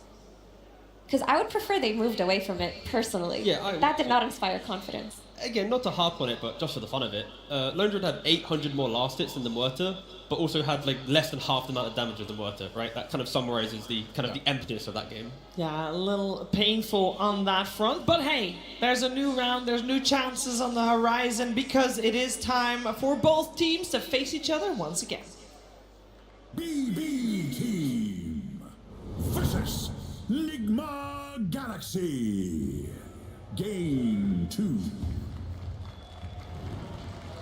Here we go. Round number 2. Nigma Galaxy 1 game away from being top 6 at this international. And of course, BB Team would like to be the first team on the main stage to force out a third game in this series. We got Nigma Galaxy with first pick on the Radeon side, and BB Team second pick, where they have just answered the Nature's Prophet with the Lycan.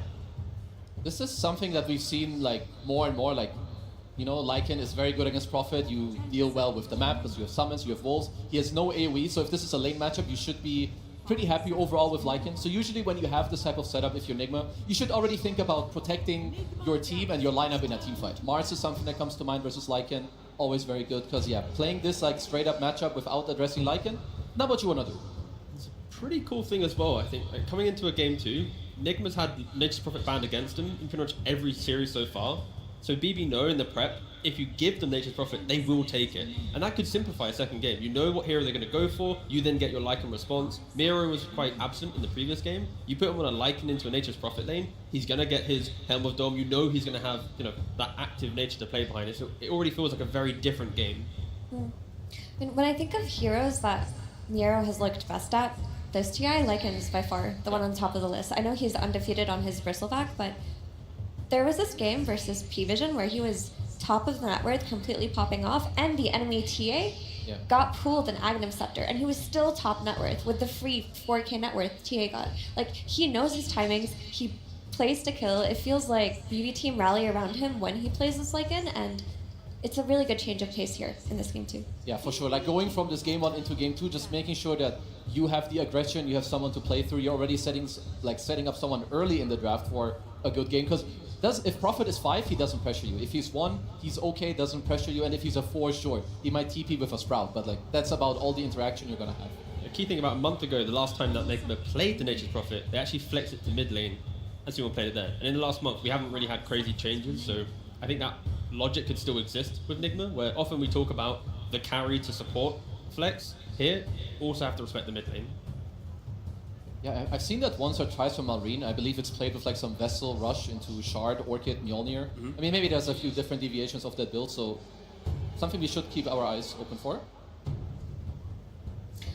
If it does go mid, though, it becomes open to being punished by GBK's hero pool, right? You can all of a sudden have a Storm Spirit come into play, like one of the old school Storm plus Coddle combos potentially that BB used to run. That's why I expect Nigma to potentially either pick off lane plus support here to keep that flexibility alive. When they have the double pick available, utilize the last pick in the second phase, and then you can, you know, C4 heroes on BB. And that's where I like the fact that they've gone for simple bans, right? When you take away like a Muerta, a Bane, they're kind of good building blocks to open the next phase. Get rid of them, force BB down a different path. Yeah, BB have just done something entirely different. Like in their game 1, all of their bans were focused towards Sumail's hero pool. This time around, they went back to standard things like, okay, we're gonna ban the support Naga, we're banning Beastmaster, we're gonna ban Earthshaker, and your troll that is now 10-0 at TI. By the way, he's taken out too. Yeah. We said at the very start of, earlier today, we said that if you are gonna try anything out, it should be right now in game 1 of the upper bracket where you had a lot of time and potential to adjust. So potentially that game number 1 for BB Team was them trying that out. Obviously didn't work out the way they wanted it to, so they went back to square 1. I like this double pick coming out from Nigma. Like, first of all, Lycan, sure, he's gonna lane okay, but early on he's still susceptible to like early pressure. He's low move speed, he's not the highest armor until he gets like Helm of Iron Will. Pango as well, very good team fight against Lycan. You can control an area if you're rolling too. Of course, Disruptor has no spells against you. He hates you, quite frankly. And Tusk, Nature's, Pango, they can play very aggressive around the map, Tusk, Prophet. So I like these picks a lot so far from Nigma. It's very skirmishy and respecting that when Lycan wants to be aggressive, like you said, it's like you can use the twin gate on Pangolier, you're ready to fight, you can TP. No one cares about overlapping. Like, these aren't heroes that if you accidentally stumble into the same lane, you then feel uncomfortable and the farm feels bad. Like, you're going to get the kills, push back BB, and then reset your map. And so if you're a BB team, what do we think they're looking for here? There's a hero that's open that I generally like a lot against Pango. It's the TA. When you have Lycan, in my opinion, you have a lot of options. You can go for like a minus armor strat. You could play a melee carry that abuses Wolfbite later. Or do you guys think we're going to see like the other support in the mid? The open pick is go for like a Void Spirit mid lane. Generic mid that GPK has played multiple times. You have good catch. You don't die to the Pangolier. You can always find the back lane. You create information for everyone else to thrive with. Good glimpses, Lycan with the walls. I think TA is a default for a lot of like TA players like Pure when they see Pango, but what I prefer when I see NGX's draft is something like a Sven. Like, if you look at this Nature's Prophet plus Tusk plus Pango, this is really heavy physical damage. Your Lycan isn't going to be building a Crimson Guard or anything like that early. It's not how the hero is played. But Sven, who has Warcry naturally, seems to be a great fit here. He also provides you with the burst and the melee carry ability to play with the Wolf Fight later. Pure hasn't played any games of it yet, though, this TI.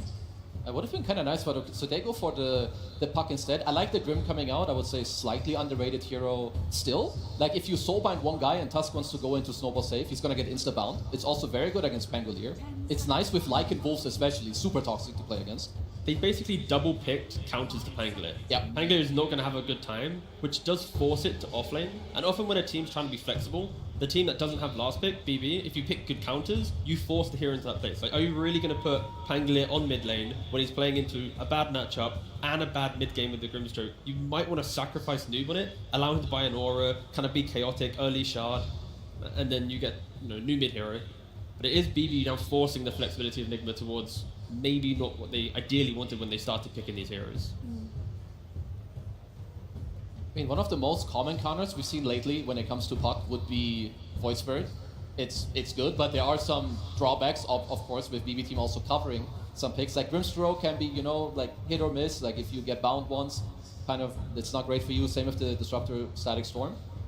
So I'm not sure if they can find one where it's like easier to play around what BB team are showing you. Now go for a Terrorblade first, so keeping the flex open. Okay, with all of this physical damage, is Sven really not tempting here? Or BB team? Yeah, for BB team. NGX is all physical right now, or any kind of hero that can build some damage mitigation against this. Like, one Crimson Guard, or one Warcry. Anything can help. Like, all of their damage is in one basket right now on NGX. I mean, it's good against, I don't like it as much against the TB, but maybe Lycan can also then, again, like, offset this matchup, or like maybe you have enough spell damage for like Sven to fight through it, because I love him for the Warcry aspect. I mean, and he kills everyone else, that's for sure. I mean, is there even anything better? I'm trying to think. I could see last pick faces Void if it looks good. I think it's very scary to play into. I don't think these Nigma Galaxy heroes kill that hero. It could still also just be a TA, and then you rely on your Lycan to buy the Crimson Guard. But when you see one damage type, it is so tempting to just counter it here. It will be BB team with the overall last pick, so they will see the full picture of Nigma Galaxy's draft before having to be making a decision on what they want to go for last. For me, as long as Pure has an aggressive carry from lane and early to mid game, I think their draft will look quite nice. You've got Puck that's quite hard to kill. There's no easy stun really to kill the Puck at all. You cannot rely on Rolling Thunder. So the mid game from BB plays itself out. The carry just has to join that engagement. Don't play like game one where you lose lane, hit jungle, have all the GPM in the world, but it doesn't translate into the game. But of course, for Nigma, it does feel like Pango is mid to off lane, Terrorblade is the carry. If you're Nigma, like your mid pick, I feel like it should try to make it like a little more easy and simple. You're playing against a Puck currently with no catch. Sure, you have wave clear with your TB and like a guy TPing in, but Puck doesn't get stunned by Snowball. He's not going to get rolled on, especially when there's a Grimstroke in the game too. So if I'm Sumail in this position, or like if I'm Nigma, I want someone that allows my Tusk, my NP, maybe my Pango to play with me, and I open the game and I open the fight. I mean, there's always like putting Nature's Prophet on 4, trying to rush an Orchid on it, and going for something like Tiny from the mid lane. Yep, that's true. As long as we see a stun, I think I'm fine. Because if you run Nature's Prophet 4, it's a fine game for it. If you look at Disruptor and Grimstroke, those are heroes that he can pick on. Like, he can TP on them, spot them, with an ulti do damage. Whereas when we've seen Nature's Prophet supports look bad, it's if he can't kill the enemy supports. Because right now, even though you pick the Terrorblade, I don't think that BB team like lose on scaling. Like Grim against TB is also very strong later in the game if you do ever get towards an Aghanims. And Puck is not a hero that's to be underestimated if the game drags out. Maybe I'm overcooking, but it would be really cool if they sacrifice Pangoliss so much due to the Grim and the Puck to like Amar playing it 4. You know, it's like, whatever, man, just go pull Wave Exist, and then you get a new offlane pick. Prophet goes mid, TB goes carry. You have the scaling, you've got the tempo, but it's like, are you really in a game 2 gonna randomly just put Pango on? Like, some teams would. I'm only referencing this because, you know, Kuroki's the guy that plays Razor 5, you know, back in the day. Like, you sound like the average Nigma fan with the Colt tank, and you got 100 to 0 in like one go. No, it's okay. They banned PL, so I can't even falter you for anything you said, because this hero I would have never thought about in my life. I just see room right now for the creativity to shine in the fact that there are some problems. I don't know if Pango being the core role helps fix them. So why not just throw a random new hero into the mix? Is there then something else that would be like the ultimate pick if they do? Well, we're gonna see a Tiny, so that is our answer right there. We don't know exactly where each hero will be played until people pick their hero. I feel it's pretty obvious that Tiny is going mid. Because like you can just run your Nature's Prophet 4 with the Pango and you're strengthening his lane, allowing him to have a better entry into the game. Because while sure he is countered by Soulbind and whatnot, and Coil later on, if he's getting his Blink Dagger and just rolls on the backline, he's going to have his impact in the game. Faces Void still showing. Oh, it's actually not a mid-Tiny. It is the mid. It is the mid Prophet coming out, and Noob will play the Pango on the off lane. Okay, so let's see. I mean, I have played a lot of Pango into Void, and in my opinion, it's one of the worst matchups. You don't really pressure him too much, and you can get chronoed and die. I like Nigma's lineup overall, and I think it goes with what they like to do, like play aggressive, be oppressive on the map, take it over.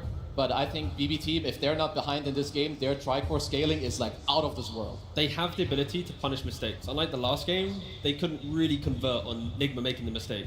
But having the Prophet mid, I'm really looking at can Sumail from laning phase, break that, go towards the TB lane with meta, get a kill, look at a tower. Go to the Pango lane, show he's under pressure, for the correct TP, when Pure wastes his time ult, boom, that's another kill. Like, I think all of Nigma's lineup is built around Sumail creating so much chaos, and then everyone just kind of shining from that.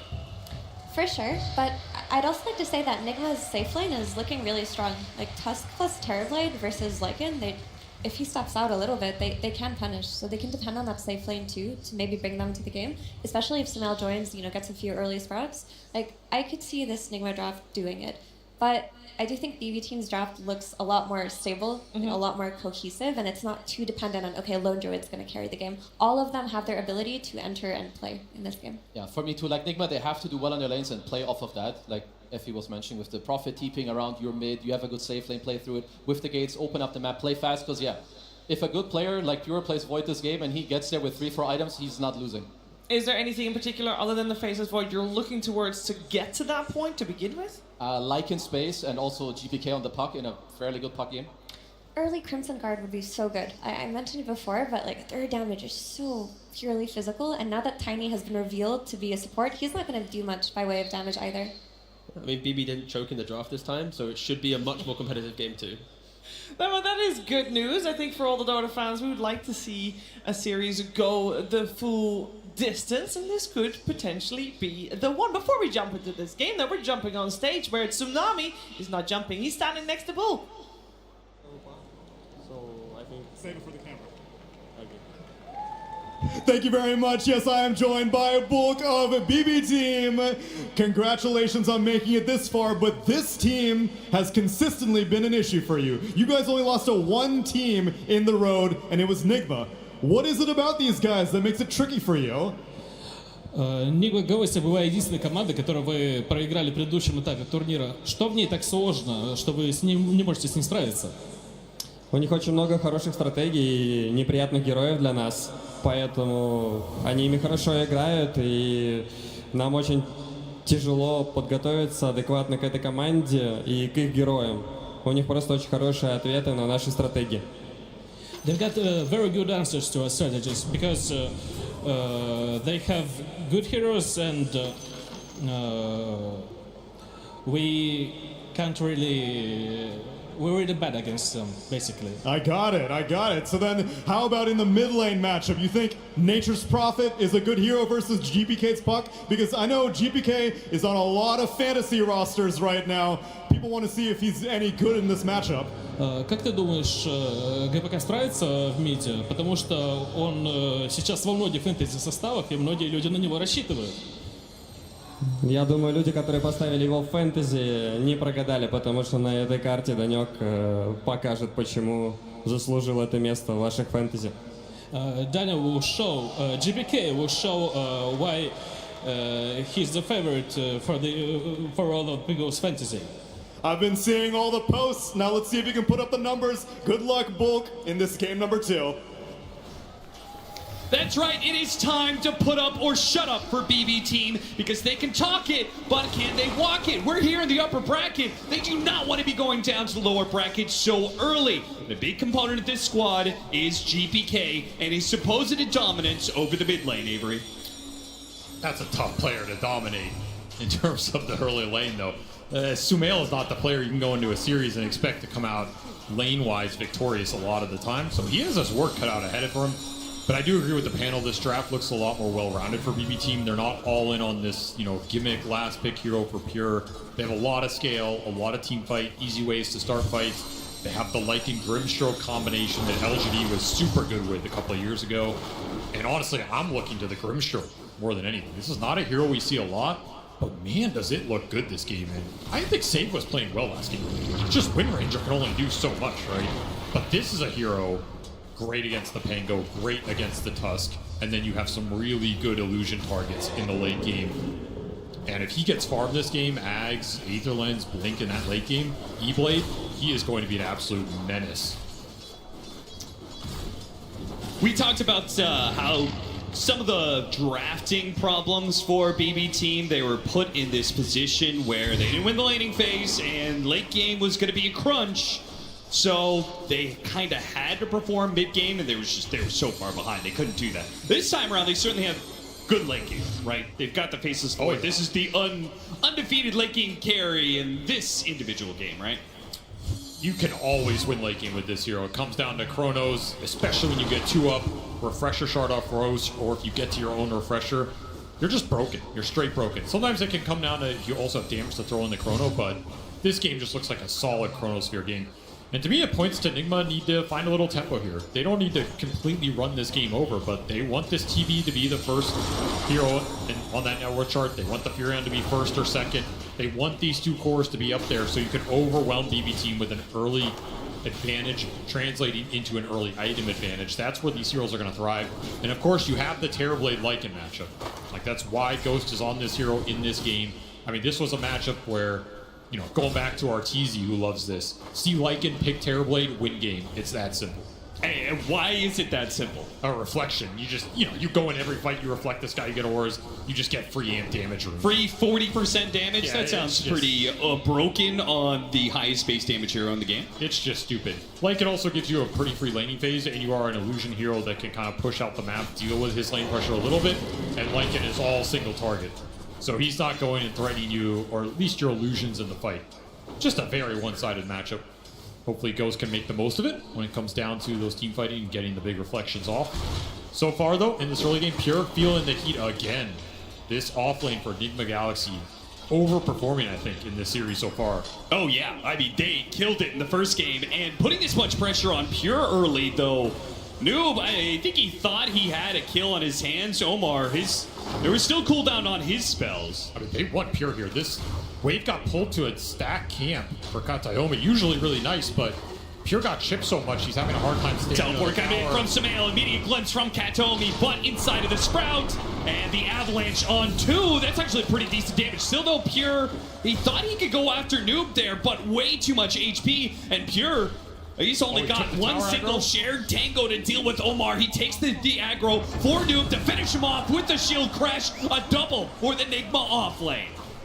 They are showing up on the main stage. Katayomi gonna try and get a return kill, but that's a Fairy Fire full one. Tiny, you're not killing him on your own. Yeah, Omar jukes it, so he wouldn't be able to get the glimpse back into tower range. By the time he saw the Tiny, it was too late for all that. Now, he can still get a glimpse here and have a chance, at least be able to burn through some of the regen that Omar has. Pure hits him with the time dilation, but it baits in Katayomi. Noob, he won't have the damage with the swashbuckle to finish him off.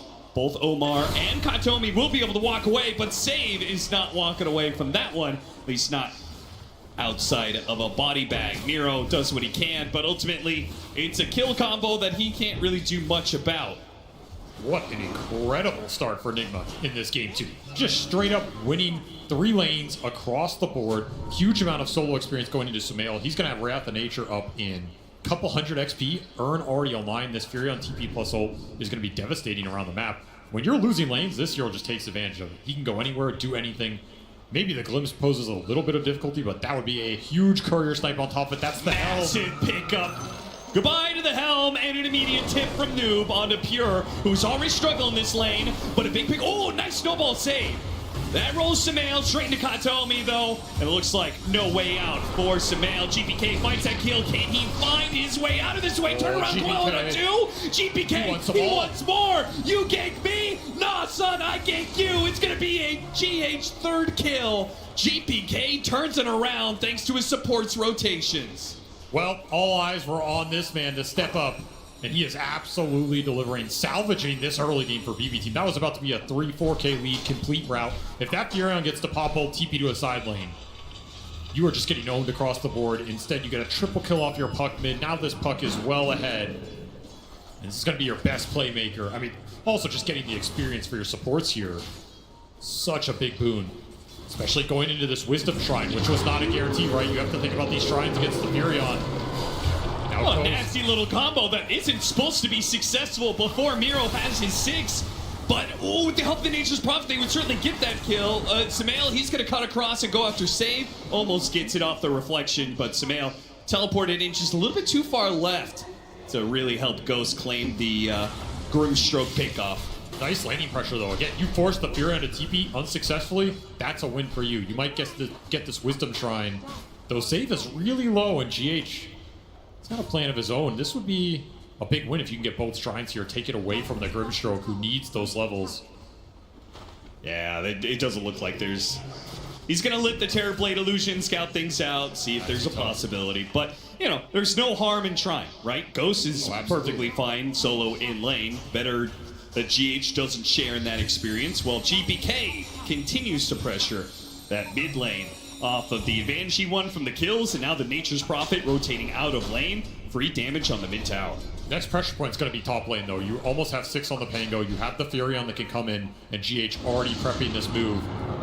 Glimpse back into Pure. The Grimstroke's going to teleport in. The Buck is trying to cut him off. They're going to go for this kill before Noob can hit his level 6. A shield crash, a big one. A giant shield, but now he's been trapped inside the coil alongside 2. A good toss over. That was beautiful. In fact, GPK's in trouble. He's got another orb up in a second, and a phase shift to dodge a little bit of damage, but the Urn is on him. It's taking him away, and he will fall. Nigma Galaxy, they bring the numbers to this one, and BB Team are overwhelmed. 2 kills and a third as they find Katayomi looped around the trees, cut off by the kinetic field, but Sumail, he'll find him for another earn kill. Those charges are refunded right back into Sumail's pocket. And the vessel's flying out. Just when GPK had a good early game, no. Sumail puts you in your place.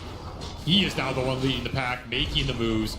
I like the idea from BB Team going on the Pango before 6, but Nigma were already set up. The fact GH is there prevents any sort of aggression. Round 2. Oh, beautiful snowball save!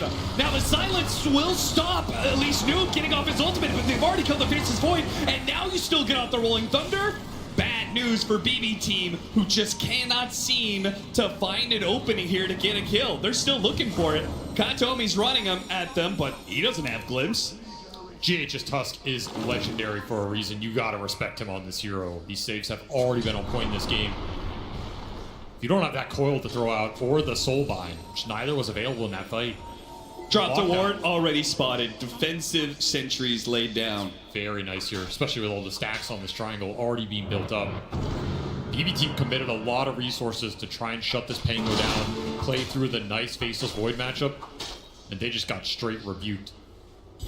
So now you're gonna have to slow this game down. Look for the Soulbind. Look for some presence from the Lycan, who's up till now just been trying to farm to the Helm, but he's the one losing his tower. Ghost just pushing it in, taking it to Miro here. This is looking like a repeat of game one, right?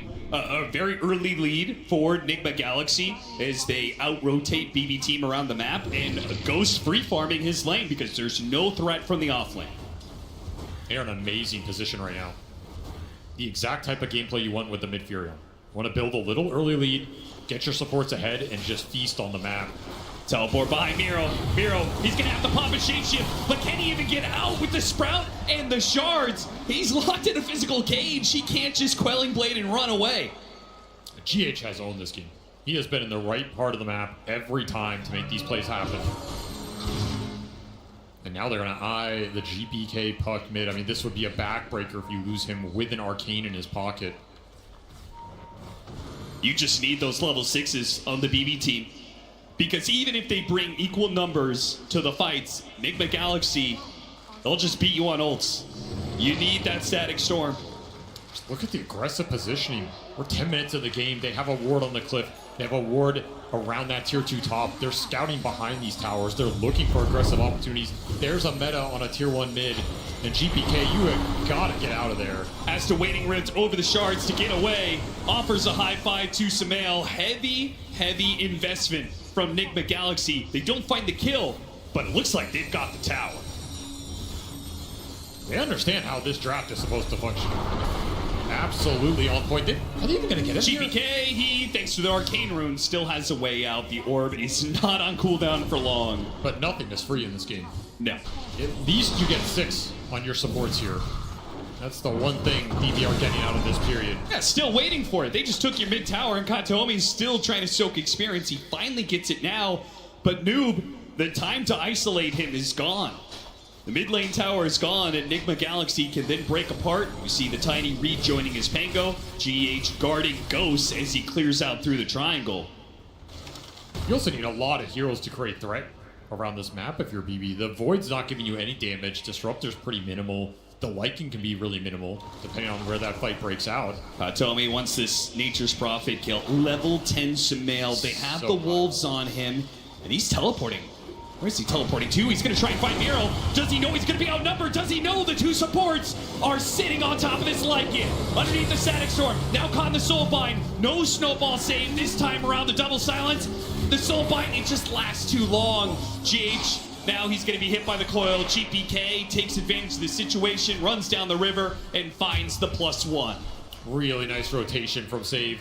Leads the pack, you get a massive Soulbind. Exactly what you want against this Tusk. You want to create a situation where GH can't come in and get those snowballs due to all the roots and the AoE silences you have.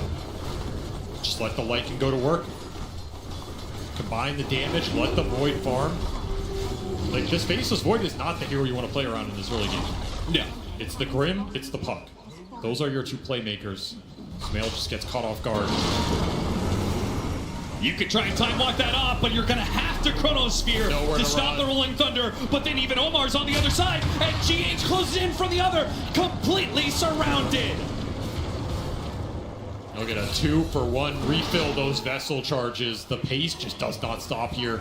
And this is not the pace of game that a Faceless Void wants, especially when the fighting is around his lane.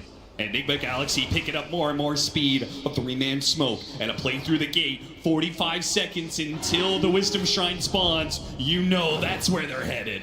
GH absolutely has plans around this spot. Has a ward as well. You could just plant a high ground ward, camp this, potentially bait it out on top of getting it. You always have Furion to back you up. Or just go look for the kills. They are going to look and find Katomi. Turns around, Static Storm does what he can, but Ghost always quick to join his team. And of course, Sambil can teleport in with full confidence that with 4 heroes behind him, no matter how aggressively he's teleporting in, BB Team can't turn it around. What? They've got a Faceless Void. What are you going to do with that? Your best combination's Inkswell Wolf right now. Not enough to win this shrine. More experience advantage for Enigma Galaxy. That's going to be another transformation wasted Or the Lycan. Shapeshifts, I mean, he used it once when he got ganked there, then a second time here trying to respond to all this aggression, but... And they were just all these heroes on the other side of the map. GH is already threatening Pure, and they even got some good damage on him there with the Wrath of Nature. Time Walk being on cooldown. Can't undo that. I mean, I'm sure he's crying on the comms right now. Like, I need something. I need some pressure on the map. I need some space. This is not a playable game for me right now. You just lost all your tier 1s so fast in this game. It's a lot of space for this Sumail Furion to operate on. And Orchid already up. He has absolute solo kill potential on anybody in this game right now. It feels like BB team were sinking into the meta that was developed in the road to TI, right? Very slow games, not really these fast run you over pace, but Enigma Galaxy are showing they're able to buck the trend, and a toss will put a stop to that. No Rolling Thunder needed. Meanwhile, on the other side, a coil does find GH, and he will meet his end on the other side of the map. But are you gonna lose Pure? I mean, maybe.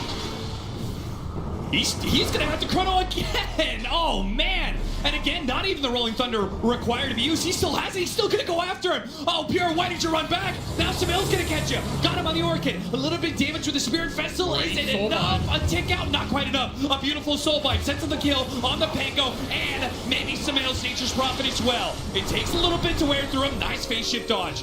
Big damage was coming out from Omar. GPK's life threatened, but he managed to dodge it all. Keeping up with Sambil. Gotta be careful of that Wrath of Nature, though. Could it be big damage? Save. Nice Sunder save. Beautiful setup from Ghost to make sure they do not bleed out a Sambil kill. He is level 12. He is worth a hefty amount when it comes to that experience. Managed to prevent losses there. Enigma Galaxy hold on to a 5k lead. That last stroke from Save was coming through. That Sunder might have been necessary. If stuff is going to go well for BB Team, it's off the back of this Soulbind. I mean, that is the only spell that's really giving them an advantage in the fight and something they can play around. It's been impactful already. Very good against Enigma's heroes. And I mean, that evened out a solid chunk of this lead. Is this going to be yet another defensive phase shift from Miro? Runs right into GH, and now it's a question, can he even survive? The two supports tossing him up in the air. Sambil canceled his teleport, but they still blocked him in with the ice shards. Still got him inside of the Sprout. And a teleport away. Oh, it's just enough heal. And look at the space it created. Another play on Noob. That's true.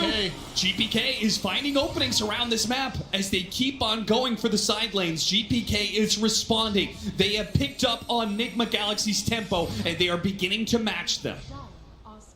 This Puck and Grim are doing so much to salvage this game. If they get another kill here, Big Swell will stop that. GH, he'll fall yet again. These two playmakers, man, you can never count them out. They're incredibly fast players. They're very good at reading the map. The long-term duo GPK and Save, they've been through it. And the thing is, if you even this game out, your 5-on-5 team fight is pretty good. Like, you have a spell casting advantage if the Soulbind and the Chrono land. They're not easy spells for Enigma Galaxy to deal with. That's why you wanted this net worth and item advantage going into that mid game. It's been even out a lot. This Void's now ahead of the Pango, whereas he was almost behind the Tiny. You cannot throw away kills lightly in this game. You have to keep playing around the Furion, look for pickoffs, abuse your lane shove, and not give up big core kills around the map. You got such an early blink on this Omar Tiny. Love to keep skirmishing around that as well. Like, just toss heroes in you. Play for the easy, simple kills. Get Ghost involved. Look for an early Roshan here. Keep getting those power runes. We've got 2 minutes until Tormentor as well. Big objective. Some nice shards in this game.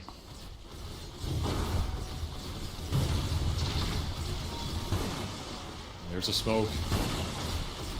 Letting the Tiny lead the charge. Gonna try and find a nice target, just toss him in, combo him down. Oh, Pure, he's on the low ground right now. That would have been a huge catch. You still have a chance, though. They're gonna run into Katomi. Katomi breaks it, blink for blink, though. He thought that was gonna be the play, but Omar has him met.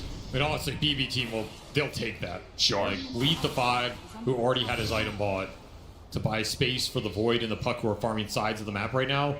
Downside is you might lose a big objective. 4 points in the tag team, straight into the Roshan. Enigma Galaxy are going to try and get something off this smoke play. This feels super efficient, getting that kill and going straight to Roshan, and in a minute's time, Tormentor is going to spawn in the top left. them being in this part of the map feels incredible for them. It's going to be an efficient sequence for them. I mean, all of BB team are farming, so you're not going to gain a lot of net worth off this play, but you're going to get a lot of objective pace out of it. Yeah. And you can turn that into more gold later. You can pressure some tier 2s. You can play more aggressive on the side lanes. You see what Kataomi's up to? They're going to get this Roshan, but I think BB team made the call that if they try and go for Tormentor, they want to take that team fight. They've got Chronosphere. If they can get the wards down, they've got Static Storm. They've got a huge team fight, as you said. An aggressive ward laid out. Waiting. All about that soulbind. Seeing if Enigma Galaxy take the bait. Sambil would be a perfect target for them. They smoke up. They did see him for a brief second there. Now it's a question of reaction. They got a Static Storm on 2, only catching the Tiny inside. It's a valuable target. They do manage to take him out. Ghost is right in the middle of them, though with that Aegis. So they can't turn and focus on this Terrorblade. But can they chase? They go for the Chronosphere on a Sambil. They say ignore that Aegis. Go straight for the big guy. Another Sunder save out from Ghost. And Sambil, not dead yet, turns it back around with an Orchid. Can't finish off Pure either. The timer goes off. Sambil run down by Miro. And he's got a decent amount of damage onto Ghost, who sundered earlier.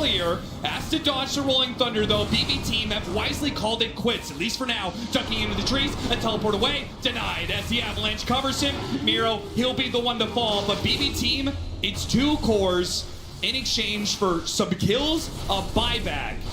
And a very important kill on that Nature's Prophet yet again. Expensive buyback from Omar. Does secure the puck kill, so you can argue it's worth it, but the fact they brought him down at the start of the fight, super valuable. Frees up that fight for GBK, barring the buyback. Eventually pays the price. And man, Sambil just got chunked from those Lycan summons. He took 2,000 damage from Lycan in that fight. Just got whittled down. The Chrono came in at the end. He got sundered and then killed through it again. Shout out to Ghost, though, twice now with the Sunder saves on Sambil. Those are very clutch pickups, especially since that boost of HP, I mean, the Nature's Prophet is tanky, man. It's a hard hero to kill. 17 armor, 2,000 HP. Tough Spark of Courage gives you the bonus armor. Valuable summoners for sure, especially when you have Aegis. They're not going to focus you down anyway. Kind of crazy there was no Soulbind in that fight. Oh, no. Bit forward there. There was Static Storm, but I guess the fear of Sambil rotating in, Kataomi almost getting caught by that. They back away and will give their tier 2 up to Enigma Galaxy. Trying to get something out of this Aegis period. It feels like Pure recovered in this game, though. I mean, this was looking like one of those games he might have just never played Dota in. I mean, if you get that tier 2, but naturally, you're going to break apart afterwards. And look at this pincer move from PB team. This is nasty if it lands. Once again, the deadly duo of GPK and Save. They found an opening, and it's going to be on Nobar. They got a beautiful soul bite. How does Save keep getting this? A snowball goes off, picks it up, and maybe it bails him out as he blinks away. On to Noob's Pango. He's not dead yet. He got a Rolling Thunder. He got a physical hit. We'll finish him off. That's enough. Meanwhile, Miro chasing after Sambil. Trapped inside the Sprout, makes a run for it. A glimpse back. But Miro, he really can't stand up toe-to-toe. But the other two, the Mobile Heroes, another Thunder, another attempted save. But this time it's not good enough. But it got off the Orchid onto Pure. A trade of mid for carry, and an Aegis now as Ghost brought low by his own Sunder. Does he have the survivability to get out on this second line for his GH? Is he going to be left behind? Ghost's trying to help him out. GPK and all their mobility, they just keep on swarming in and out of the fight, hounding after Enigma Galaxy. He wants GH here. And they've got the glimpse back to do it. Ghost will have to give up the chase. He'll go back to farm. GH will create what little space he can. BB team, they lost their carry, but another time that they're able to stand toe-to-toe against Enigma Galaxy's early game. I mean, look at the puck damage. It is all GPK in this exchange. What an angle, too. Him and Save from the back, not a move Enigma expected. They kind of bailed out that link with another very clutch snowball, splitting it up. Noob almost survives, dies to the last right click from GPK. That is such a close fight. It was. Did him no favors that the Sunder save was a lot less effective because they were both low HP. Yes.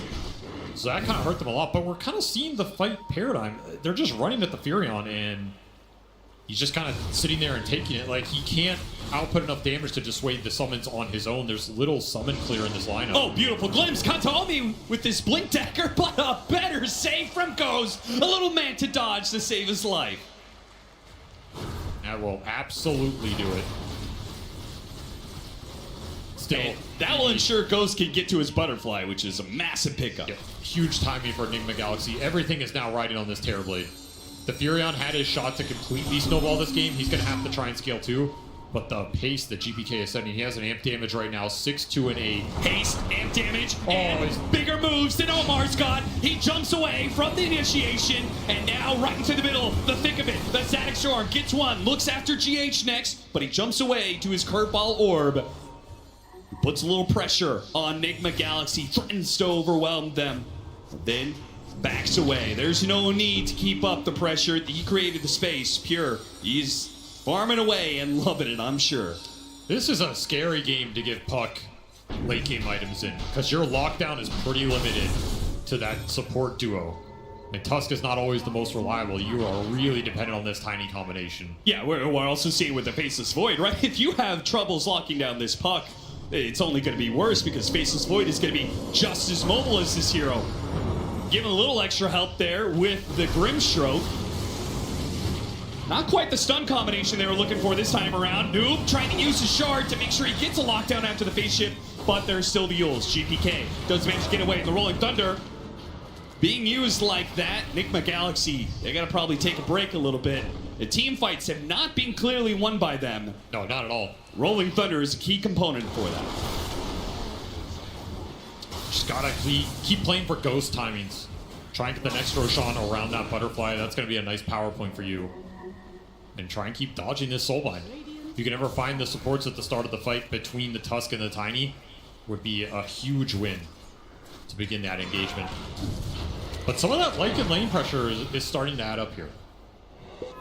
We don't even have the shard out yet, so it can get better. Oh yeah, that's good point. In terms of stalling this game. Do you feel like the Nullifier is such a crucial pickup that it's more important than the side lane pressure that comes from the shard?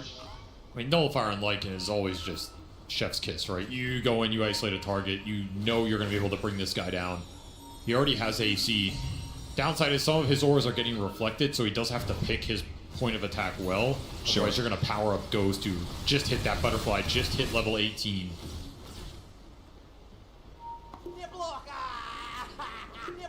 But the Lycan doesn't have to be the first one in. I think for BB that's ideal.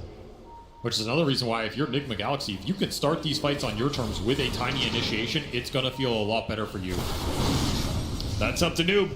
He's got to get that Rolling Thunder Blink Dagger initiation. They can't afford to be picked off underneath their tower like this.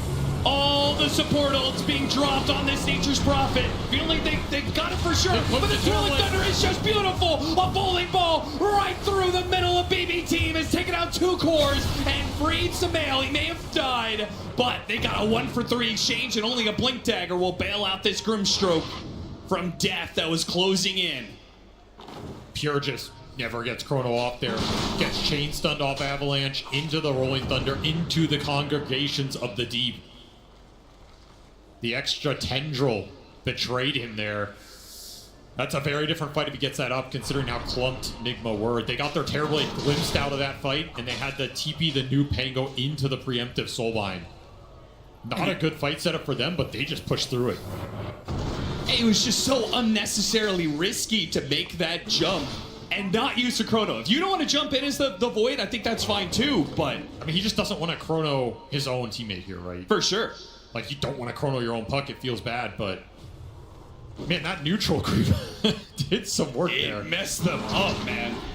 Fortunately, Miro was there to finish it off, but that was almost 3 for nothing. Enigma Galaxy, they'll claw back a bit of a lead. 2,000 net worth lead for them, 28 minutes. And another Tormentor's coming. Another Roshan is going to be available. Big objectives. Just have to keep scaling your 2 top net worth heroes here and hope it's enough to win the fights around Roshan. Will it be enough to win the fights 10 minutes from now? That's a very different story. You gotta play with what's in front of you here and just gear up to power up this Terrorblade. Make Ghost as strong as possible. The saves need to go into him. You need to make sure that the lockdown is centered around this Terrorblade in the fight as well. He is the majority of your damage because the Pango... Oh, they've got a good high ground ward. These two are walking straight into it. Omar's going to TP away, but Noob, not as lucky. He's going to be trapped inside of a static storm. No saves available here. His courier does manage to get away. Such a tough Pango game. If you get jumped by a static storm or coil, you're probably dead. If you play on the backside of the fight and go in later, you're probably getting soulbound or chronoed. There's a time dilation in the middle of that for you. I mean, I do not envy Noob's position here. Yeah, particularly since he's not a hero that could just be thrown away, right? His disables are so key to the Terrorblade and the Nature's Prophet to do damage in these fights. They need his lockdown. They're going to need his damage as this game scales.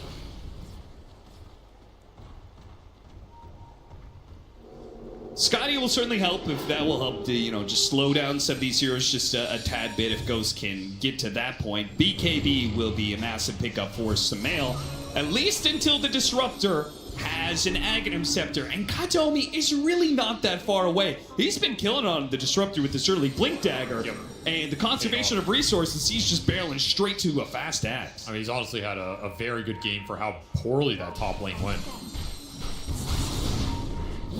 This game is dead even. It's another game. They're within like 200 XP of each other. I don't know how these teams keep doing. One team fight could break things open. BKBs are wanted on both sides of the table here. The Nature's Prophet and the Faceless Void are so close to it. It doesn't feel equal though, Avery. Feels like that Faceless Void BKB is a little bit more powerful. It's a little better here, especially when you have nothing to go through it except that punch, which pretty hard to burst this guy down in a single punch. Yeah. Fury on BKB could be really influential though. If Sambil can, TP, if he finds one of these supports at the start of the fight, can pick his point and just take one of them out, could be huge. If he gets jumped first, all that goes out the window.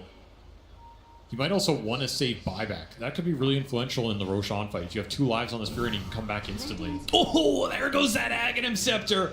Pure spotted that one. Worth the Observer Ward, as I'm sure Enigma Galaxy know that it's warded up there, but they can't afford to worry about the other side of the map. They're focusing on controlling Roshan. Smoke on both sides. I mean, that's a stalemate. That's a 4,000 net worth courier right there. How do you start the fight if you're Enigma Galaxy? That's what you're thinking right now. They would love for someone to wander in and you just toss them back, but that is not going to happen when you have Wolves to scout. And if you're BB team, time is on your side, right? You don't have to force anything here. Oh yeah, Pure is telling the team, yo, good job. I'm back in the game. I'm farmed up. I have BKB. I'm just going to continue to scale from here on out. I'm a big problem for them. No pressure on us. Enigma Galaxy can start working the map. That's always the advantage of a Nature's Prophet, as he runs down lanes with Treants and Mjolnir. Do Enigma have a gem? They don't have one yet. So they're pretty reliant on playing around these sentries with the wolf scouting.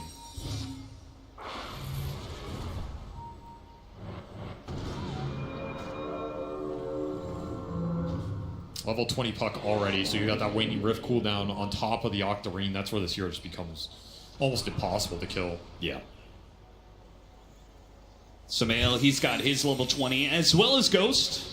A little bit of extra Conjure Image duration to help with the map pressure. I mean, Enigma Galaxy, yes, they would like this Roshan to happen faster, but they also have the tide where the Nature's Prophet and the Terrorblade Illusions can push in these side lanes and start forcing BB team to break apart a little bit. And maybe that presents an opening. I do feel like we've seen Enigma get in this position a lot, though, where they're just kind of waiting outside Roche, waiting for an opportunity as if they're unsure of what the correct play is. They don't want to aggressively smoke into BB, but the problem with waiting is it's at a loss. Like, BB are farming more of the map. They're eventually going to get some lanes in. Pure is just showing top right now. And this is normally information you're using to make some decision. You're either going to smoke off this, you're going to force the Roshan, you're going to try and go to their high ground and D-ward or something. Letting him get away with this, it just feels like too much wiggle room. He was just level 18. Now he's got that crucial level 20 talent, where all of a sudden the Faceless Void has a massive damage upgrade inside Chronosphere. He's gotten so much out of these last few minutes. His damage has gone up considerably. He's halfway to MKB now. Enigma Galaxy, I mean, just at this point in time, you haven't forced anything for the last couple minutes. maybe you just wait it out for Roshan to go to the other side, because it's still a minute away, and then it goes up to the top side of the map, and you have that Radeon outpost to play with. It feels like they're also just out of smokes. I mean, look at They BBT, just man. bought They're one. just like, we're all over the map. We've left. They have no intention of grouping up here. This is what I'm saying. The lead is just going BB's way. We left the creep inside of the Roshan pit. We know you're not doing it, but if you want to try, go for it. You have to make a play call here. You just bought the smoke, and it just came up. Insta pop. They've decided to go for it. There's a power rune top. Not a Brother, bad they're one. doing Tormentor right now. This is just flat out unacceptable. That's the Lycan shard, too. We'll take that every day of the week. All right, I mean, if doesn't have to buy it. Can you end up... I don't think you can end up smoking to this corner of the map. They might try and look for someone who's farming their way back, but yeah, they just full U-turn. BKB, level 20, Faceless Void, BKB on the Lycan. Now he's got a shard. Now you've got Aghanim Scepter on the Disruptor. It feels like there's just crucial items flowing in for BB Team. Enigma Galaxy, maybe they find a massive opening though. It was all worth the wait if they can kill this Disruptor and then do more with it. It can't just be a pickoff. It's got to be taking this fight to Roche and seeing what BB Team do. I'll be honest, I've seen some crazy smokes in my time. That might have been the craziest one that somehow ended up working. They did an entire map cross into another half map cross into randomly run into the 5. And look at here again, on the opposite side of Roshan saying, go ahead, if you want Roche, you can take it. And Enigma Galaxy will oblige. But do BB want to give it up here? They just got Plasma on Puck, they have BKB on the Lycan. This is a fight they can take, especially with Chrono around the pit. And once more, Enigma Galaxy hesitating on this play, right? Not making a 100% call to go for Roche. They'd rather take the fight. This could be correct, but it feels like this Roche has been in the making for 5 minutes now. Yeah, Pure joins his team in this smoke, and now the Disruptor is back into play. Look for the tiny jump. It means so much for Enigma Galaxy here. What does he got to get? He's got to find something, either Disruptor or They see this target. Disruptor, they're after him. They've got the lane ward to be able to spot him out. They know he's on the edges here, but can they get to him? A Rolling Thunder trying to chase him down, and Faceless Void. They will lock down the Nature's Prophet short, but you already lost your Disruptor. It's going to be crucial heroes dead on both sides for the team fight. Puck, maybe he can get away off this blink, manage to get a coil onto GH. He wants to deal with these safe supports, and Pure, he can help him out with the damage. They got to bounce away from Ghost. They're just kiting him out right now. They know the control is gone. Yeah, no Rolling Thunder, and now the buybacks on the supports. BB Team, they just back away. They call it quits. Gotta respect the Terrorblade. His damage hurts, though.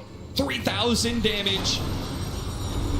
Up on a single hero, and look at GPK, he's still bouncing in and out right on top of Enigma Galaxy. They don't know what to do about it. They can't do anything about it. Double support buyback, you still can't find this Puck, and your meta's about to wear out. So do you have the confidence to go for Roche here with the ultis on cooldown?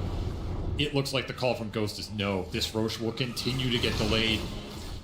And that pretty much guarantees that there's going to be another fight with another Chronosphere. Yep. Similar timings here on the cooldowns of both Metamorphosis and Chronosphere.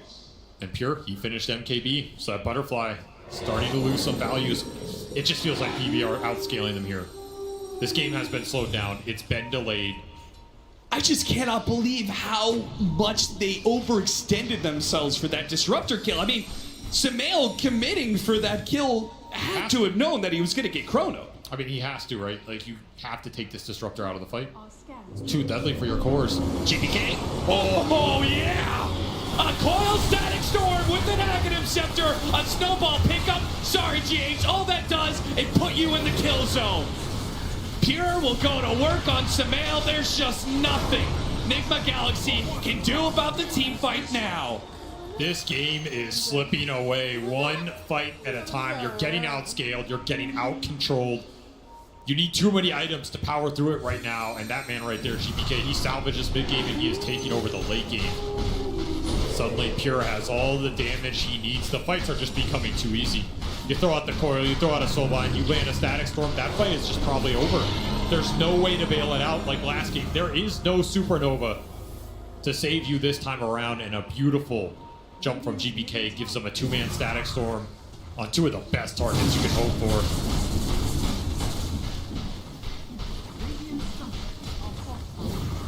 And you said it. It's a hard game at some point in time to deal with this Faceless Void, to deal with the Puck and all the mobility they have. It's also not a great game now for the GH saves. right? If that means he's still going to be locked inside of Static Storm and he goes in for the snowball, then you can't make the same kind of miracle plays that he did with the Supernova saves from game 1. No, it's just not in the cards. I mean, you can get BKB on Tusk. You know, Blink BKB, you can go that route, but it is not the utility route he went this game. Does not have the gold for it. It's a long way away. This is a huge window for BB to try and just end this game, especially pushing towards these 25 talents. You have Backtrack coming. You just got Coil Pierce's debuff immunity. I mean, this lineup scale is just insane. And of course, Save, he eventually got to Dark Portrait in this game. That is another spell you have to worry about. You give up a big link with this Terrorblade on top, you're going to be playing against a very strong Terrorblade illusion. Scotty, also big increase in survivability for this Faceless Void. It seems impossible for them to be able to burst him down now. Yeah, the items are just rolling in. This is BB's game to take right here if they don't botch some sort of terrible high ground. Hex on Sumail gives you a little bit of hope. This means you can go in and try and take out the Puck or the Void. This is some of the control that they have lacked for a lot of this game. That means if you go in, you pop BKBs early, you ignore Static Storm, you have a chance to burst down one of these big targets with Chain Stun between the Hex and the Tiny. That's what you have to look for here.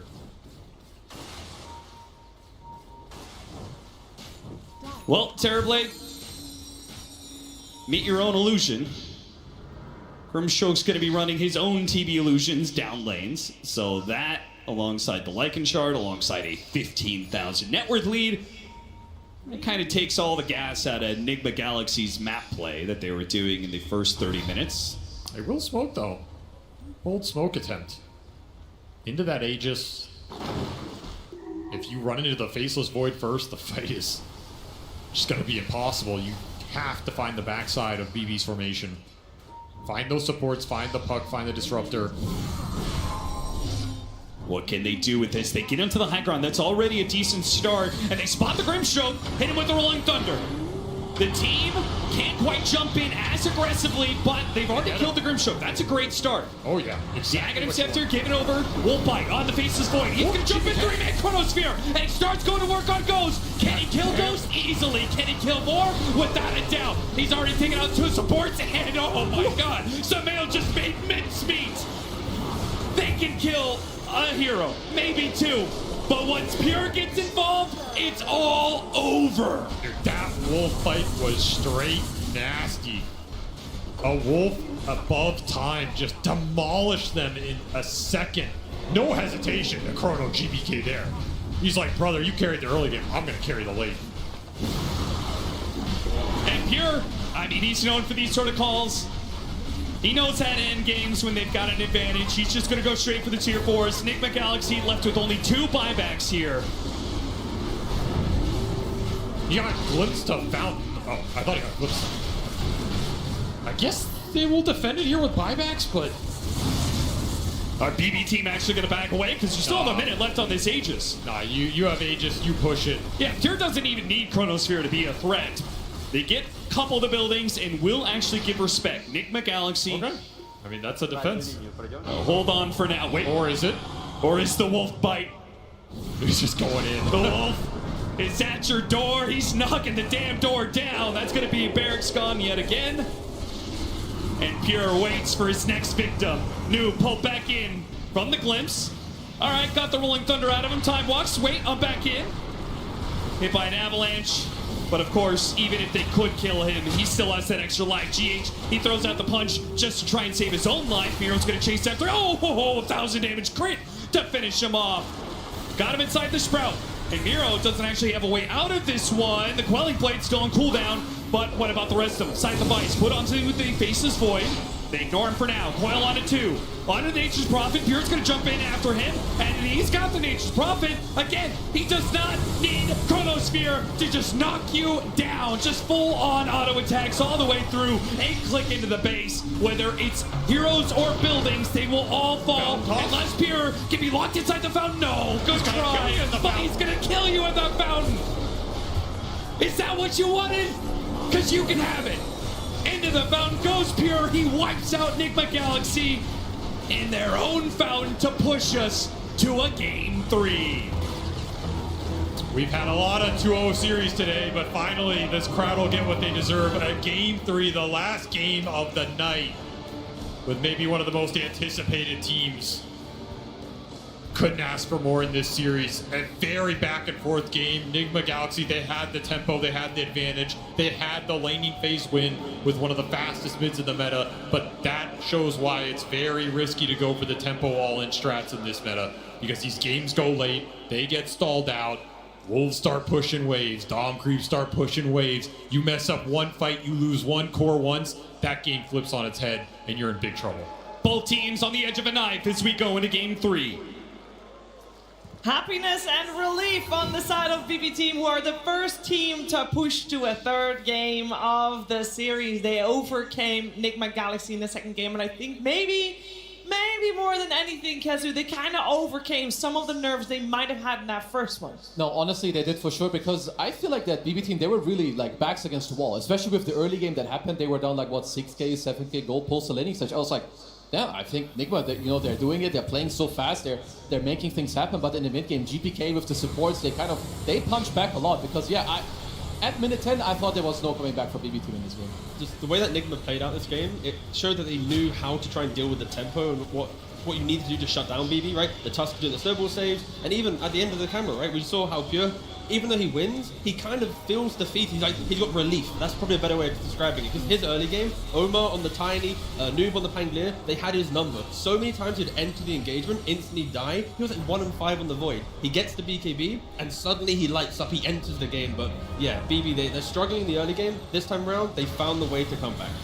Yeah, this is where BB just really uses the elusiveness of the puck and Lycan's strength in wave shove, and they just made space. That is what Pure needed this game. That's what he needed last game too on the Land Druid. But this time around, he is a Faceless Void. He's going to outscale pretty much everybody, and he's going to give them the solutions that they need to win. They just needed to get him there, and that they did. There's also like one point, I think it was a couple minutes ago in this game from the highlight we're seeing now. Nigma still had an okay position, and I think Pure was looking to get like a BKB, but then maybe also an MKB. And he got both those timings without anything really happening from the Nigma side. I think there's a lot of pressure coming to you, especially when you look at BB Team's lineup, you know you are on a clock with the own draft you have. You know that it's coming in a couple minutes, you need to make something happen, you don't find it, it starts creeping up, and I think it showed a lot in their gameplay towards the end. I mean, their draft was very heavy on pickoff, very heavy on like snowballing from lanes, maybe running together early, getting that first Aegis, trying to run them down, but they did not have the team fight to punch back into BB Team's team fight. Like we saw in that highlight just now, when they were dropping Static Storm on the Terrorblade, there really wasn't counterplay. It's not something that a snowball can save you from.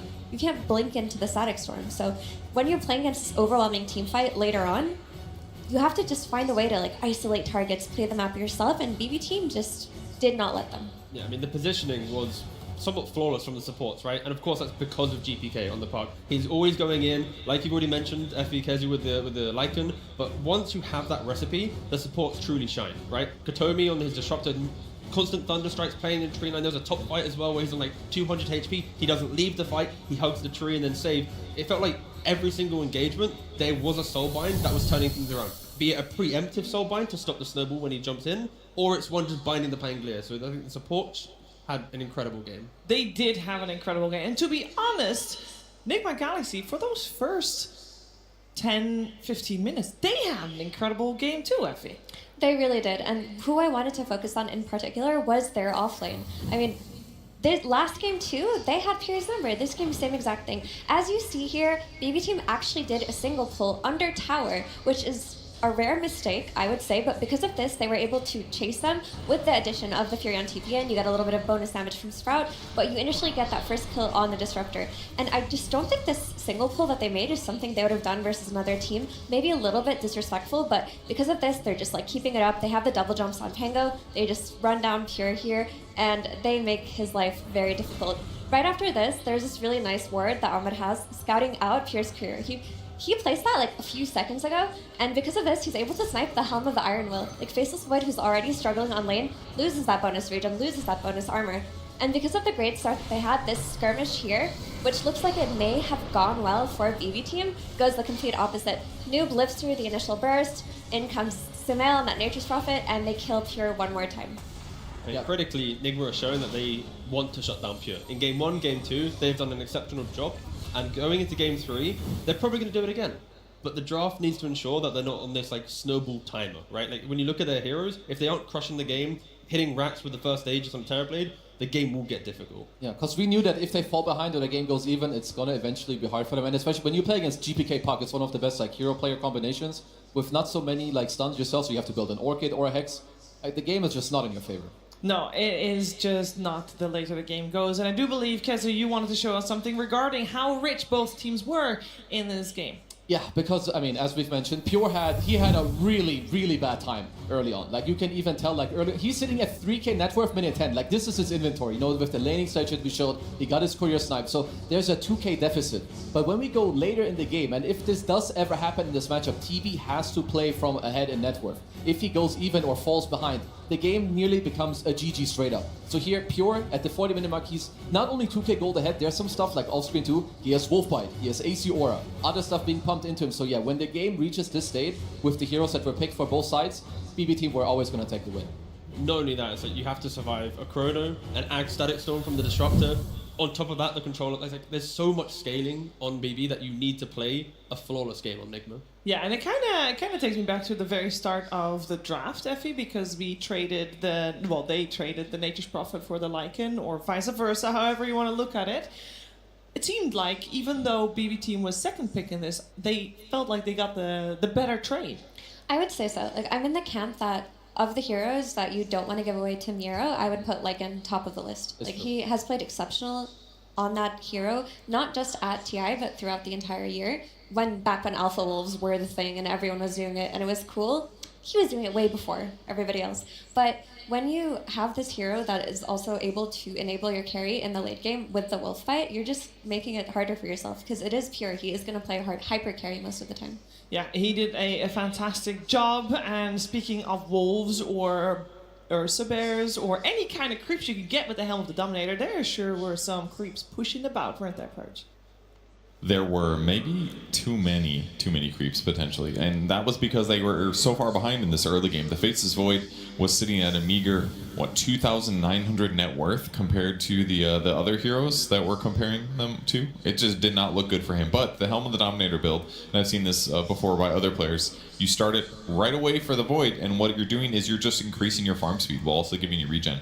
And they really needed to get that net worth because the pressure on the map was gigantic. They were just getting kills all over the place. We saw this gank already, but this is the dive under the tower. They did Chronosphere defensively. He still ends up dying anyways. Just a lot of bad situations for BB team. So what they needed to do was just push out side lanes. And this is one of the ways they did it. They basically just use their summons and they throw them down lanes. And there was a very crucial skill actually that we saw at the start of this. It's Howl here. This is a global minus armor ability. So all of the creeps that are being hit by these summons have less survivability. So it makes their summons farm faster and it pushes the waves. That means these waves are away from their towers and it's buying them time to hit creeps. And if they buy Helm of Dominator and their opponents don't, and their opponents can't get enough kills or can't pressure towers, that means they just get more and more net worth, which is what they're doing. They're sending these creeps across the map. They're sometimes tanking camps. They're howling off cooldown to push towers, and it's forcing the NGX players to rotate and try to kill them. And if they try to kill those summons, they just use the Helm again on a new creep. That means all the time they spent moving over there doesn't actually accomplish anything. So they again push out summons with these ancient creeps. They damage the towers. They auto attack creep waves. They don't even have to be there. Oh, you almost killed that one? Well, actually he did get that one, but then they resummon again with the final creep. So just very, very obnoxious play. I dare say a little cheesy because they're getting lots of farm on the map. It eventually wins them the game because they had such good late game heroes, but ultimately really bad laning stage. But I think this is all just part of the plan. Thank you very much, Purge. It was part of the plan. It was a good plan, and it makes me wonder, why did the teams ignore Lycan in the first draft? They didn't completely ignore it. We saw it banned in the overall last phase of bans, but it felt very strong. Kezu, where do you go with this game number 3 that we have coming up? I think if you're Nigma, you want to try to do something similar, like play aggressive, because you can see it works, but maybe you don't have to like first pick a Nature's Prophet or like maybe like all in this stuff. Like keep your scale, keep like the fact that the game is still simple for you. Like play aggressive, but have like a backup of I can scale on this guy, we have stuns here, we can go together. Just play the normal Nigma stuff, keep it cool, and they can still be happy with what they've done so far. I mean, they fell into a classic drafting trap. A hero is always banned against you. You finally get access to it. You instantly pick it up, and then you kind of have to draft something that you never really draft, right? So I feel like coming into this game, they're not going to fall into that trap because maybe they ignore Nature's Prophet. Maybe they just go, okay, you know what? We can't really play this hero against them. Or if they do pick it, it just goes into carry and they find solutions elsewhere. But I think they just fell for a trap.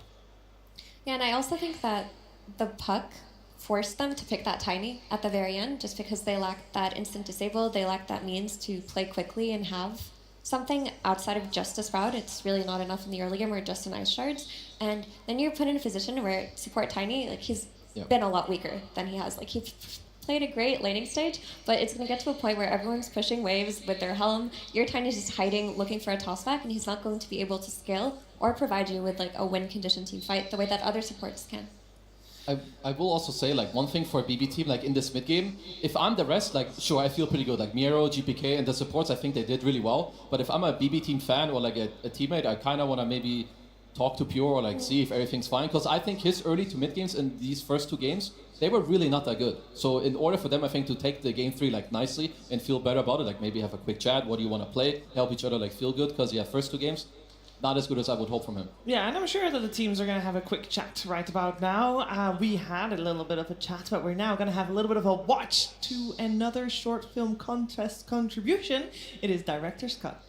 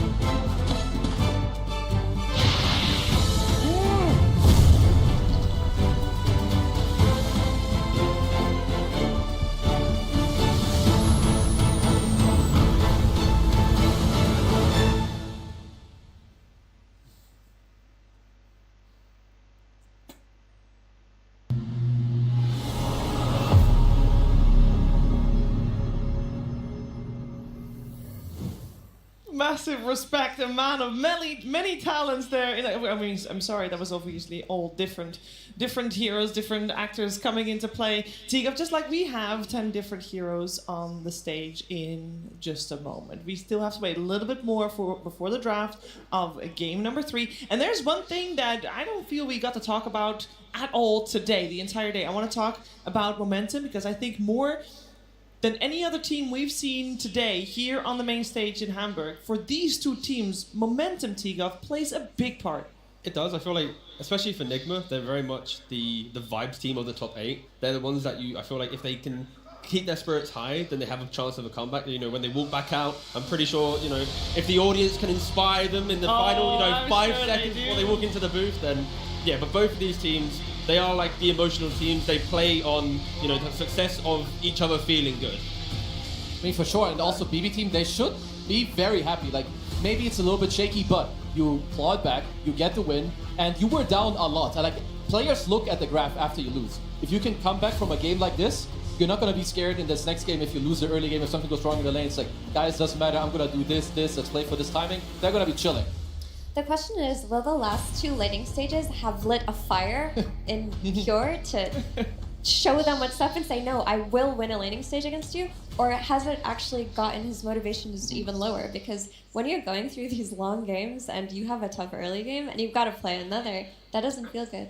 I do feel like Pure said he's very confident in himself. So this is one of the times where I think maybe overconfidence is even good. So you don't like judge your own abilities. Like whatever, you know, like I was low HP, you pulled. It's okay. It happens next time. Let's talk to each other. I'm expecting a more stable game. I think my only concern for them is normally in this adjustment, you say, okay, give him more priority in the draft. Don't pick him blind and then don't enable Nigma to counter. But he's been counter-picking Noob in game 1 and game 2, right? He saw what he was playing into the off lane, he picked his carry, and then loses the lane. I think that's what kind of compounds to feel worse after you win the game 2, and he has that frustration. It's because he's had the information, he's had everything. So coming into game 3, I fully agree. They need to have had a chat on how to make him feel better, because even if he loses his lane, he can't feel defeated. He needs to have that spirit of game 2 to bring that comeback potential.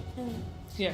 I mean, there's also another approach they could take if they want to give him a break a little bit, is that they could just choose to fully enable GPK and give him like a carry from mid type of hero. Like we've seen invokers at this tournament do well. He's one of the best invokers in the entire world.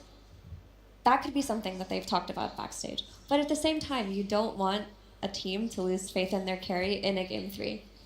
And then I want to also talk about Nigma Galaxy's road to victory here in game 3. All 3 games, we talked about it, they do well in the laning stage. But even Kezu in game 1, where they did manage to take it in the end, it took a long time to close out the game. How will they manage to make it more cohesive and basically win that laning stage, as they have done, but also transition that into victory faster? The most simple way, I think, to put it is to make sure that they understand what they're either waiting for or playing for, so that you do it together. It's like, okay, we're gonna get Aegis, then we're doing this. Okay, guys, I'm 1,000 gold from BKB. Let me get this. We're gonna take these last outer towers when we team fight. We're gonna do this, because they're doing really well early on. I think they're doing all the right steps, but then something is lost in between. Like they skip one step. I think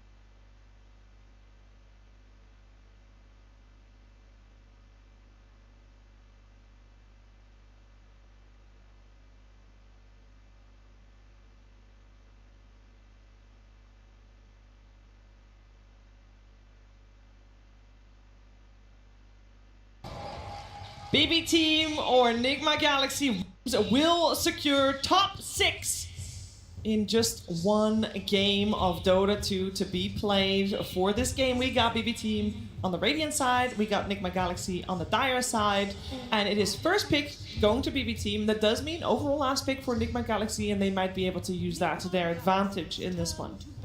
And it's I believe in this series, the second pick team has won. Yes. In both the last 2 games, so at least for now, Nigma should feel pretty okay with that. Also gives you a bonus ban, so yeah, as we kind of wanted, take out the Miro Lycan. Don't want to play against that one more time. I'm just thinking about what T mentioned about what he wants to see coming out of Noob, and the heroes that you can rally behind from the offlane that are always contested are going to be the Lycan and the Beast, but there's also the Undying that's fallen off today. We haven't seen much of it. We've seen it go ignored in a lot of the drafts.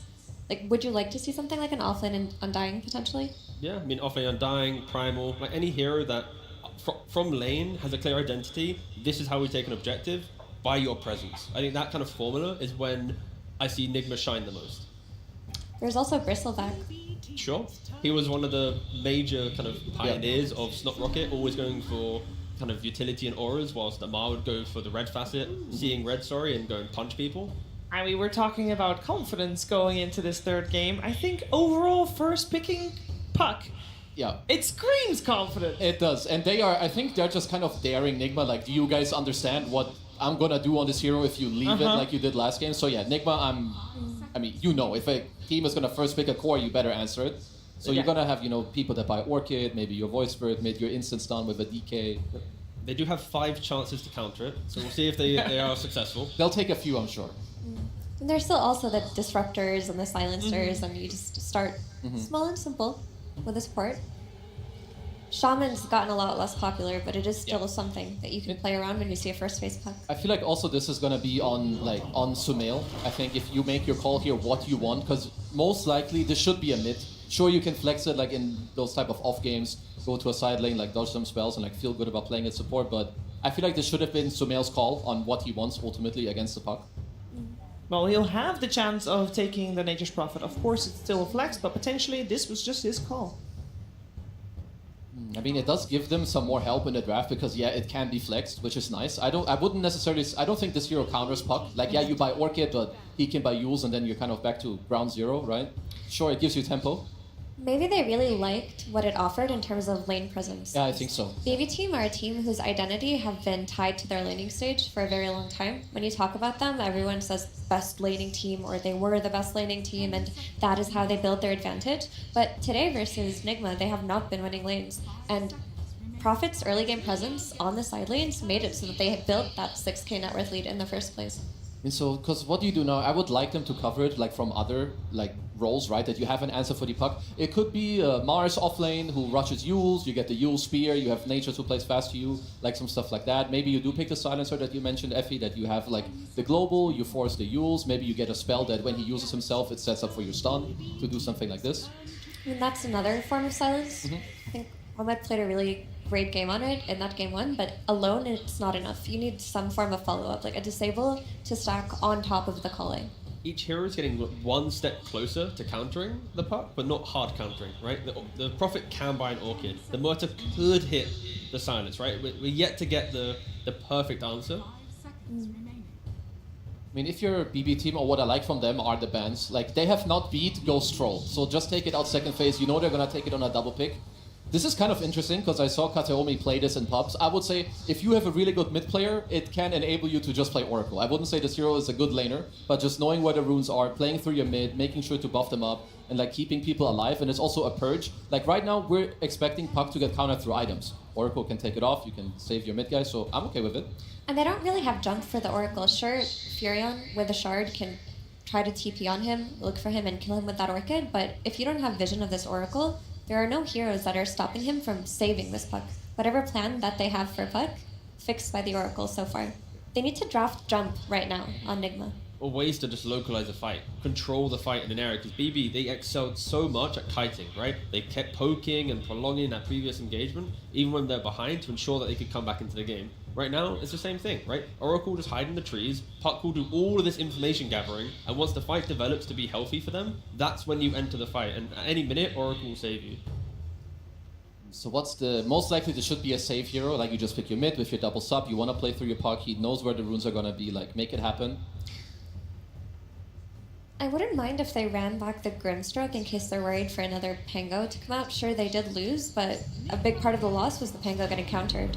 So Grim does come out. I think you do have to keep that in mind, because if you don't pick it here, it'll be taken away. But with this Grimstroke, you need to also have a hero that enables. It's not going to incel the Puck or the Oracle. So, you know, just a classic stun hero from Miro, Centaur or something would be fine. Yeah. Even if they don't pick it, Soulbind alone is kind of conceptually broken enough that the hero is fine to be picked without any assistance. But now you definitely don't look at that Pango again. No, please, yeah, don't. Get your jump some other way, and their jump will be the Mars here with that Blink Arena. I mean, I like this for multiple reasons. First of all, you can go the use route if you want. Also, you can take the fast set where people don't see inside of the arena. Oracle and Grim it becomes impossible for you to save unless you have something cool happening to grant you the vision in the arena. And the good thing with the Tusk pickup, they're keeping the Nature's Prophet able to go carry in mid, because Tusk Nature's Prophet, strong lane that can go into most of the offlane combos, right? So if Sumo sees it's mid, he can take it. If Ghost wants to take it, like it's not as if it's a weak flex now. It's a very strong flex, and they get to utilize the last pick in the draft really nicely. And so let's see. If you're a BB Team, I feel like you have a couple options. You could pick Miro's offlaner that pushes the Prophet into mid, because I feel like, sure, it allows Nigma to do what they want, but in my opinion, it helps my Puck play his game, because there won't be a new Sumail pick. So you pick an offlane stun with Miro, that's good with Grim. What happened to Dawnbreaker? Like, 3 weeks ago, even in early road, we'd be talking about Dawnbreaker here. Its win rate has been pretty bad, I think.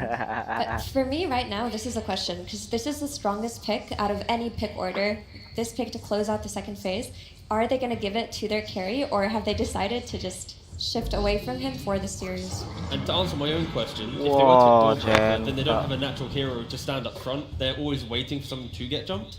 Hence why it's probably not going to You go in. No, you go in. Yeah, like, exactly. No one wants and to then Pure will have to play that hero. So I can see why they're not going Dawnbreaker, because Pure will be forced into a frontline in carry. Correct. Of course, Centaur happily able to frontline with auras and stampede. Sure, Arena's going to mitigate the stampede, but in Carry-nya regards to play, siapa nih? you are Midnya going to be keeping your siapa? sports What? alive. I mean, nice and easy, right? You get the good Inkswell combo that they were looking for. A nice way to win the lane. Sure, there's Arena versus Stampede later on, but you're not really picking the Centaur for Stampede here, just for stability. And later on, potentially an extra save with the cart. Always fun. Let's see. So BB team have to pick out of phase, which will be, of course, it will be Pure's hero. You're not. I mean, he's not laning with the strongest laner in Oracle, so it's not. Maybe there's a couple heroes he would like that he's like, never mind, we can't do it. I think like anything. Oh, wait, Monkey's first phase. That's it. Okay. Is Centaur enough to sway the Nature's Prophet away from the safe lane, or you're still fine with it? I think Nature's Prophet is fine carry with the Tusk, who can actually kill the Centaur in certain situations, and then you give Sumo all the information to find the perfect mid pit. But they just take away some of Pure's staples, the Void and the Ursa. Of course, in the first phase, they took away the Monkey King.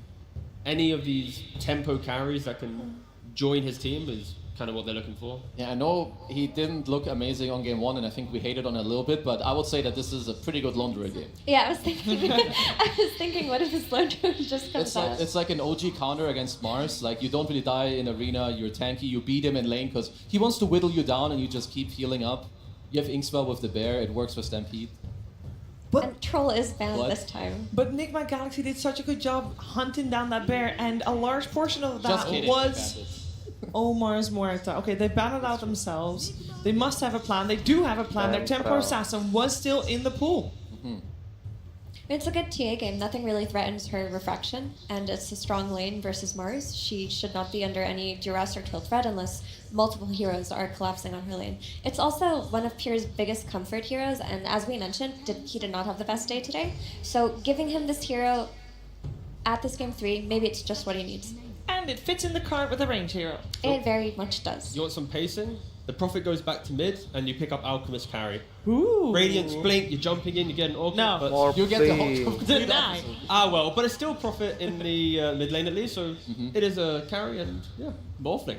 Cool. Repositioning, not repositioning, but he can reposition himself, there we go, better way of wording it, to always find a hero. If Grim or Oracle show themselves for a second, then a Tusk can jump you, the Morph can jump.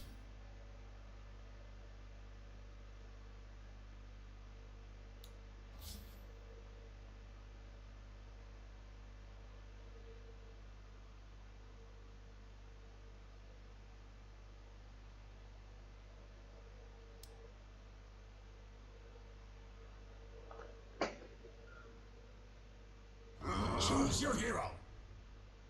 He can reposition himself, there we go, better way of wording it, to always find a hero. If Grim or Oracle show themselves for a second, then a Tusk can jump you, the Morph can jump you. They have ways to actually find heroes and kill them. They're not going to be kited like they were in the last game. Between Phantom's Embrace and Puck's Silence and TA's Traps, though, they can hit a nice timing where it's going to be really hard to play this Morphling if you don't have a BKB. And it'll be a while before Morph gets to that point.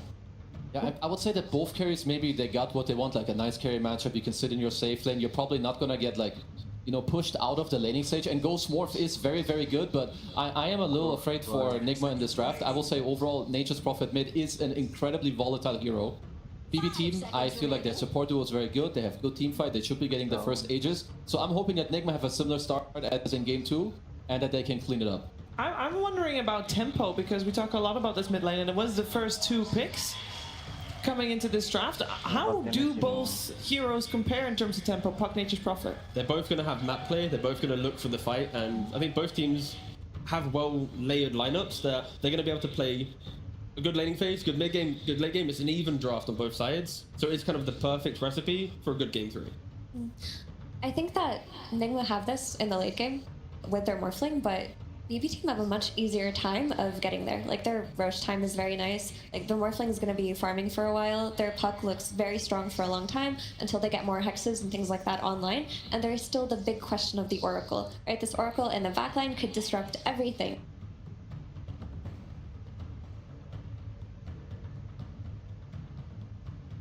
If the target you're jumping on as Nigma gets saved. Yeah, for me, like Nigma, I'm just looking at a repeat of game 2. Like Sambil in the mid lane, be aggressive, go to the off lane. Hope that Omar and Noob have a good time in this lane because they need that. Allow Ghost to play in the safe lane. Let him be alone. Let him play a Morphling game. Get towards your Vlads, Manta, chill it out. Other people have a time because VB team, I just really like what they have going. Okay, let's see who is going to secure themselves top 6 here in Hamburg. We are heading up to our commentary duo of Cap and SVG to find out what's gonna happen. It's time to get down to business. Game 3 at the International is where teams are truly tested. Isn't that right, Avery? Well, other than the lower bracket. You know, because Enigma Galaxy. No. You really just had to kill that intro, huh? Thank you for the most awkward introduction to TI that I've been in like 10 years. Welcome everybody to Enigma Galaxy versus BB Team Game 3. No lower bracket. Neither one of these teams want to be there. They want to stay in the upper bracket, particularly since the history of teams and that lower bracket final. I mean, I've talked to a lot of teams lately, and they've just been like, yeah, trying to bounce back from the lower bracket at TI is hard. It's even harder if you're here to win. And that's what both of these teams are here for. Both of these teams have been searching for an Aegis lift in quite some time. And we're going to start off this game 3 with a very awkward proposition here. Enigma Galaxy thought they were looking for a first blood. Instead, they have been split apart into 2. Outnumbered. Noob being run down around the map. But BB Team, I guess they don't really have the way to be able to kill him and get it done quickly. They still have to worry about batting rings. Huh? No harm, no foul. Both teams looking for some early aggression. Don't find it, but, you know, you get to back off here. I think this looks like a high level of execution necessary for Enigma Galaxy to win the fights. Because you look at this BB lineup, and man, it has everything.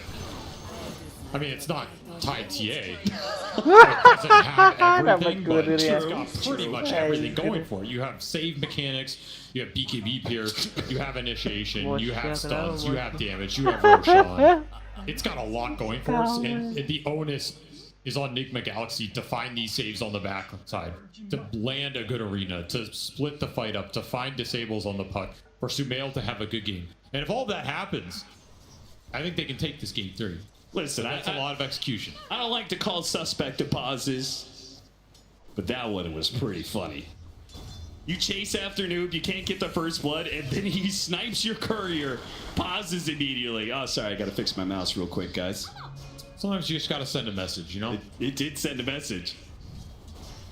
All right, laning phase-wise, we saw that Enigma Galaxy, both Game 1 and Game 2, were able to get a lot done in some of this early game. I feel like BB Team had cooked up a better idea into Game 2, gave themselves a better chance at not being run over, and they did manage to push it late game, where that was definitely where their draft was enabled.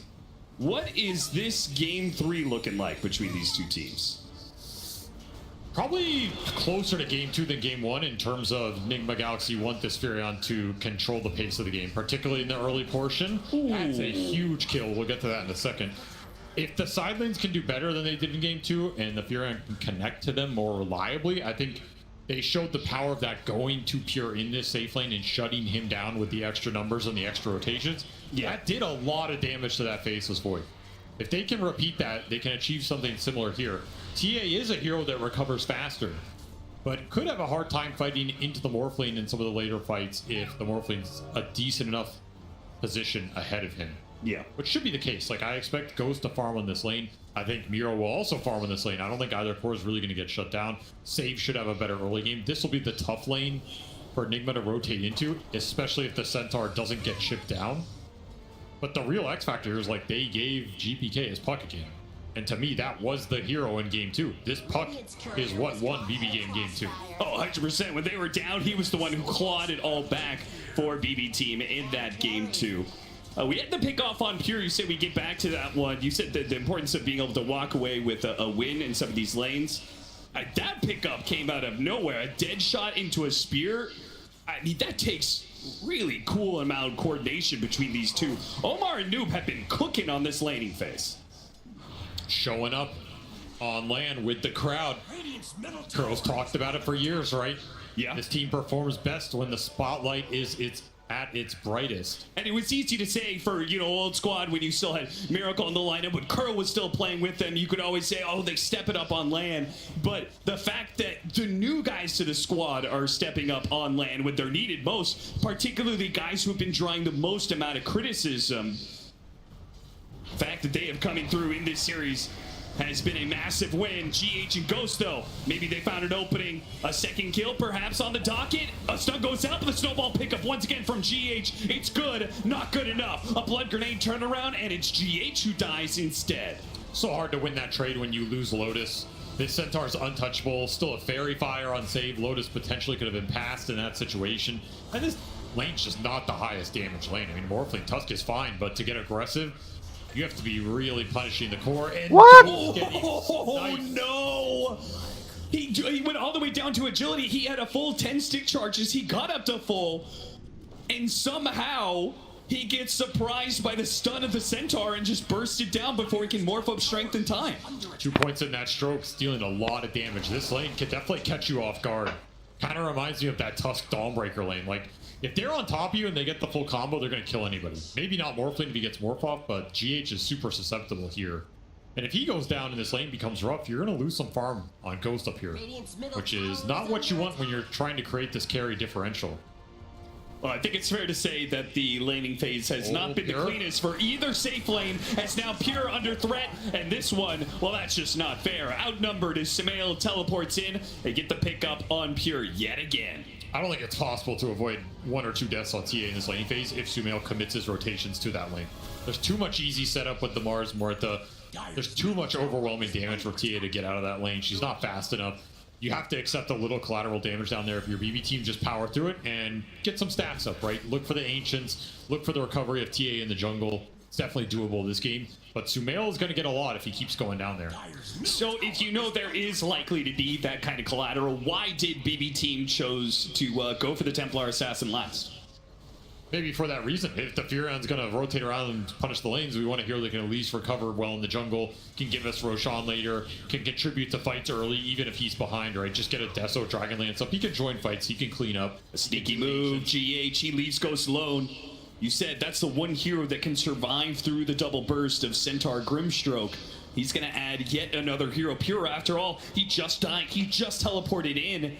If they could catch him with a 3-man again, Pure trying to be safe, but he got dead shotted. A beautiful position out from Omar, and now Pure desperately needs help. A spear that wins, but still with Sambil adding a 4th hero to the mix, they are simply outnumbered. Good snowball pickup from GH, and tries to get it with Inkswell, does manage to get it, but still, what a massive win. Nigma Galaxy, now it's going to be Pure doing a walk of shame perhaps. Nope, his TP scroll is going to be back up in 5 seconds, but taking him off the laning face a 3rd time in a row, that is rough. He just wants levels right now. Just wants to be left alone to get some experience. Even the CS isn't as important as him getting the experience up off this laning phase. He invested in Raindrop, Wand, Fairy Fires, everything to try and survive that gank. He knew it was coming.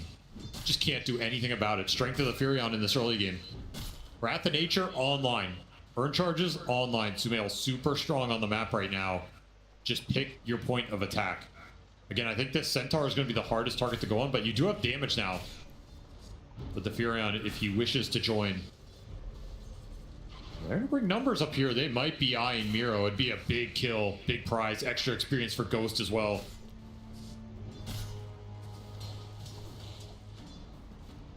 Got Tomi trying to match GH in this.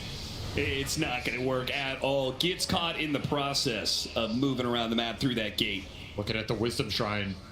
Not going to be here in time. Unless the Furion really wants to commit for it, and he does. He teleports in just in the nick of time, and here comes the reinforcements. A snowball that picks him up, a snowball that hits into 2. Big damage on a save, but still, though, with GPK coming in from behind, he's got a good coil, but he can't seem to do quite enough damage to burst these heroes down. They walk away, the winners of the Shrine of Wisdom, but can they survive? GPK, does he stick around? He doesn't jump to his orb. He needs a little bit of help, and a Wang Rift. He gets over the tree, Same trying to get this angle. He gets it through the neutrals and into all 3. What a swing from Save that helps them collect 2 kills and almost finds the 3rd on the Ghost. Once again, it is Save and GPK making something out of nothing here, and this puck wreaking havoc. Almost goes down, one hit away. He got at least 3 or 4 orbs off in that fight.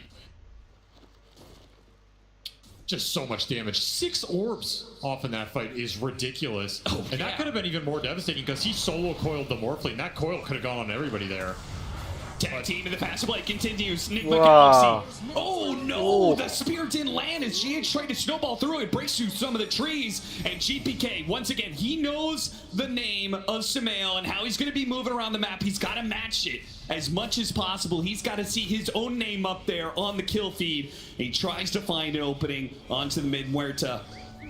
Sambil returns back to lane though. Sambil unable to find his own kill in the bottom lane thanks to a stampede being used. It's a big dodge. Again, trying to get levels up on Pure. This means he can get to level 6.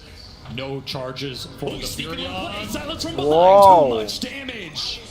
This trio overwhelms, but so does the GH Omar duo.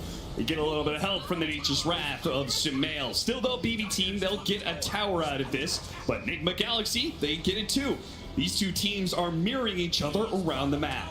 These support duos are just setting up so much right now. They are strong support duos in this game, especially against the carries, against the mid laners. A lot of silence, a lot of disable. Radiant's bottom tower is under attack. Helms for both offlaners here, just trying to bring the towers down, sustain themselves on lane, but it's definitely Miro getting the better of the situation. This Centaur is fat, man. He got double Morphling kills on the lane, absolute free farm into a tower.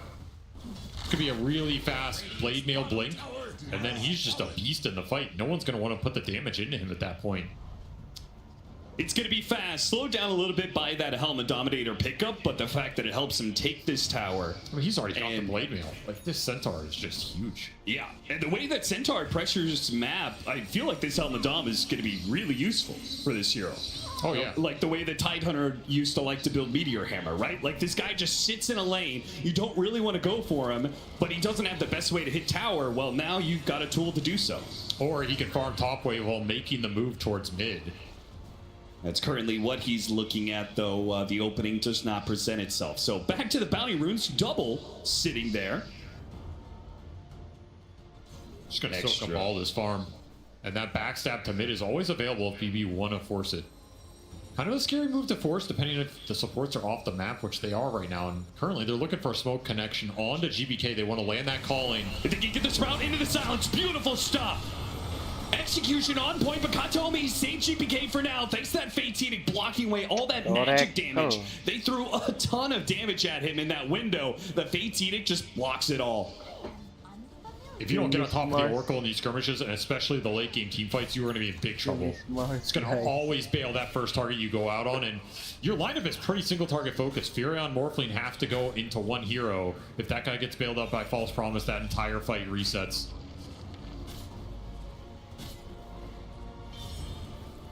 Ghost trying to get active, but it's just not the core you want to be leading the charge on these plays. Like, he's on recovery duty, doesn't have a lot to contribute. The Vlad's isn't even there. Noob, he knows where Pure is. And just solo kills his courier. Pure recognizing what's coming his way, but there's still going to be a Nature's Prophet. Blocks him out with a Sprout. Beautiful. Gets the Sprout in front of him to ensure that a Quelling Blade will not ensure an escape from Pure. He is stuck. That's his 5th death in 11 minutes. Absolutely hounded him. It's kind of looking like the early game of Game 1, right? Where his Yellow Druid was just being hounded non-stop. Or GPK. like Game 2, where his Faceless Void was hounded non-stop. That's true. Maybe they have just had his number this series. And amp damage makes it a whole lot easier, GH. He tried to stick around, tried to pull the aggro off the tower, and does actually do so successfully. No jump to the orb. GPK will get a help from Miro, though. His tower was going to die one way or another. And it's Power Rune after Power Rune, too. I mean, GPK is just having the freest time. Him and Miro that are loving life. It's just pure suffering. I think BB would be happy with most of these games this series if it wasn't the damage Nigma Galaxy's inflicted into their safe laner. Just up to Pure not to tilt, right? We saw him recover in Game 2. Sometimes it can be really frustrating to be targeted this much. Yep. But you just have to take it, and rely on your team to make the most out of the space, right? You're not behind in this game. In fact, you are ahead net worth as a team. You just have to recognize that and recover, and you'll find your mark eventually. And if you're Enigma Galaxy, you can't rely on the fact that you keep shutting down Pure, and that's enough. As we saw, GPK can absolutely just carry these games on the puck. With the start that Centaur's had, he's gonna have his choice of either auras or initiation power to contribute to the fight soon. You need your initiation up. You need abilities to get onto this Oracle and find him at the start of fights. You need the ability to lock down this puck. These are the two biggest problems for you in this game.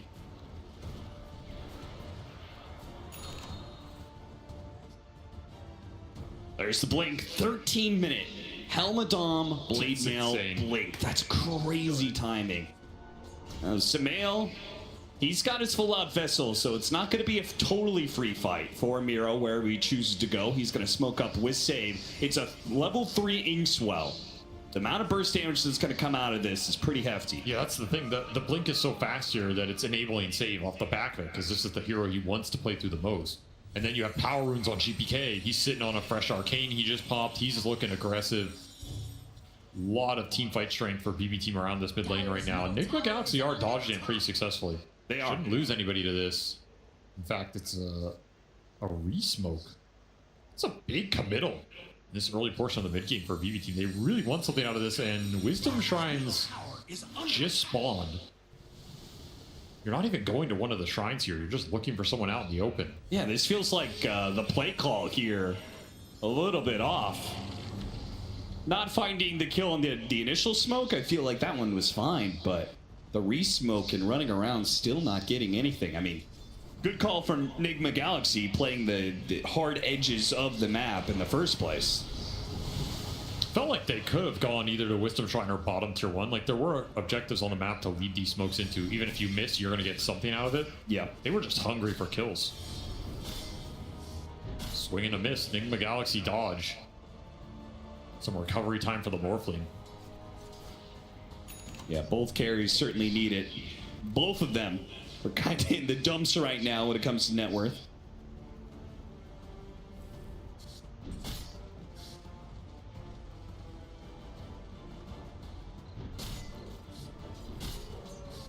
I guess the one thing when I was looking at the draft, I really felt like BB team, there was an extremely scary mid-game point where I feel like BB team's lineup can just roll over Enigma Galaxy. The spell power is immense. Right, they've got the combination of double initiation tools between their two cores and a Templar Assassin. If they start rolling, they start getting those Roshans, I guess I feel like Enigma Galaxy doesn't have the clear team fight threat to stop them. Their AoE control is entirely dependent on Arena. I mean, you have like the calling to throw out, but again, the execution just has to be there. You have to connect the right spells on the right targets. You have to land this calling on the puck at some point in the middle of the fight. You have to get an Arena that either catches the Oracle or splits the fight up in a way where this save isn't problematic for you. You ideally need more sources of initiation on your heroes right now. Right now, the fight looks difficult if you just take it head on. Do you have a Yule's on noob or some more setup and control? That's what they're looking around mid lane for. It's just so hard. Even if you see GBK, he walks into you, go on him. It doesn't do you any good if no one's checking the Oracle at the same time. Yeah. They do have the Arena blocking out the vision from the Oracle, but, you know, there's going to be a lot of times where Katomi's not doing it right now, but he might first step into the arena. He might drop wards inside of the arena. It's not a guarantee. There's a couple small play rounds they have. I mean, you can go for that play. It's just not guaranteed. If it works, amazing. Have to keep that Stampede in mind as well. Yeah. So this Arena is a massive spell for Enigma this game. Biggest spell they have to play around. They need to get value out of it. Bit of a standoff right now, though. Dom on Dom action. Yo, what is this fight I'm watching right now? It's ridiculous. Regeneration. Looks like Sade and Miro have got the heads up. Enigma Galaxy are moving into this side of the neighborhood. I have all the vision down here. Nice observer ward, defensive and traps on top of it. In fact, there is just no vision for Enigma Galaxy in general. Look at the sentries across the map. It's all green. No information for Dire to play off of right now. It's just making the moves impossible. Not ideally what you want with Furion. Like, you want to snowball the map more than this. You want to get deep vision out, take away those tier 1s. Tier 1 mid still standing. Tier 1 offlane still standing. A lot of vision, a lot of information for BB Team to play around. Makes Sumail's life a lot harder. You just can't TP on anything you see on the map because you don't know where a lot of this turnaround potential is. Yeah, I feel a little torn because I agree with you. The objectives are not looking good, but this is the third smoke from BB Team, and all they've gotten out of it is a 1 GH kill. It does feel like Nigma is failing in their aggression of the Nature's Prophet, but succeeding in dodging BB Team's moves mostly. Downside is you dodge, they Roshan. Deaths are done for pure. Yeah. And this is the value of the TA. You can give him 5 deaths on that laning phase, but if he hits his timing and takes Aegis, none of it matters. Noob doesn't want to give it up without a fight, but it's going to be hard to get into that pit without a blink dagger. Maybe if they get an early pick off on GPK, but it will require some sentries. They drop one. GPK a little bit too far away. They hit him with the Yules, but he's already been silenced. He can't spear off of that. They can calling, though. They hit him with a calling. They get him with a follow-up, but they have vision inside. And False Promise bails out GPK and pretty much kills anything that Enigma Galaxy is hoping for. And Spiro jumps in and hits a 3-man ink swell. They have the Avalanche there as well. That's going to slow him down. They managed to get the spear onto the Templar Assassin, but no damage whatsoever. Ghost did a lot, though. Managed to finish out both the Centaur and put the Templar Assassin down to health, and now he's tearing into this Oracle. Where did Ghost come from, and how did he manage to do all that? Pure, he gets caught by Sambil as he teleports back in, and Ghost finds another. That looks so good for BB Team. It ended so bad. This Centaur just destroyed them. Reflected a lot of damage, got the double edge off. There was a soul bind. You had Puck throwing spells in. Initiation did not yield you the kill on him. None of it mattered. Oh, GPK, that was a bold move. Tries to snatch away an Aegis. He will get neither the Roshan kill nor the immortality. I mean, the Furion Vessel just didn't work in that fight. Sprout kind of blocked off the ramp. Ghost getting hounded a little bit, but tough target to bring down. And not only do they fail to take away the Aegis from the pit, they fail to take the first life of the Morphling. It's rare that you're going to see a team do 800 more damage and walk away 0-3 in a team fight. Very rare, especially if you land a 3-man stomp like that. And your Centaur's the strongest hero in the game right now. You had Inkswell on top of him. He didn't catch all 3 with the stomp. He only caught 1. The Inkswell hit 3. Missed a little damage, but... I mean, that spear was crucial because the side blades were dicing him up, and Ghost just went to work, man. He was entirely ignored in this fight. And you used that Oracle save early to kind of trade with Arena. Not a lot that Katayomi can contribute for the second half of that. Yeah. This Morphling strong, man. He's left unchecked in the fight. Does a lot of damage. And with this Aegis, they'll lock down the Tormentor, and it's BB Team's turn to have to play a little bit of dodge. Oh, Nigma Galaxy, they faking a little bit, thinking that they're doing Tormentor and looking for a fight instead. They have really good item timings right now. Oh, Pure, this would be real nasty. A 7th death for him. He blinks back. Ghost tries to get in front of him. Not able to do so. Stampede gets him ahead. Still got him inside the Sprout, but he cuts his way free. Good attempt. And they'll just take that momentum to hit the tower instead. They can still go back for the Tormentor anytime they want. Oh, yeah, absolutely. I mean, that was all the Mjolnir timing on the Furion. Sumail knows if he just TPs in, throws the charge onto the Morphling, he's going to do a lot of damage. The Morphling's going to dice some people up. You have tag team going through there. Calling sort of prohibits this Puck from destroying the fights as much as we saw in that game, too. You're strong right now. Try and take as many objectives as you can. 2.5 minutes left on this Aegis. See who gets the shard. Go to Omar. Not the one you would have wanted right now, but it gives you a little more scaling over the course of a long game. Yeah, might be a nice build-up if we do end up going to the late game, which seems entirely possible considering BB Team lost their first Roshan, right? I mean, the Templar Assassin lineup, on paper, this is a lineup that was supposed to get the first Roshan, take some of the map, get second Roshan, start threatening some buildings. But if you're 0-5 off lane, you are not supposed to get that first Roshan. That's true. And Nigma Galaxy made sure of that. Surprisingly, though, BB Team are still going to be the aggressors Not with their full 5 either. They're going to live pure behind to find farm and go with a 4-man squad to quickly kill the Mars. Can they get out? Sambil, he's going to try and stop them. Centaur and Centaur violence. Miro trying to get away. Ice Sharp blocks him in, and he's kind of stuck. He does have BKB. Is he going to pop in, TP out, and can't even get out fast enough? Ghost, he's a bit afraid. Very awkward for staff. Sprout just messes with you sometimes, and yeah, not the BKB charge he wanted to use there. Not at all. It's very fast BKB. It's a 9-second duration just to run away. It's looking to scale though. Eyeing up the Shivas. He's had such a good game. Why not, right? Become a big damage threat. This hero can do a lot of damage with the double edge in the late game, with the shard, with the talents.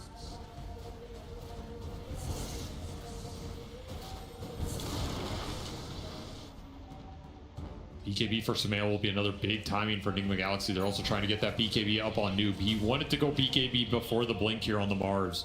See how that decision works out for him in the fight. Less reach potential, less ability to find the best arena. But like you said, you can go in an arena, take away some of the vision, try and burst a target down. BKB helps you just commit head on a lot better. Radiant's middle tower has fallen.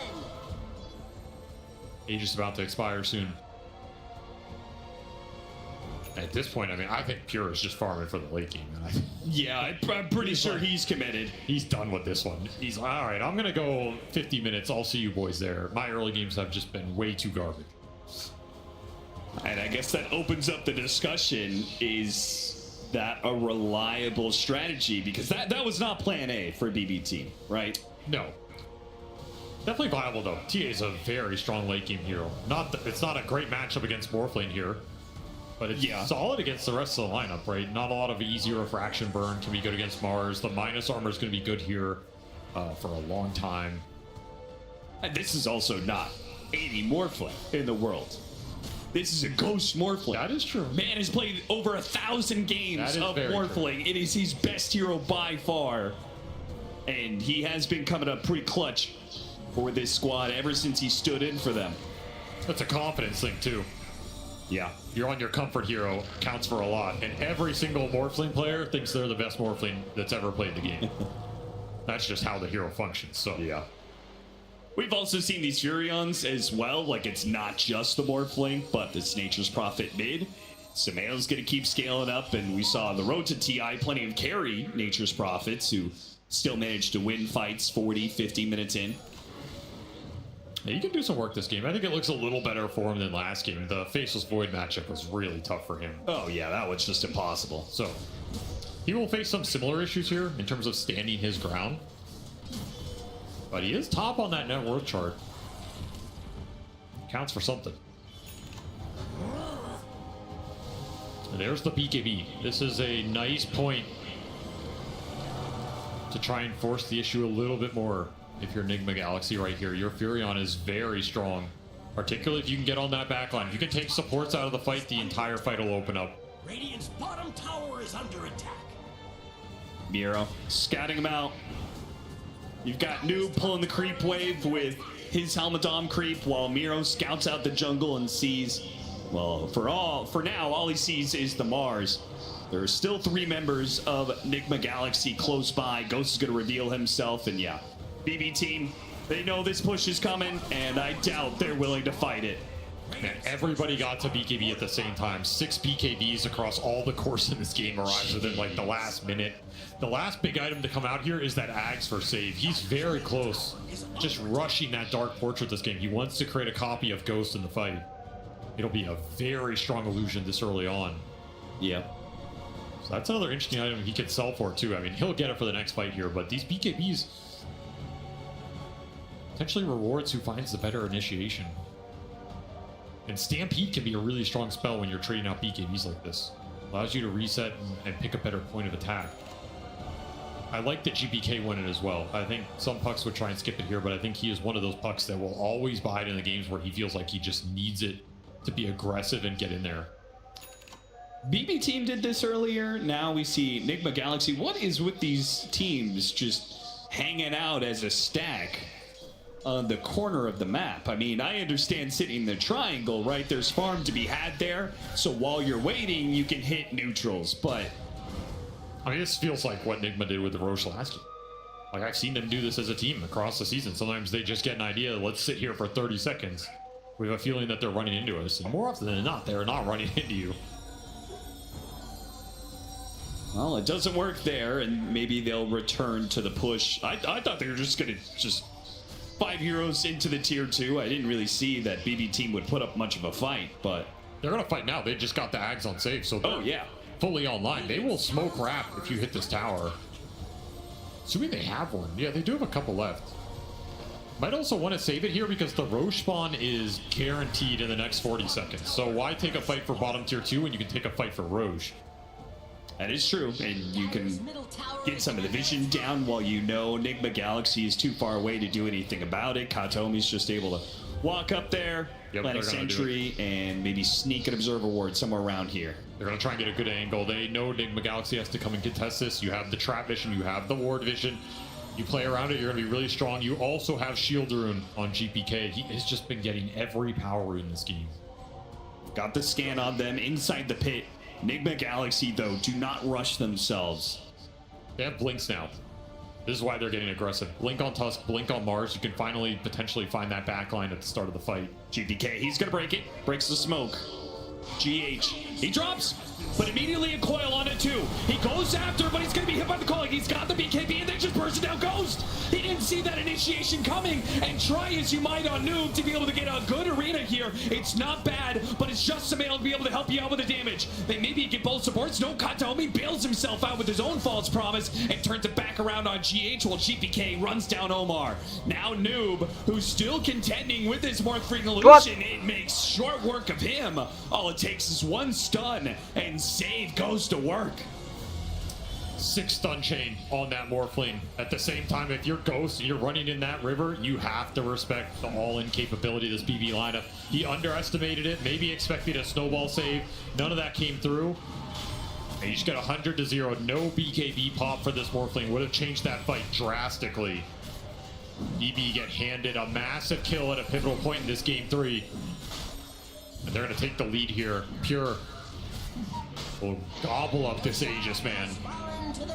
It's like, thank you, I can finally not die for once. I can die for twice. We'll see how that works out for him.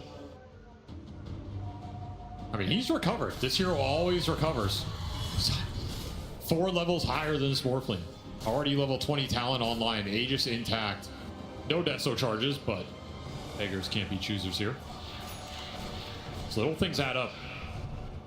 And hey, I mean, if he can go in every fight and his team just takes care of Ghost single-handedly, he's not going to complain. Shiva's already done on Miro as well. All 3 of these cores are scaling into the late game. That's what's making BB feel very comfortable right now.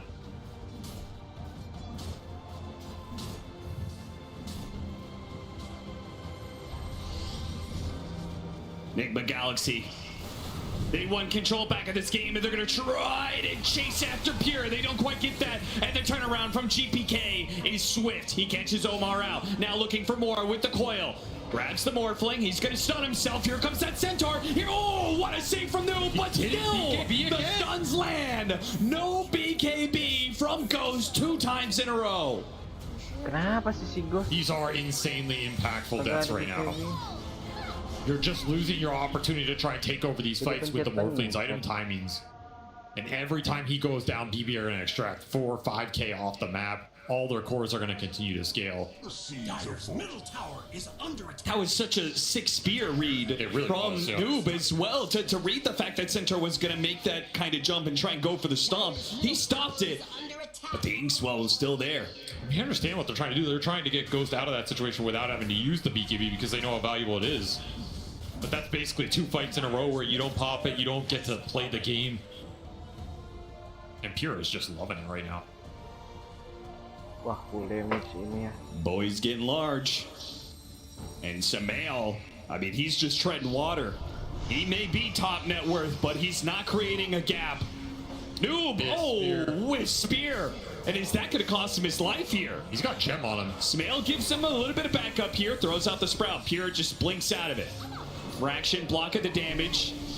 And Noob at half HP. GPK does get silenced, but there goes that BKB. A punch comes out. GH. He catches GPK, who thought he was going to be fine thanks to the BKB. But there are multiple counters coming out from Nigma Galaxy. Super nice jump from GH. Salvaging the last few minutes here.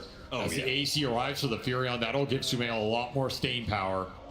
You can just look at this Tormentor real quick. Get some bonus gold for your team. Oh, that's going to cost Omar his life and almost GH as well. Solid shard, though. You can get in here and hit some spears. That will be worth it. Sumail's probably sitting here going, guys, what the hell is going on? And Gary's not popping BKB. My supports are dying to Tormentor.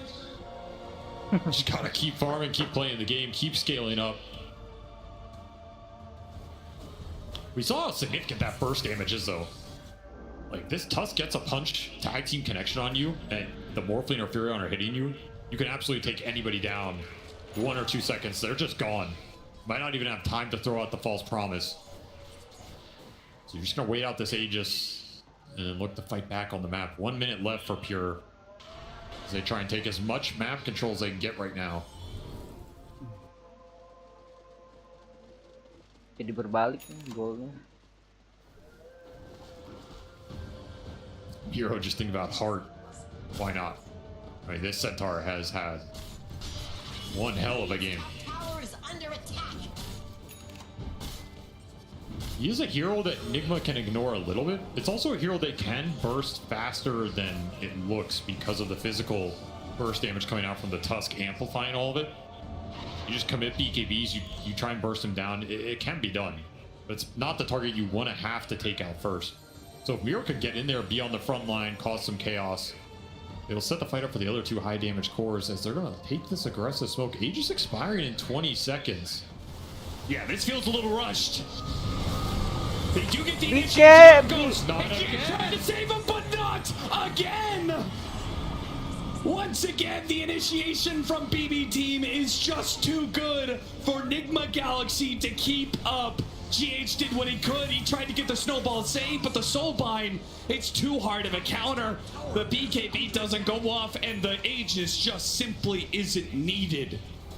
Alright, some of it is just Grimstroke counteracting the snowball save. That's why it's in this game. Save has played it perfectly. He's just preemptively throwing it out. But the other part is Ghost has to just be more disciplined. He has to pop BKB when these coils are coming out and he feels the rest of the initiation's coming. You might not want to do it, but you don't have a choice. And now you've given up another big kill into a big opening, even more levels going into Pure as he works towards that 25. Still has the banner, just rush the Swift Blink going into Daedalus. More burst damage coming out from this TA. I mean, at this point, Avery, it feels like a game that has gone the direction it has off of just whatever team makes less mistakes at this point. That's TI. The pressure at the moment, it gets to you. Dire's top tower is under attack. Lower bracket. Sometimes Dota's about taking advantage of the mistakes your opponents make more than making brilliant plays of your own. And right now, Nigma are making some big mistakes. They've got to reset here. Oh, and Pure quick with the manage to get the blink away. A little bit of force staff, a Stampede to help him out. He gets hit by the Snowball Sun, but that's not good enough. Miro, a quick execution. Meanwhile, Noob does what he can. He stops the Grimstroke. Can they do something now the Grimstroke is gone? Ghost's gonna challenge Pure. He pops his own Templar Assassin Refraction here and goes after GPK, trying to burst him down. He gets one last hit in. Not enough to finish off Noob. GPK is low. A Deadshot comes across. A Fate Seed protects him for now. And the Templar Assassin, ooh, he got shredded there. GH on the second life enables his core to win a fight. Expensive buyback, but well worth it just to get that team fight win in. You get the Morphling BKB off, you use all three, you secure a victory. No Roshan to grab here, that's the downside. But at least you regain some momentum. Take down that TA, that's a lot of experience. He was super high level. Might even get a tier 2 off this. Nigma Galaxy not out of this yet. They will strike back. And honestly, I mean, this game it's on Sumail, let's be real. Like, the fights have not gone Ghost's way, but this Furion has put it in the work. He is top net worth. He just hit level 25 first in the game. So no teleport cooldown for him. AC done, Hurricane Pike done. He is massive. He can do some serious damage in combination with this Tusk. All eyes on Sumail in these fights. And Ghost, he's also not fully out of it. He's got a Daedalus. His damage is ramping up. They've got 30 seconds left for this Templar Assassin. Time to try and set the map up so they have the advantage for Roshan. The problem's going to be is BB team know exactly when it spawns, when that potential timer starts, thanks to the Templar Assassin innate. So they're not going to be able to catch BB team unaware in that regard. I mean, honestly, as much as BB has controlled this game, a lot of it has been them just finding the Morphling. If that doesn't happen, the physical damage output from Nigma is insane. These fights can just they can be over in 3 seconds. Oh, yeah. And that can be rough for Oracle. You know, Oracle prefers playing into magic damage where that Fate's Edict can do some work. This is just, you can't protect against a lot. You can throw out the False Promise, but the hero might die in it anyway if the Furion and Morphling are just going ham. This game can absolutely swing either way here. BB team getting back out there, playing for that top Roshan spot. We'll love to get the 25 puck too. That Dream Coil debuff Pierce. Oh yeah. Be huge here against the Morphling. And all the Daggons he's recently picked up. Yeah, he's just going Dagon off this Parasma. I mean, this is a Giga Chat build. Yeah, Noob has survived thanks in part to his Bulwark blocking all the damage, or at least half the damage to GPK, but it's going to be a whole lot more when the Dagons come into play. I like how Nigma are scaling right now, though. These two right clickers, man. You're going to have another Daedalus on this Furion, and Sumail wants to buy for it. What is this play? This is... I have no idea, but he's going to get punished for it. What? He's going to get punished real bad.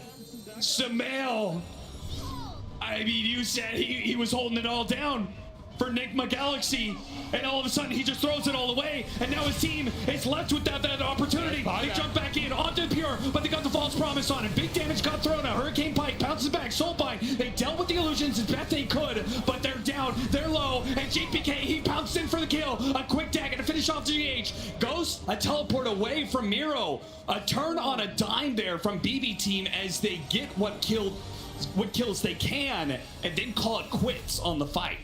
That's because that Sumail buyback committed there. You get out of there with him committing that, that's an auto teamfight win. Expensive death and recommit for Sumail. What was that original attempt? That was just TPing in a no man's land trying to solo take out an Oracle with heroes off the map. I've seen this kid do some bold moves at TI. That was ambitious, to say the least. And it cost him big time. And now BB, they have an opening. No Furion buyback, you know you can commit into this guy without the second life coming back into the fight, particularly as we go into this Roshan. That is insanely valuable to have right now.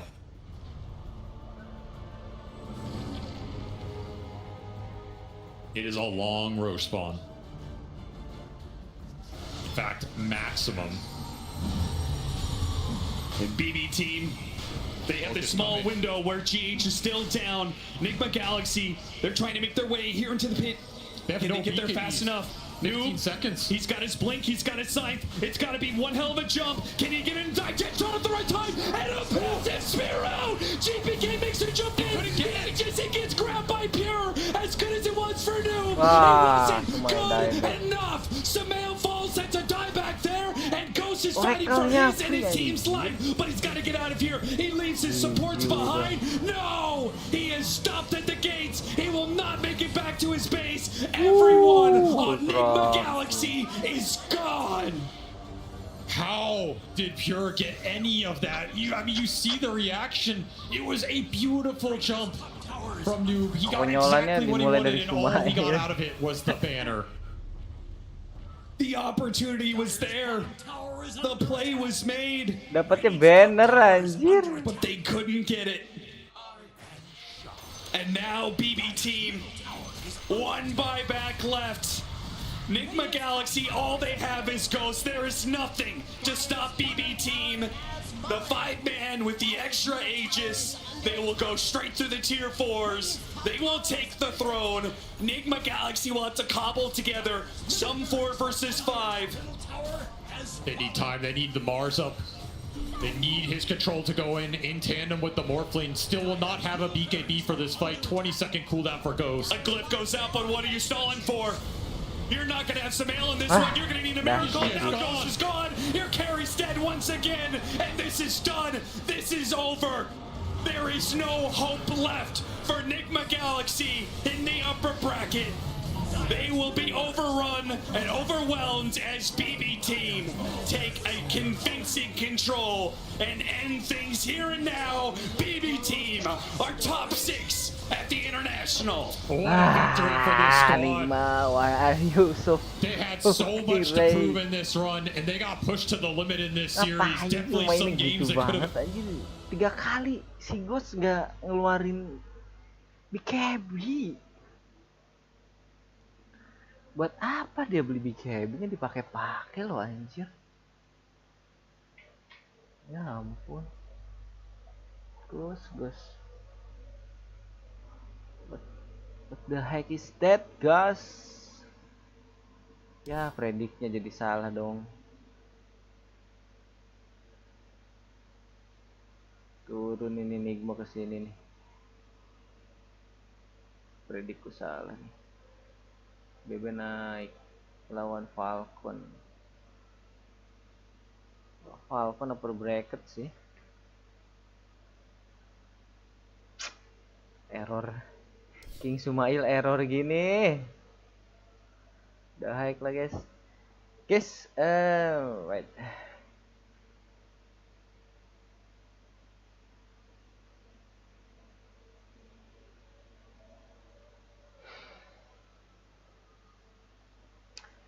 Mainnya tadi baru sekali ya. Nanti aku lanjut lagi lah, restream lagi ya. Thanks for watching buat teman-teman yang udah like, subscribe, share, komen juga. Aku bakal balik lagi di next streamnya full match. Karena tadi diselingi sama tidur ya guys.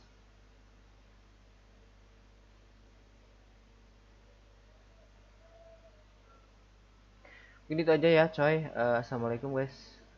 Nigma ditunggu-tunggu malah